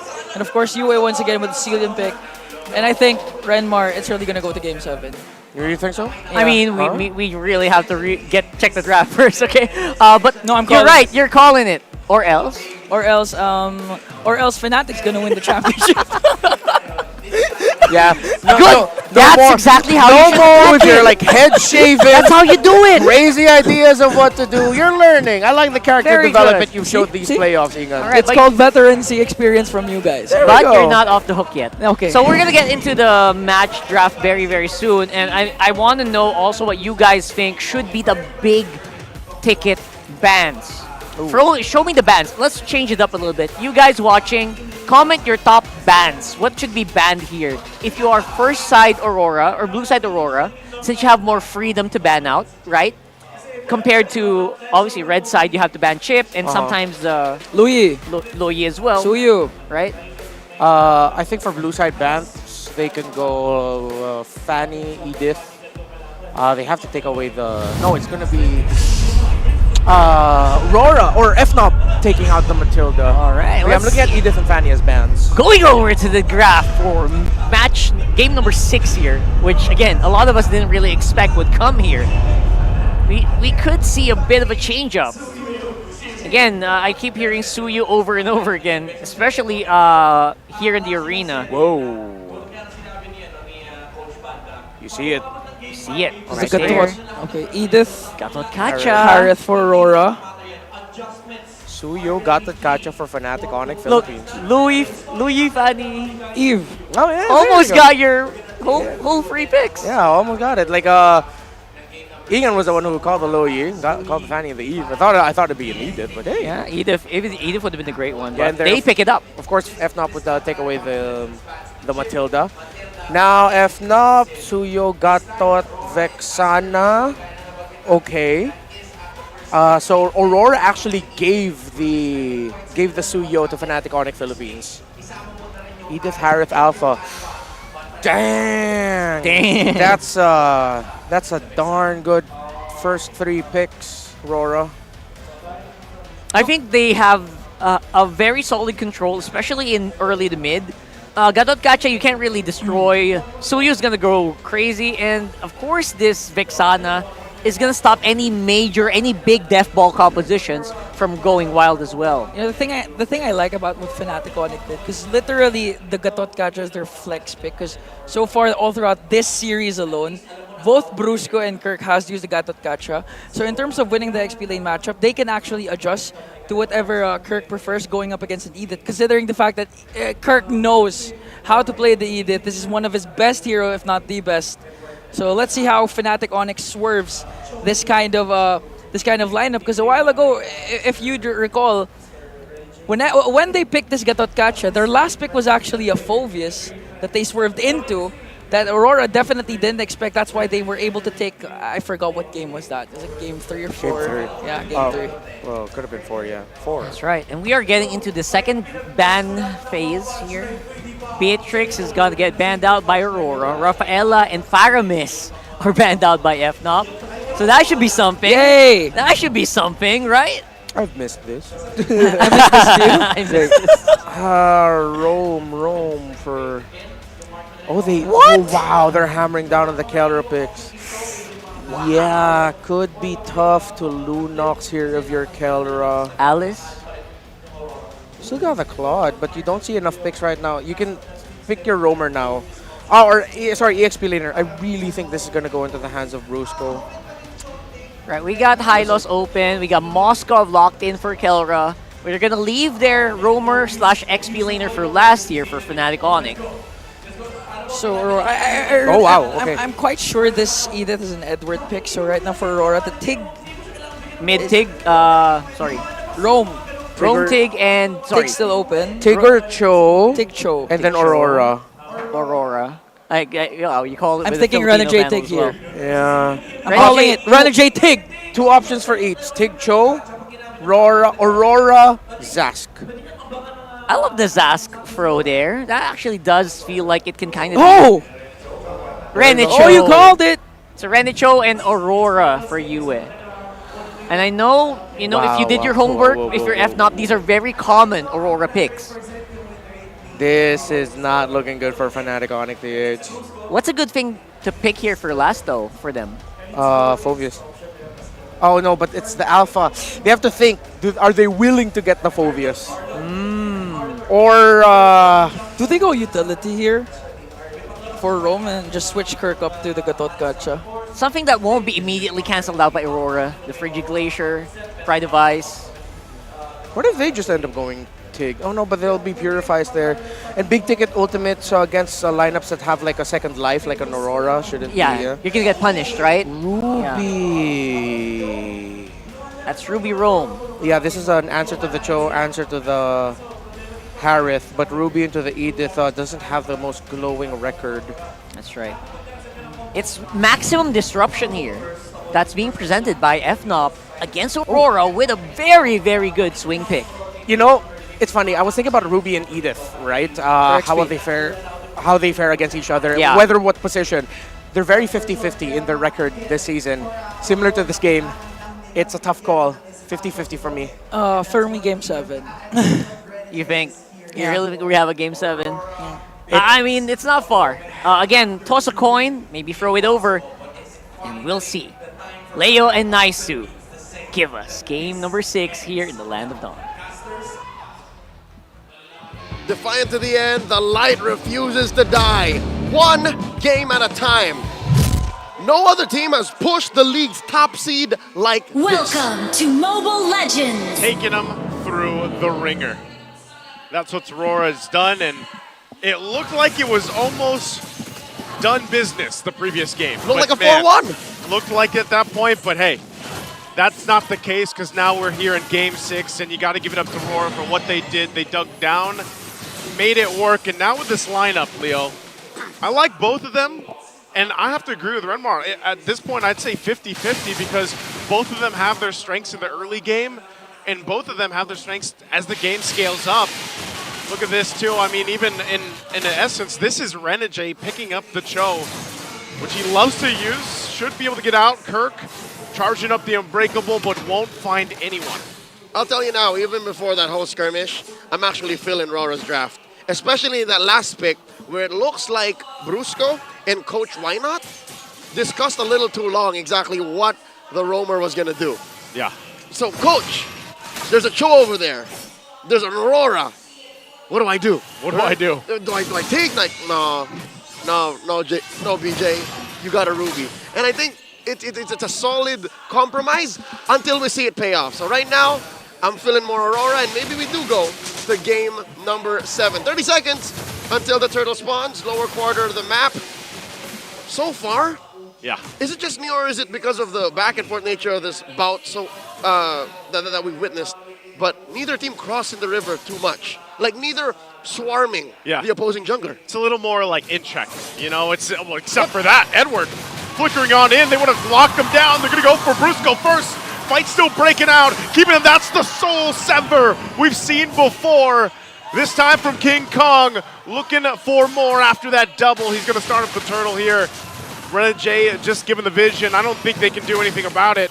Takes a shot from the Queller. Going to get zoned out from Super Prince, and that's the objective secured for FNOP. Nah, you let King Kong eat. He wants the turtle, he gets the turtle, and Renegade just confirmed the inevitable. Demon Kite now in recovery mode, just going for his own orange. And then for sure, what happened there, what elapsed in the first turtle, that fight will dictate the pace of the next one. So Fnatic Onic ahead now for sure. Looking at the gold, a good chunk of it on King Kong. He's now at 600, 700 up. And Brusco, he's just happy to serve. He's just happy to help. The problem with that too, there's the pull in. Renegade gonna flicker in, Way the Dragon, right on Mark, right on Brusco, flickers in, relying on the Eternal Guard to peel for him, and Brusco will live. Going back to it too, again with King Kong. Hold on, there's the jump. Looking for more, Edwards in trouble. King Kong picking up another kill. This is what I was saying. He only had a Fury Hammer, dude. But because the Soul Sever does so much damage, even without items, you get a little extra penetration through. It doesn't matter if you're an Edith. His kit is what makes up for it. And look at that. Demon Kite can't even mirror the invade. And already Kirk is wailing away at the energy shield. 1,000 gold up. Fnatic Onic, just the hero itself. Some would argue that the Alpha is the perfect foil to these high damage, bursty heroes. Yeah. But when King Kong gets into a flow like this, oh man! Domeo, just like that. Look at the damage. That's big damn. You can't stop that. That is the image of big damn. You look at big damn in the dictionary. It looks like that. Here's more. Looking for more, and Renegade feels it too. What's going on here for Aurora? That's Exhibit B. That's Exhibit B. And the turtle hasn't even spawned, so this definitely sets up Fnatic Onic for more wins on the map.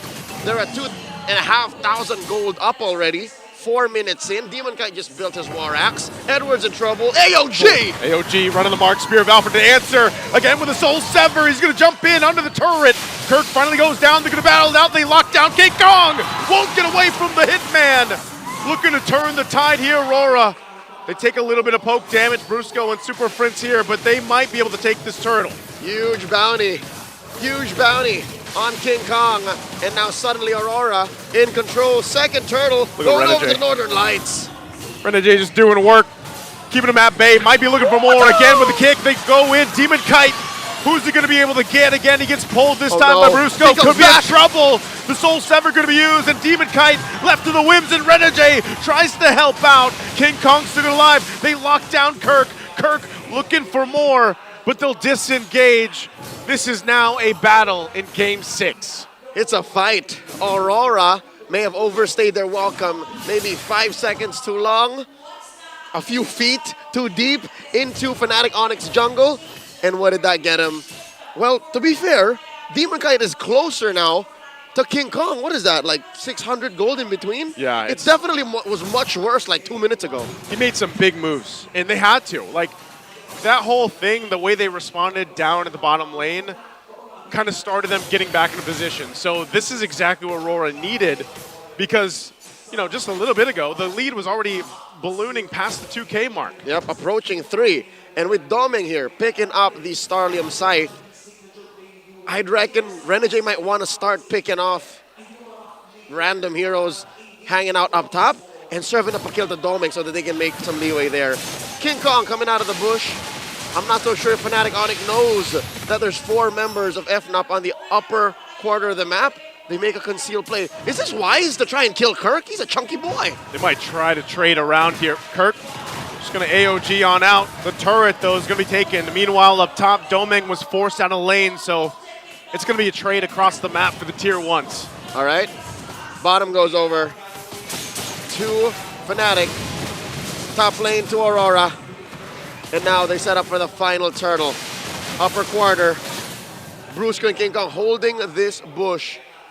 Renegade slowed down. I think Renegade has to start protecting himself and keeping that kick for when it actually matters. I think he played the early portion really well. And now we'll see if he adjusts. He's looking to set up here in the mid lane again for the turtle. Edward goes down. There's the kick right on the mark. King Kong could be in trouble. Into the frigid glacier as well. From UA, but Kelra unleashed it on the backside. Looking for the pick off. Everybody's split up though as Kelra finally goes down. The 2-for-3 trade. But RORA will win the turtle battle as they secure the last one for the game. What did I say? The next standard is now. And that gives Aurora the final turtle of game number 6.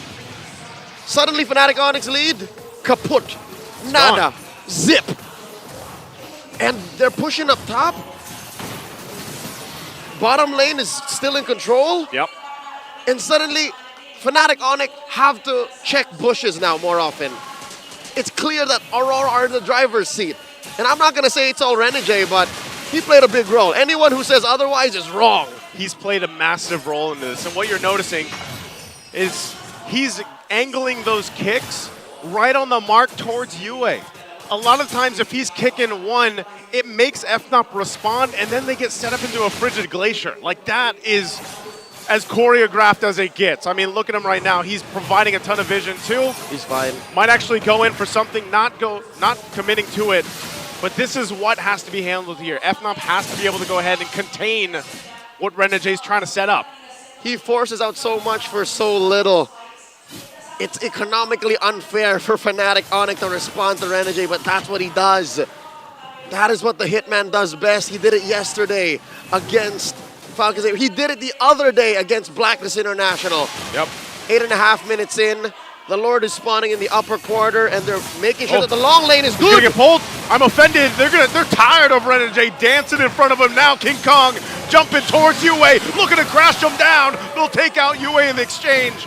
Doming has to pop the Zaman Force, but they'll back off after losing at 2. Demon Kite still in the mid lane, trying to keep things together. And seemingly, Renegade is the anchor being of Aurora. He goes, Yue goes, and suddenly the offensive maneuvers of Aurora are like, all right, we're back in the back seat. We're back in the ropes. And because of that sudden response by Fnatic Onic, they can't control the long lane anymore. The lane is pushed in. Yep. Fnatic has 1,000 gold up. And they have to find a way to get Renegade back into that flow. They have to trick Fnatic Onic into thinking, we can't do this, not without killing Renegade. I think this is where you really, again, have to be able to find the mark if you're Renegade. He's going to get spotted out of that bush, so won't be able to play from that angle like he did previously on that last turtle. So still, the stalemate right now for this Lord take. And what makes this such a difficult job for the Hitman is Brusco. I think you keep your eyes on Brusco, and you already know where Renegade has to go. And they can't be in the same spot. If Brusco gets his way and gets a good hook in, that ruins Aurora's entry point. See, look how Brusco's keeping that pixel brush. That's key for Fnatic Onic to keep this Lord dancing. All he has to do is sit there too, you know? He's even got that flicker available, so it's a little bit, if he decides to, they want to go for it and go for that pull with the I'm offended flicker. They can. They can actually set it up, but they don't have to. They don't have to force it. And the only one who can really afford a hook check is Doming, because Doming has the Purify. Yeah. But if you purify that hook, you're missing out on so many other things you need to purify. The AOG, King Kong stun on a charged surge, Super Prince's ult. It's literally a bad idea. So that's why Brusco single-handedly is also keeping Fnatic Onic in the game here, in the Lord Dance. They'll still take the calm approach for it. Gonna go in. Actually, there's the pull into the Eternal Guard. The Spear of Alpha, though, from Demon Kite. Will be able to find 2. It's a double for him for now. And King Kong on the defense has to get out. This could be a Lord take for RORA now after a great setup. Yue was just too much. He dropped bombs, ice bombs, blizzards on Fnatic Onic, and that led to a Lord score. Couple of kills too. And I thought it was a good engage. I could have sworn Brusco was going to change the tide of battle. I thought Super Frizz was going to drop a good ult. Yeah. This was, again, a showcase of the patience that RORA has to play around with. Even if it's not Renegade starting those fights and starting them up, if they just respond the correct way with the tools they have, with this lineup against Brusco pulling them, then they can win those fights because it's so devastating. No matter where FNOP goes with this lineup, if they're bunched up, they get frozen and then a Spear of Alpha or vice versa. It's really difficult to escape that kind of setup. And so how do they approach that fight? What's worse for Fnatic Onic is they actually want to keep fighting. They actually want to keep playing footsies. But the fact that Aurora hide themselves so well makes it difficult for Kirk and Brusco to find a sure hit. Yeah. I'm looking at Kirk's stacks on the Thunderbelt. Oh, look at the junglers. It's looking lethargic. I'm pretty sure that's at single digits right now. Both junglers just handling up that far lane up top. Lord slowly making its way down the bottom. We're going to have to keep an eye here on King Kong. Which way is he going to go? Is he going to look to actually sandwich off RORA? Lord finally being worked on here by FNOP. Looks like he'll just get the call to go back to base. They defend for now for Fnatic Onic Philippines. After that, Lord. Despite this being a small lead at 1,500, I think Aurora and Fnatic Onic PH knows that that's more than a true story. Aurora are controlling the map, and that's allowing them to actually just make plays like this. Whoa! They're going to go in. They dive on in. There's the Frigid Glacier again! Able to find two. Brusco and King Kong out of the picture. Renegade holding down the front side. Goes in for the kick. Gets the Purify out, and again, Demon Kite follows through. RORA's looking to cap this one out. They still have to wait for the minions, but Kelra will survive. Not enough minions to end the game, but RORA, do they want to still go? It's all Kelra left alone here. 10 seconds. The minions marching in, and RORA sees Game 7 in sight, and they'll take us to it. Game 7's upon us for the grand final. We're going all the way, folks. We're going all the way. It's a new age in MLBB. It's a new age for the Filipinos. And it's these two teams leading the charge, and this is how closely matched they are. Game 7 in the grand finals. Let's throw it over to the Infinix Game Tambayan to analyze what we just watched.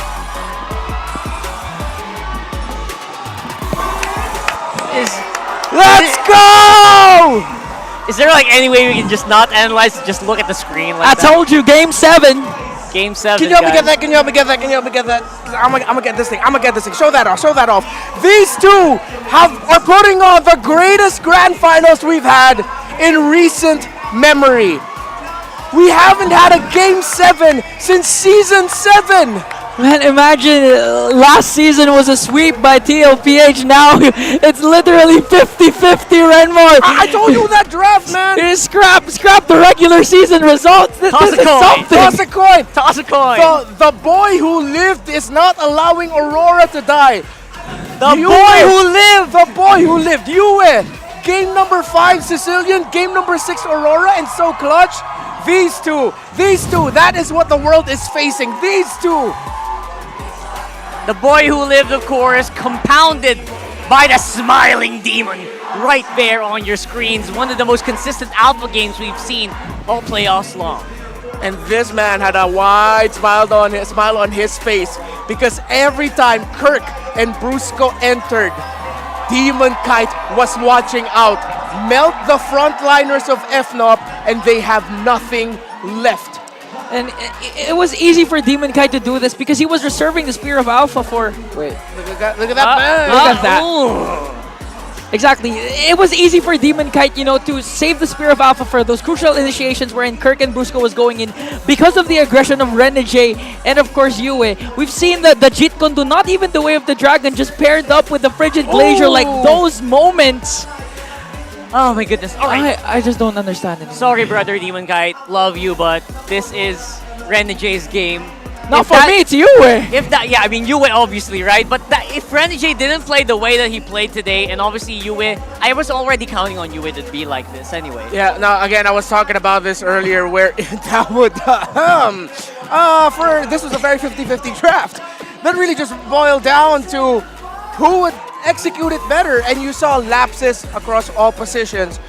You saw lapses, you saw the nerves coming in from everyone. The shakiness! The shakiness of everyone, but again, the experience of Aurora this time around, the experience of Demon Kite, Yue in this high-stakes scenarios, Renegade and Edward, they're setting things up for Domeng much clearer, while for Fnatic Onic Philippines, I feel like they're feeling it. They're feeling the, guys, we had this, but now it's down to a best of one. The light is shining upon the, what do we call the fans of Aurora? Roras. Roras. The thing is, Valentina synonymous to Yue, but this time I think it's the Aurora, because literally yesterday the game-winning play for Aurora against Falcons AP Brown was the flicker in Frosty Breeze from Yue, and now the Frigid Glaciers 3 consecutive times, man. Yeah. I love bios. He's Okay. trying to say it like that. You know, yeah. He's just trying to be really I think energetic. Aurora's really, proving to us right now that I don't know what else they have to prove. Honestly, both of these teams, they have nothing left to prove. Yeah, that was, again, the most 50-50 draft I've seen the entire playoffs. Ruby, going into that one, has never lost against an Aurora, no matter what position Ruby was played. But that's just me. I know the others have more to say. Got a lot more to say to you guys. Wolf is not done. Of course, they're throwing it over with Midnight just for the analysis. It's not an MPL Philippine Finals without a Game 7. Welcome back to the analyst stand. My name is Midnight. I'm still with Wolf. Wolf, how are you feeling? Oh, I'm fine. I'm happy. I'm hyped. You should ask the crowd though. MPL Arena, are you not entertained? Alright. Since this is the last time we'll be doing this, I know FNOP wants to say something. Fnatic! Let's go, Fnatic! Alright, how about the Auroras? Lights within! Alright, we still got the energy here in the arena now to break down what happened in game number 6. Alright? Game number 6. Let's head on over to the gold graph that we have prepared for you. Now, it's quite obvious that Aurora, they did lose the early game. Fnatic Onic, they were trailing by a lot. Again, by a lot.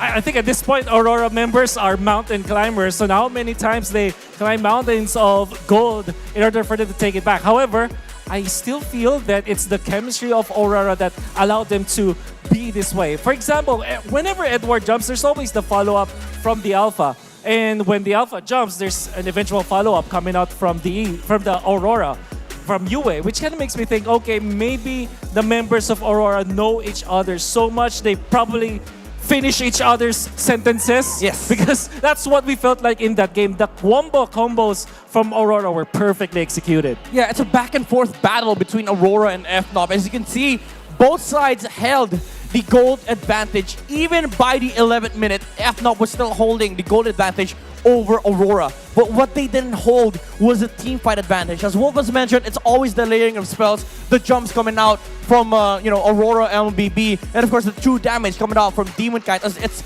quite evident in the damage dealt department. By minute 5, we start seeing the damage output of the Alpha alongside the jumps coming out from Aurora MLBB.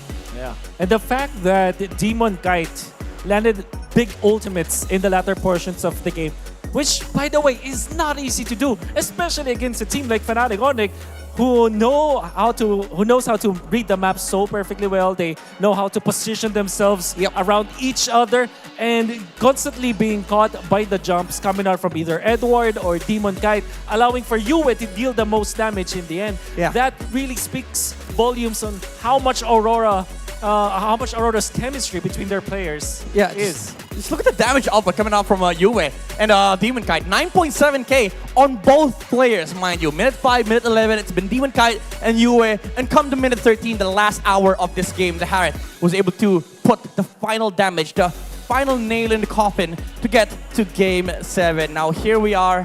I know at this point, we throw every stats, every prediction out of the window. What matters here is who wins the final game, who will be crowned the champions of MPL Philippines Season 14. It's been nice having you, Wolf, here in the analyst stand. But for the last game, and for the last time, we will be heading over to the panel for the last game of the season.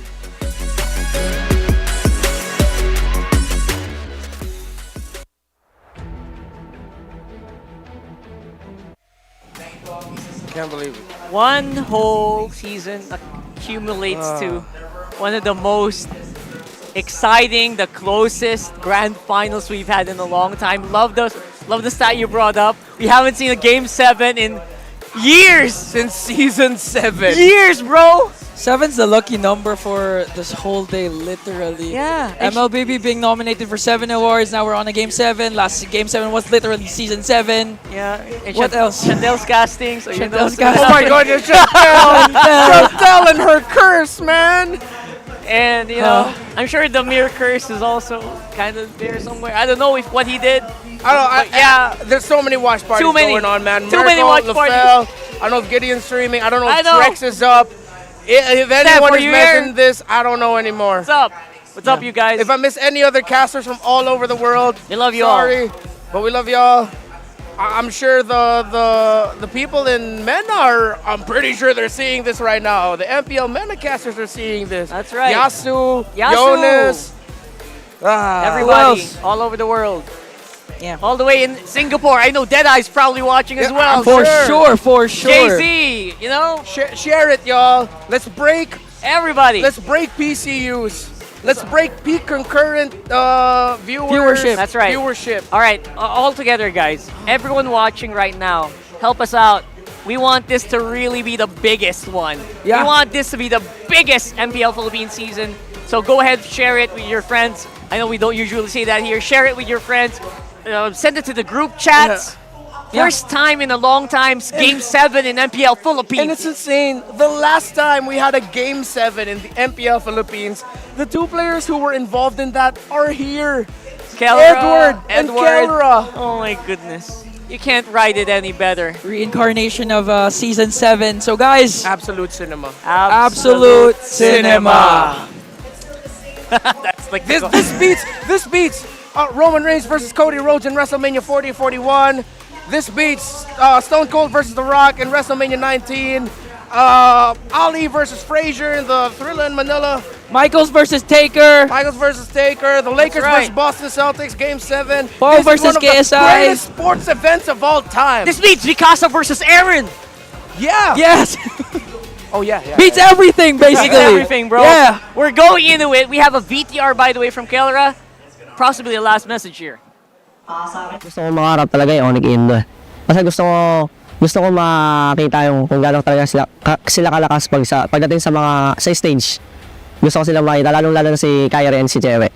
Tingin ko si Chewe, siguro lamang lang ako sa kanya konti. Ako siguro mananalo. All right, there you go. So we are in home stretch now, guys. Let's take a breather and just give our last thoughts because we have 4 minutes before the draft starts. That's a lot of time for last thoughts. For me, okay, my last thought is whoever wins this game again, you have nothing else to prove. You guys have proven that the landscape has changed.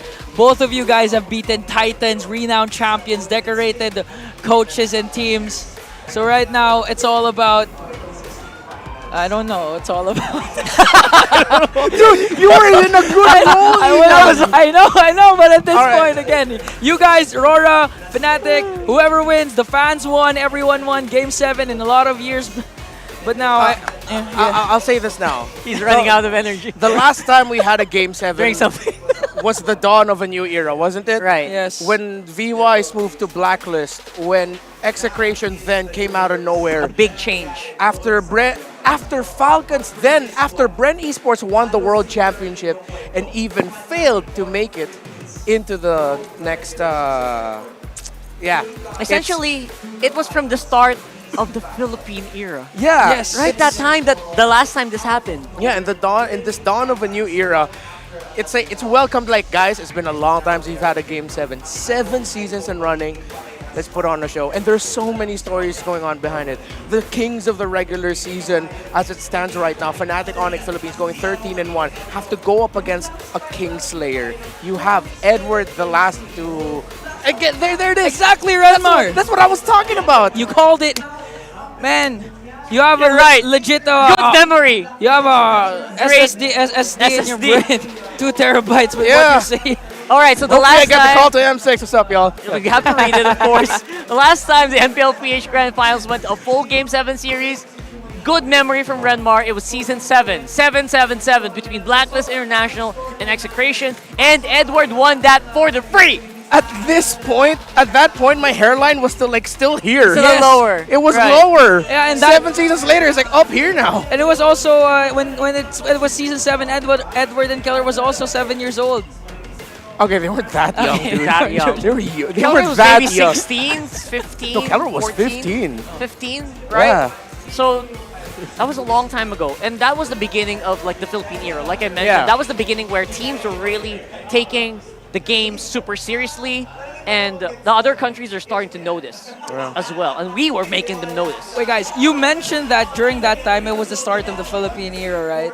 Yeah, after Bren won the M2. So does that mean it's gonna be a new era this time? I don't like what you're implying right now, I know, Mr. right? Ian. I'm scared. I take it back. I take it back. Let's focus on this championship first. Okay, I'm so Let's sorry. focus on this grand final. Or maybe the viewers think so. Let us know if you think Comment. there might be some big changes happening in M6 because of what's happening here. Because right now it does feel like it's equalized, right? Onic Philippines and Aurora are on equal footing. One whole game of MLBB to decide who's the strongest possibly in the world. Can I say, I wonder what the odds will be that in the 7th game of a grand finals, that Keller is back in again, that he ends up with a Lunox. In the game 7 against Blacklist International versus Execration, he packed the Lunox and got the Savage. Hence the beginning of the Filipino Savage moniker. They lost that grand finals, but it looked like they could have made a comeback with it, with that Lunox. So I wonder, because with how the drafts are going right now, it seems like if I'm Fnatic Onic, just go right out of the gate. You cannot allow Aurora to get a lineup that shines well in the early. You need a lineup that scales up fast and challenges their mid-game 8-minute, 7-minute power spike. Man, if that happens, that's long-term storytelling, man. Absolute cinema. Absolute cinema. That's long-term storytelling, and it's also very ironic that you're gonna pick the guy with brilliance against a team that loves lights. Yeah, that too. And use it to beat them. You couldn't have written it any other way, I feel like. This is, again, the greatest season we've had in recent memory. That's right. And this is looking like it's going to boil down to be our greatest grand finals ever. We're getting ready for it, guys. Here comes the draft for possibly one of the biggest games right here in MPL Philippines Season 14. And Fnatic Onic on blue side. What about it? Well, the Suyo is the question. If picks such as the Low Yi, the Edith, will be taken away early or opened up for them, are they going to change? I don't think they should go for a super drastic move in the draft. Chase the power, chase the Edith, or chase the Edith, Suyo, Phobius. Those have to be the first picks. Yeah, for me, just give Kirk really a hard time. Don't give Kirk the Edith. I actually want to see a 5-man mage ban on Super Friends. Whoa. Just ban out the whole squad. I'm that dumb. But here we go. Ladies and gentlemen, game number 7 goes into a draft. And FNOP will take away the Harith from Domain. Great respect. Good respect as well with the Fanith. And they go for the Edith. So this could be a Suyo. You're not going to rush the Phobius just yet if you're Aurora. I think they have to get the Suyo now. Suyo Gatot could be an option. Or steal the Eve from Super Friends. At the same time, they still have a potential Valentina, so I think the Suyo Gatot would be a good option here for... Yeah, so we were in agreement, yeah, Suyo Gatot. Among the planes. Oh, they there's steal the Eve! Oh, that's a Eve! Yeah, they steal the Eve! What a move, what a move by Aurora. And they go...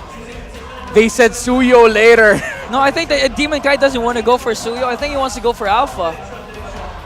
Oh, That's right. Gatot. Oh my goodness, Gatot Eve Alpha would be great. The immortal one chose Suyo ends up with Fnatic Onic Philippines. This world. Oh. All right. So at this point, it does feel like the Edith is going to be so pivotal. Again, you can kind of stretch it out to whoever. But I don't...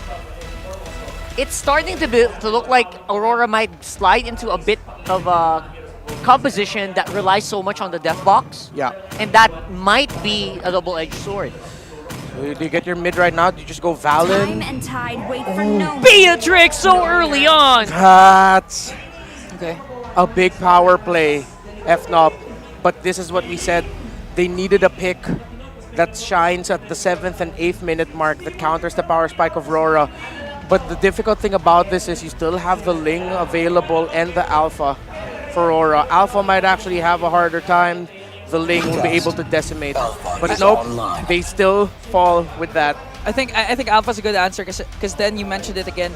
A good power spike for Fnatic Onic would be the 8 minutes, the mid game for specifically Keller with a Beatrix. And what more to counter that with an Alpha pick? You're right. 8 minute in. As soon as they get the third turtle, that's more than enough for Demon Kite. Eventually, they have a good chance of getting the Lord. But then again, we know the kit of Suyo when it comes to neutral objective, the Sever Retribution combination. It's going to be hard for them. So they need something that could actually zone out King Kong in those crucial moments. You know, weirdly enough, with this lineup here, the problem is they're going to be going up against the Gatot Kacha, which will probably pack a Revitalize. Aurora can go high loss. If they go high loss and Gatot Kacha, Fnatic Onic Philippines, one of their best picks that they can go for in the mid at this point will be the Sicilian. If they go up against a high loss and the Gatot Kacha, that turns off the idea of the Sicilian, and they'll be forced to pick up something like maybe like a Vexana or the Valentina, of course, to steal away ultimates. But the fact that you're going up against the Eve Gatot Alpha, I would be terrified as a Valentina to play into that. You need a little bit more range. It's time to go to the all right. show. Oh, what? Good ban. That's so deep. Yeah. That's a deep ban, bro. Literally thinking about Lilia right now. That's such a deep cut. They take away one of Super Friends' historically best heroes ever since his MPL Philippines Season 10 debut. Especially against a Death Box. Yeah. Right? If everyone's grouping up together, Lilia would have been so great. What is Domin gonna end up with here? There's still just a Claude. Claude, Luna, Clint. But Tigreal, okay, Renegade secures his Tigreal. Are they gonna do something surprising for the gold lane for Doming? Are they gonna pick up something like an... The Alice is just all too close. But right now, the front line, what are they trapped with? Grok? Surprise mid lane Matilda? No. Vexana, Aurora is what my head is going to. Is Minnow a good roam for Fnatic? Too soft. Too soft, right? Minnow will struggle here. You're still the Cho though. Yeah, the Cho, but difficult. They need to go tankier. It can't be pick-off style. And again, they're going to have to face against a lineup that is a big ball of... Oh my god, is this the Estes lineup? Even Vexana. Is this the Estes lineup? No, it's still the Cho. Aurora, Okay. no way, right? No way. Oh, sorry, Tigreal. Yeah. Now, here for the gold lane. Who is it? Alice? Alice or Claude? Are we thinking Alice here? Weirdly enough, this has a lot of frontline for a Bruno to shine. Oh. And Brody. You know, those kinds of heroes. Did he get picked you still at have all? you still have like Melissa and Ixia available. It's such a wide pool. Clint. Okay, they go for the It's the backline more burst. stable guy, closer to your front line. Right? It's closer to your front line so they can respond faster if someone goes through. So it's not that bad, but the range is a little less. The lineup of Aurora can reach the backline of Fnatic Onic Philippines easier. This puts a lot of pressure onto Kirk and to Brusco to make sure that they get the Eve, they get the Clint. They cannot pour everything onto the front line of Aurora. There it is. You called it right there. For me, if Aurora doesn't reach their mid-game power spike, it's gonna be hard. Yeah. Especially as Fnatic Onic snowballs with King Kong, Suyo, and Keller as well. But still, for me, 50-50 like what you mentioned a while ago. All right, everybody, throw out and get your coins ready. Here we go for game number 7 of the Grand Finals. It's been years since we've gone this far. It's been months since anyone has ever made Welcome to Onyx Mobile sweat this way. Legends. Aurora have made mortals of gods unless they're both gods, one game away from winning the championship. Welcome to Game 7. It's go. Fnatic Onic Philippines versus Aurora MLBB. Oh man, I had just realized that I have not been part of a 7-game series just yet since I started casting back in Season 8. And I'm so happy that we finally have it here with two amazing teams that have been defying odds all season. Welcome to your first, Joseph, and this could also be the first for many here in this bout. Many athletes putting everything on the line. Brusco flickers away. Again, look at that. Just how locked in both the teams are that even if you have to defensively flicker, Kirk was right there.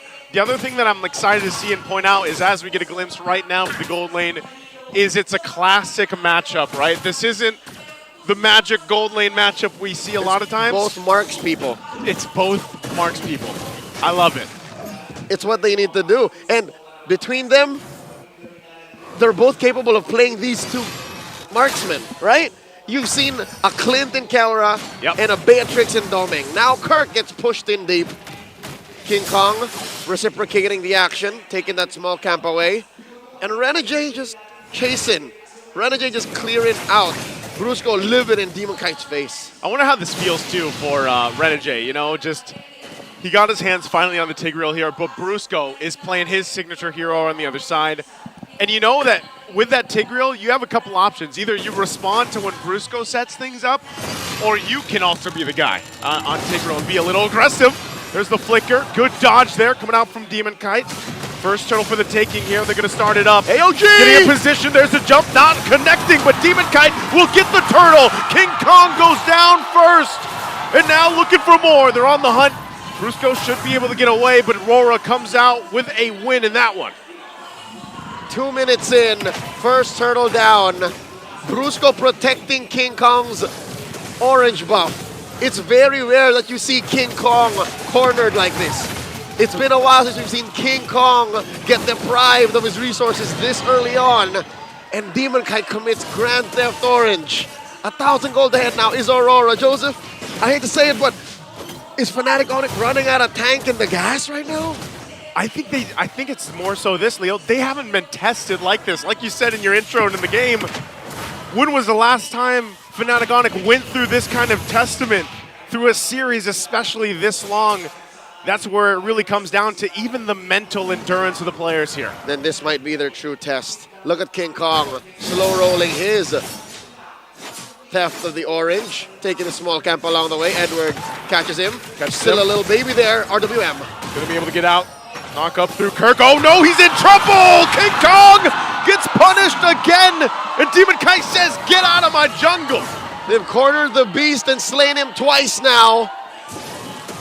Edward canceling the AOG, getting inside Fnatic Onic's head. And now Demon Kite's gonna clean up house. They're about 2,000 gold up now, and the second turtle hasn't even spawned. This is pretty crazy because for a player that is so integral and part of the success of FNOP. That's the regular season MVP. That's the regular season MVP. He is now falling behind in terms of trying to keep up with the pacing being set. And Demon Kite has adjusted throughout the series, got his hands on this alpha, and is just proving to be a nuisance. Sometimes he doesn't even get caught because he defensively uses the Sphere of Alpha. And then re-engages. Turtles up. And just as quickly taken down. Aurora, 100% turtle take rate, 4 minutes in. Oh, this is trouble right here for Fnatic Onic. They're going to have to go ahead and just kind of buckle up at this point. We know the statistic, 2 turtles back-to-back for a team, what they can do for the early game into the mid-game here. So they might try to, you know, scrap up what they can. You can see the placements here for King Kong, where he's going. Even though we got punished last time, he doesn't care. He's still going to be in the jungle of DK. And that's what led him to be such a successful jungler in the regular season. Continue playing the map. Continue finding resources until you can get there. And in this series alone, in this 7-game series, we've seen him do this with a Nolan. Yep. Now, with a Suyo, that's a whole nother story. Looking at the item game, about 1,500 between Kelra and Doming. Dear God. Whoa, whoa. Doming is on a gold mine. Where did he get all that money? Where is it from? Because everywhere else it's equal down the middle. Aurora have successfully funneled everything to Doming. That was nearly just the, I guess, the farming and all that turret gold. The shielding And I guess he was double laning. That's a, I don't know, man. That's a smart cowboy right there. That's a rich cowboy. That's a rich cowboy right now because they're going to have to deal with that. He's also now on the top side, so they're just going to leave him alone, let him do his thing. Domeng farming up. Fnatic will push that bottom turret themselves. They can't get it fully just yet because they can't overextend, and that's another turret now in the hands here for Aurora. Clean for Aurora. So far, top lane tier 1 taken down, bottom lane tier 1 taken down. The map is shrinking for Kelra. And King Kong just struggling to keep anything and everything in his own jungle. Luckily, his retribution is still on point, but that means all turtles, they're conceding over to Aurora. Yeah, this is going to be the 3 for 3. I'd be surprised to see FNOP try to fight this, but they don't even get a chance. It's so quick to go down here. This is looking really good for Aurora right now. Nice, comfortable lead at 2.6, almost 3K up. Under the 7-minute mark, all 3 objectives in your favor, and they can play around the map now as they set their eyes on the tier 2 here in the top. You mentioned earlier how Renegade's Tigreal can actually play both offensively and defensively. I don't see him playing defensively or reactively at all. If anything, his mere presence is sending shivers down Brusco's spine. Brusco can't even cross the river right now. That's not what you want to see in a show. It's not what you want to see, man. And maybe, you know, this is now up to King Kong to just play the map. He's going to have to do the best he can, but I'm even worried for him because if he's pushing somewhere else, there's so many tools to go ahead and try to catch him, and that's exactly what they're looking to do now. Renegade is still going to be used. King Kong will spawn him out with the Queller, but now, again, tier 2s are being pressured. We saw Fnatic Onic do this even the previous game this early on. Mid lane, toss up from Kirk. Primal Wrath going to be used. Demon Kite won't land the Spear of Alpha. They still want to fight. Eternal Guard going to be dropped down too. They're going to try to fight. There's the kick coming out from Brusco. And Renegade goes in, finds the lockdown, and Demon Kite's taken out by Kelra. They're still hunting for more. Kelra. Domeng falls. Kelra trying to buy time. Yue and Edward chasing him down. Kelra, will he be able to get the space he needs? RORA loses 2. The gold standard gets away with murder. Fnatic Onic's first win in this 8-minute game. 2 kills, 1 on DK, another on Domeng. Those are the 2 perfect targets. Everyone else is just an accessory to Aurora's success right now. That is what Fnatic Onic needed. How did they set that up? An amazing play. It started with Kirk playing footsies, faking it, Primal Wrath. All right, they engage, popping the rule manipulation. Next thing you know, Kelra was in the back blasting him. Oh, that's what you got to watch out for. I mean, he even used that flicker, right? So they're not going to have a couple of these battle spells now for this fight. So RORA will go ahead and start things up. They know they have the advantage with the ultimates that they have. They still have to respect what FNOP can do. That's all of them in there. Lord now on a 10th of its health. They're going to go for it. There's the jump on in. Renegade going to be in trouble, and Demon Kite gets the Lord. Spear of Alpha going to be able to lock down King Kong and Brusco. Edward trying his best, but he falls next. The 2-for-2 trade, but RORA gets the Lord. Damn straight, Joseph. At the end of the day, Aurora win that trade. A roamer and an XP laner for a Lord, the opposing jungler, and the roamer.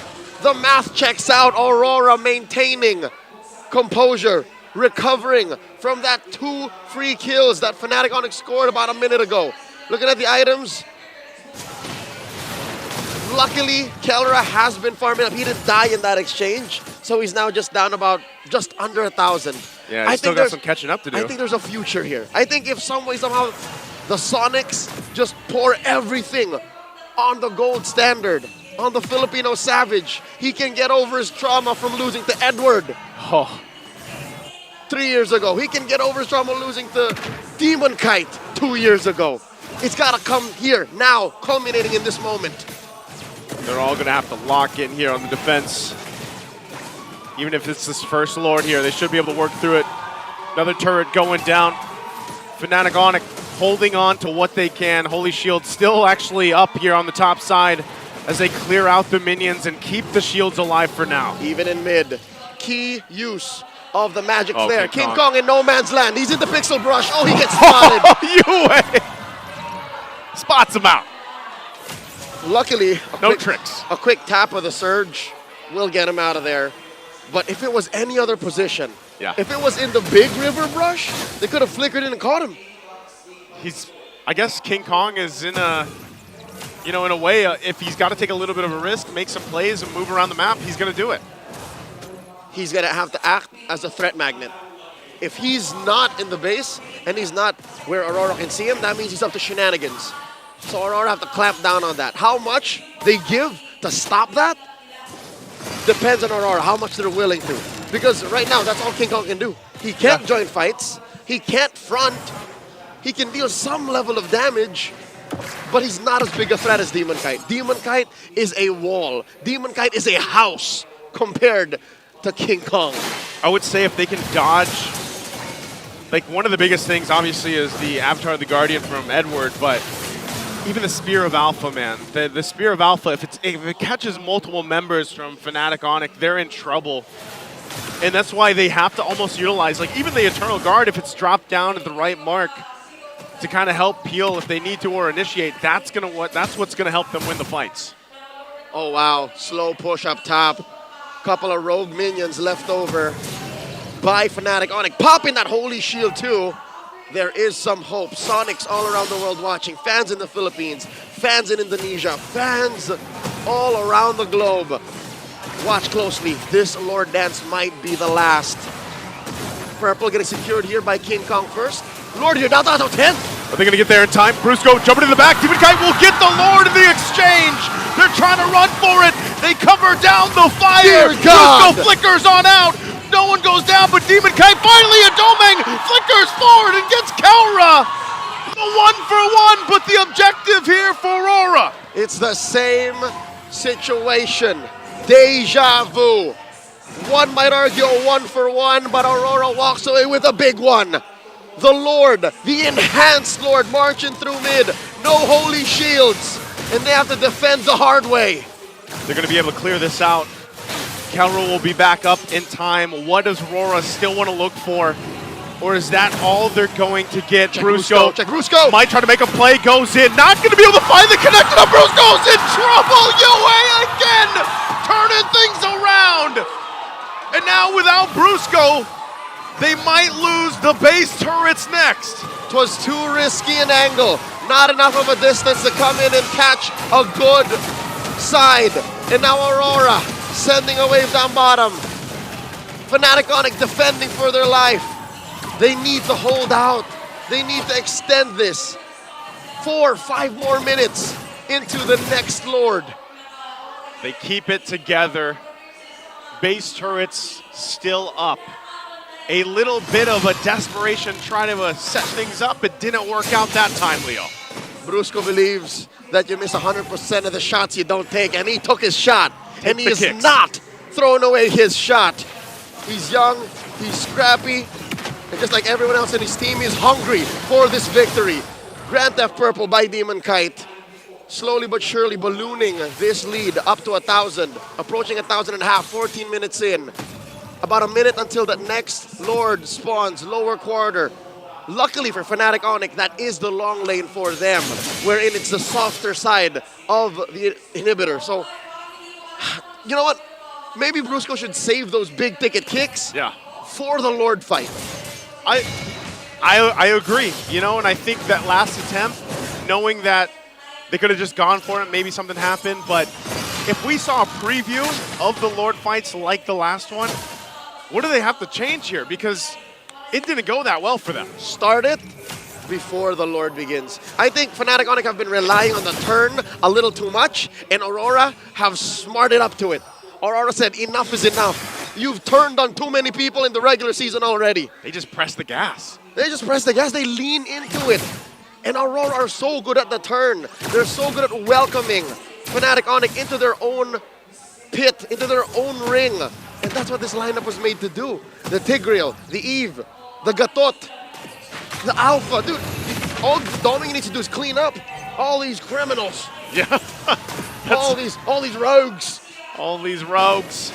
It's about to be high noon. Actually, it's past the high noon at this point. Game 7. Past 15 minutes. This Lord going to be crucial for either team. It's a half health. Brusco and Kirk now a third. Going down the front. Kelra not going to find the Renner shot. Eternal Guard going to be dropped down They get that out. There's the implosion coming out from Brusco! Renegade. Brusco could be in trouble. They're trying to get the zone, but King Kong's out of the picture. Again, what? Super Prince gets the Lord. Fnatic Onic Philippines trying to withstand the fight. Edward jumps into the backside. Brusco will kick him in the face, and Edward's still alive until Kirk takes him out. It's a battle in the mid lane. Domain, but Kaura shows them the shot to the face, and they're on the run to the defense. What a turnaround! Starting with the Monster Mage, the Lunatic Prince. Total anarchy in the Lord Pit. He took advantage of that. He had eyes on the prize. And the Enhanced Lord walk for Fnatic Onic Philippines. Back to back with Ultra Instincts on Kelra. He had eyes on the perfect target. He knew King Kong was gone. So he protected himself, kept himself scarce, and then started shooting for the high heavens. Edward and Domang will be back up here to try to stay in this game. Lord still has to be worked on, and it looks like they're only going to get the base turrets. Talk about the poetry of securing that Lord with the Eternal Guard from Super Prince. The back and forth, the ebb and flow, the beautiful and brutal exchange between these two world-class athlete teams. If you're not watching this right now, you're missing out. This is what you pay attention to if you want to see peak MLBB. And the only thing between them is an inhibitor and 2,000 gold. How? How is it that close? Yet still seemingly both teams engage as if their lives depended on it. Leo, I'm not even complaining. We are here on the desk and I am entertained. I wouldn't want Game 7 to be any other way than how this has been for the past 18 minutes. And it brings us back to that. The Lord coming up in a minute. Are they going to try to make a play? Are they trying to get a numbers advantage? Because now the defensive items come into play with this. Now they start juggling. Demon Kite just picked up his immortality. Demon Kite also has a winner crown, so he can jump in. Spear of Alpha, front, and then come back, deal extra true damage. Fnatic Onic have to accept that fact that the box does not belong to them. They have to play outside the box. They have to bait the box. They have to live in the box to be able to understand how Aurora do it. And look at the damage dealt by Yue. It's just so sticky. A box, the real world manipulation, but Super Prince is a one-of-a-kind mage. Super Prince comes from the same DNA that Few, Sanji, Yue, Sans, they're all the same breed. They are, man, and they come in clutch when it's needed most. And that is a huge factor for both these ends, both these teams here. Lord has already spawned, upper quarter. This is an evolved Lord. Dare I say, whoever scores this might as well take home the championship. River Control going over to Aurora first to the scene. They do take the Little Wanderer. Renegade still has his flicker, still has his immortality. So there's a lot of engage on Aurora. How does Fnatic Onic juggle all of those factors?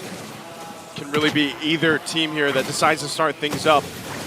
King Kong will make his way to the fight. Or is he going to try to push and play something else here? Lord might get soft reset here. Where's King Kong going? There it is, King Kong taking the long way around.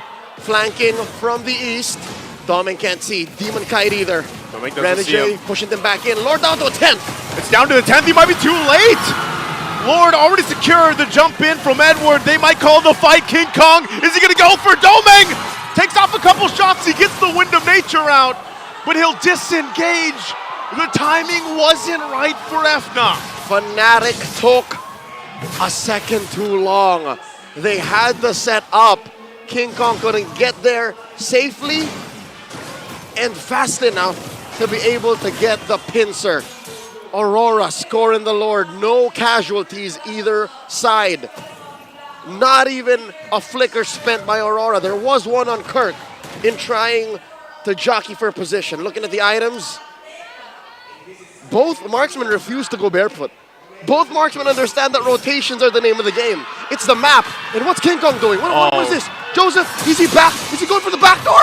He looks like he might be. He's actually just going to handle that wave, even using the retry. He sees it. They see it. He has to go home. He has to go home. He's going to go home. They got to defend here. Lord's going to be worked on. Eternal Guard already dropped down. There's the box once again. The AOG is going to be used. They're clearing out the minions. Edward trying to get out, and Spear of Alpha coming out from Demon Kite. Kirk gets the killing spree, and Edward goes down too. And the explosion comes through, and they turn it around. 4 members of RORA are down, and Domeng will try to go to base, but FNOP, after a decisive team fight victory, will prep up to march in, and Domeng, he can't even get back to base in time. It's all on him. It's all on him. From a dominating regular season to a hard-fought grand finals, the Sonics will not be dimmed by the lights of Aurora. They stand unbreakable. And new MPL Philippines champions, Fnatic Onic Philippines.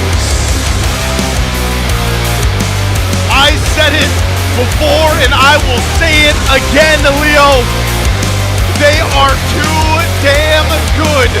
They are a force of nature, seemingly unstoppable since the season started. Here tonight they were made human, but they were also made immortal.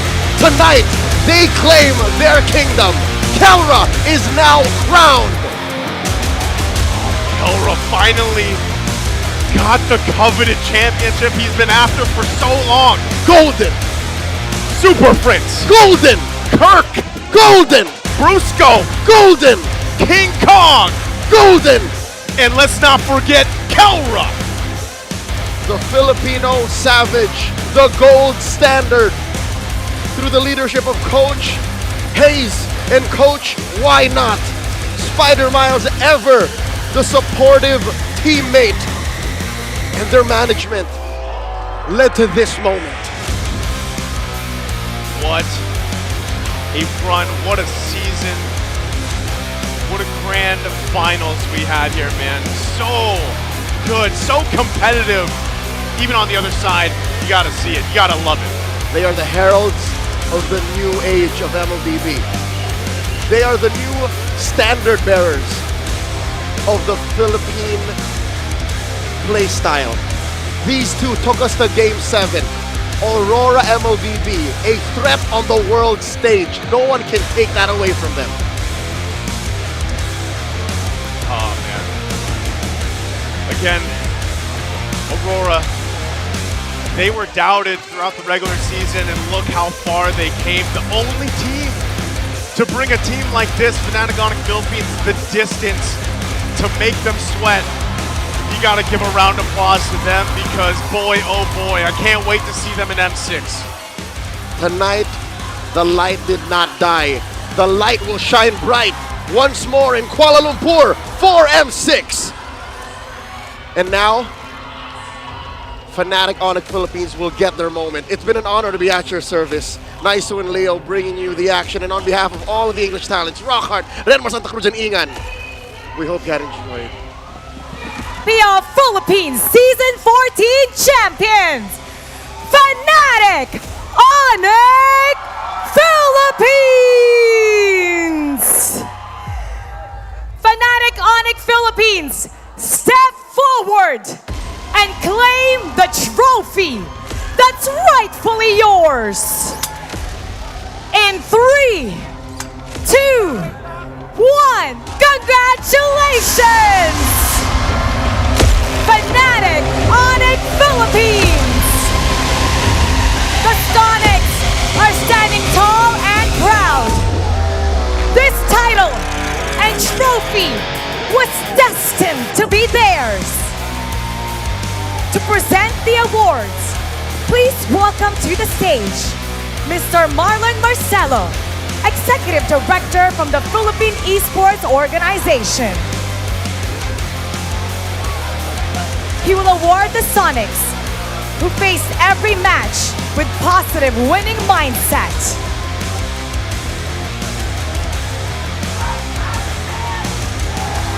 They have dominated everyone who stood in their way. And now they are the champions.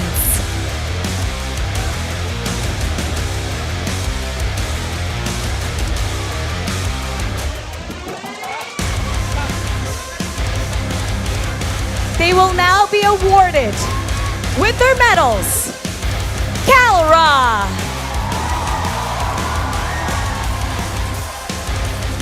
Kirk,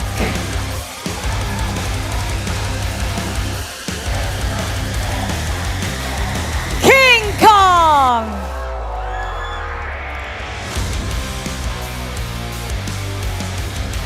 Super Friends,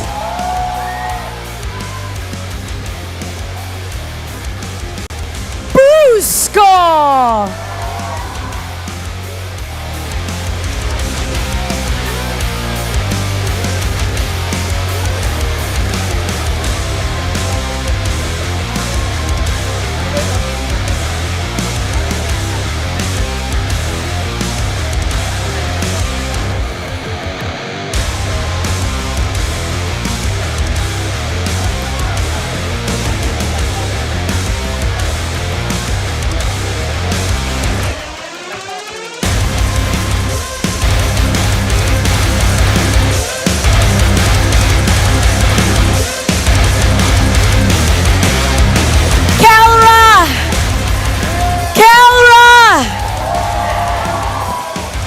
finally, hindi ka na matatawag na uncrowned king. Ikaw na ay isang kampyon dito sa MPL Philippines. Ilabas mo kung ano ang nararamdaman mo, Kelra. Maraming salamat sa lahat ng nanonood dito, sa mga sumusuporta sa amin.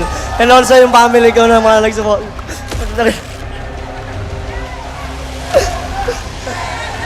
And now, it's time to announce our finals MVP. Our finals MVP is the one who made great execution in their decision-making and leadership. To award this, it'll be presented by Mr. John Carlo Felix, Sports and Games Inspector from the Games and Amusement Board. The finals MVP is the player who was critical to their team's victory. And your finals MVP is... Kelra! Kelra! Once again, not only are you the representative ng Pilipinas para sa M6, not only are you the champion, ikaw ay isang finals MVP! Lahat ng to dahil din sa mga teammate ko, sa mga naniniwala sa amin. Wala na lang masabi. You are the champions! The stars have aligned! And this trophy is yours! Once again, Fnatic Onic Philippines, step forward and claim what's yours! Lift your trophy so high and show them how champions celebrate. In 3, 2, 1, Fnatic Onic Philippines!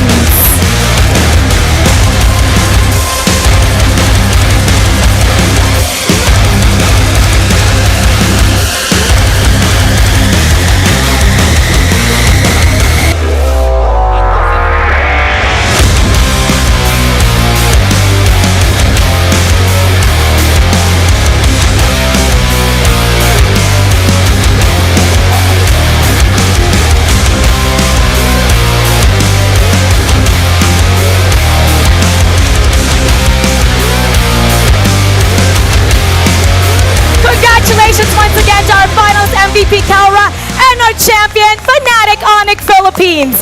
This concludes our season for MPL Philippines Season 14.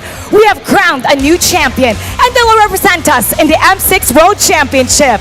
Ipapakita pa rin natin ang tunay na lakas ng Pinas. Keep it good vibes everybody and see you in M6.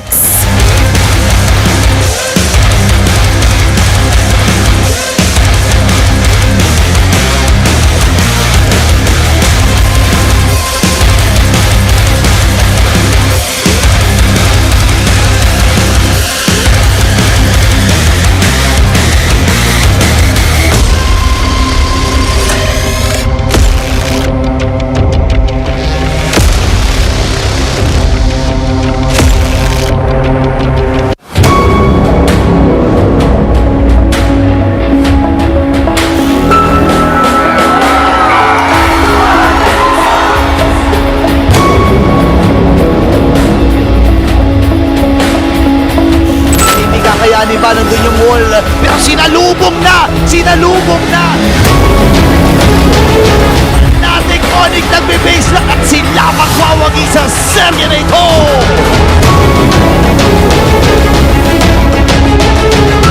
Gusto na kagad tapusin ng Fnatic Onic Philippines. Nag-aantay na lang sila ng minions at ang mga Ricos ay nandun din. Super Prince nagpapatay na lang talaga ng literal. At ang unang laro na ito ay mapupunta sa Super Cup.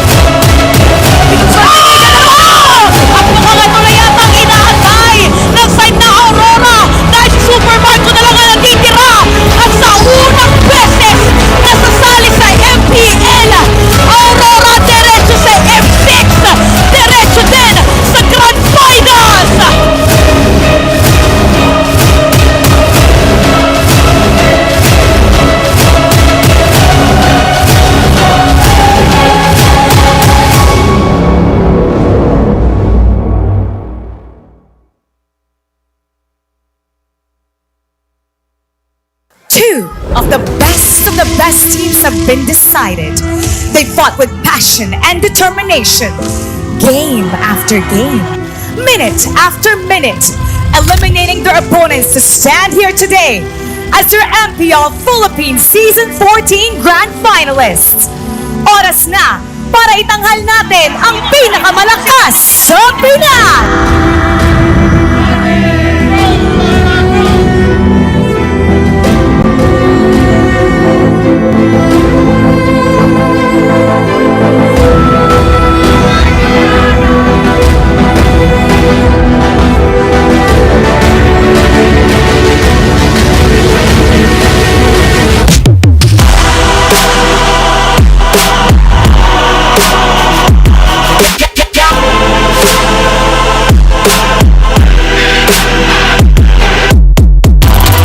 Napakalapit po ng ating Game 1 Grand Finals. Napakaganda ng laro.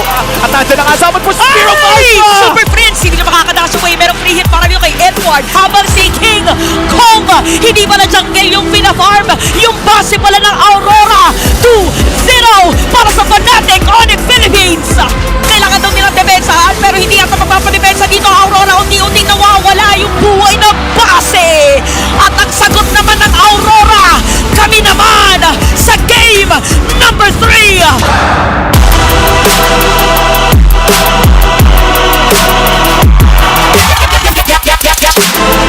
Unti-unti na lang inuuwi sa mga players dito ng Aurora at kitang-kita natin ngayon si Doming na lang ang natitira. Meron pa silang weekend wave na inaantay pero si Brusco ay patay na rin. Pero patay na si Doming. It's gonna be a wipeout for Fnatic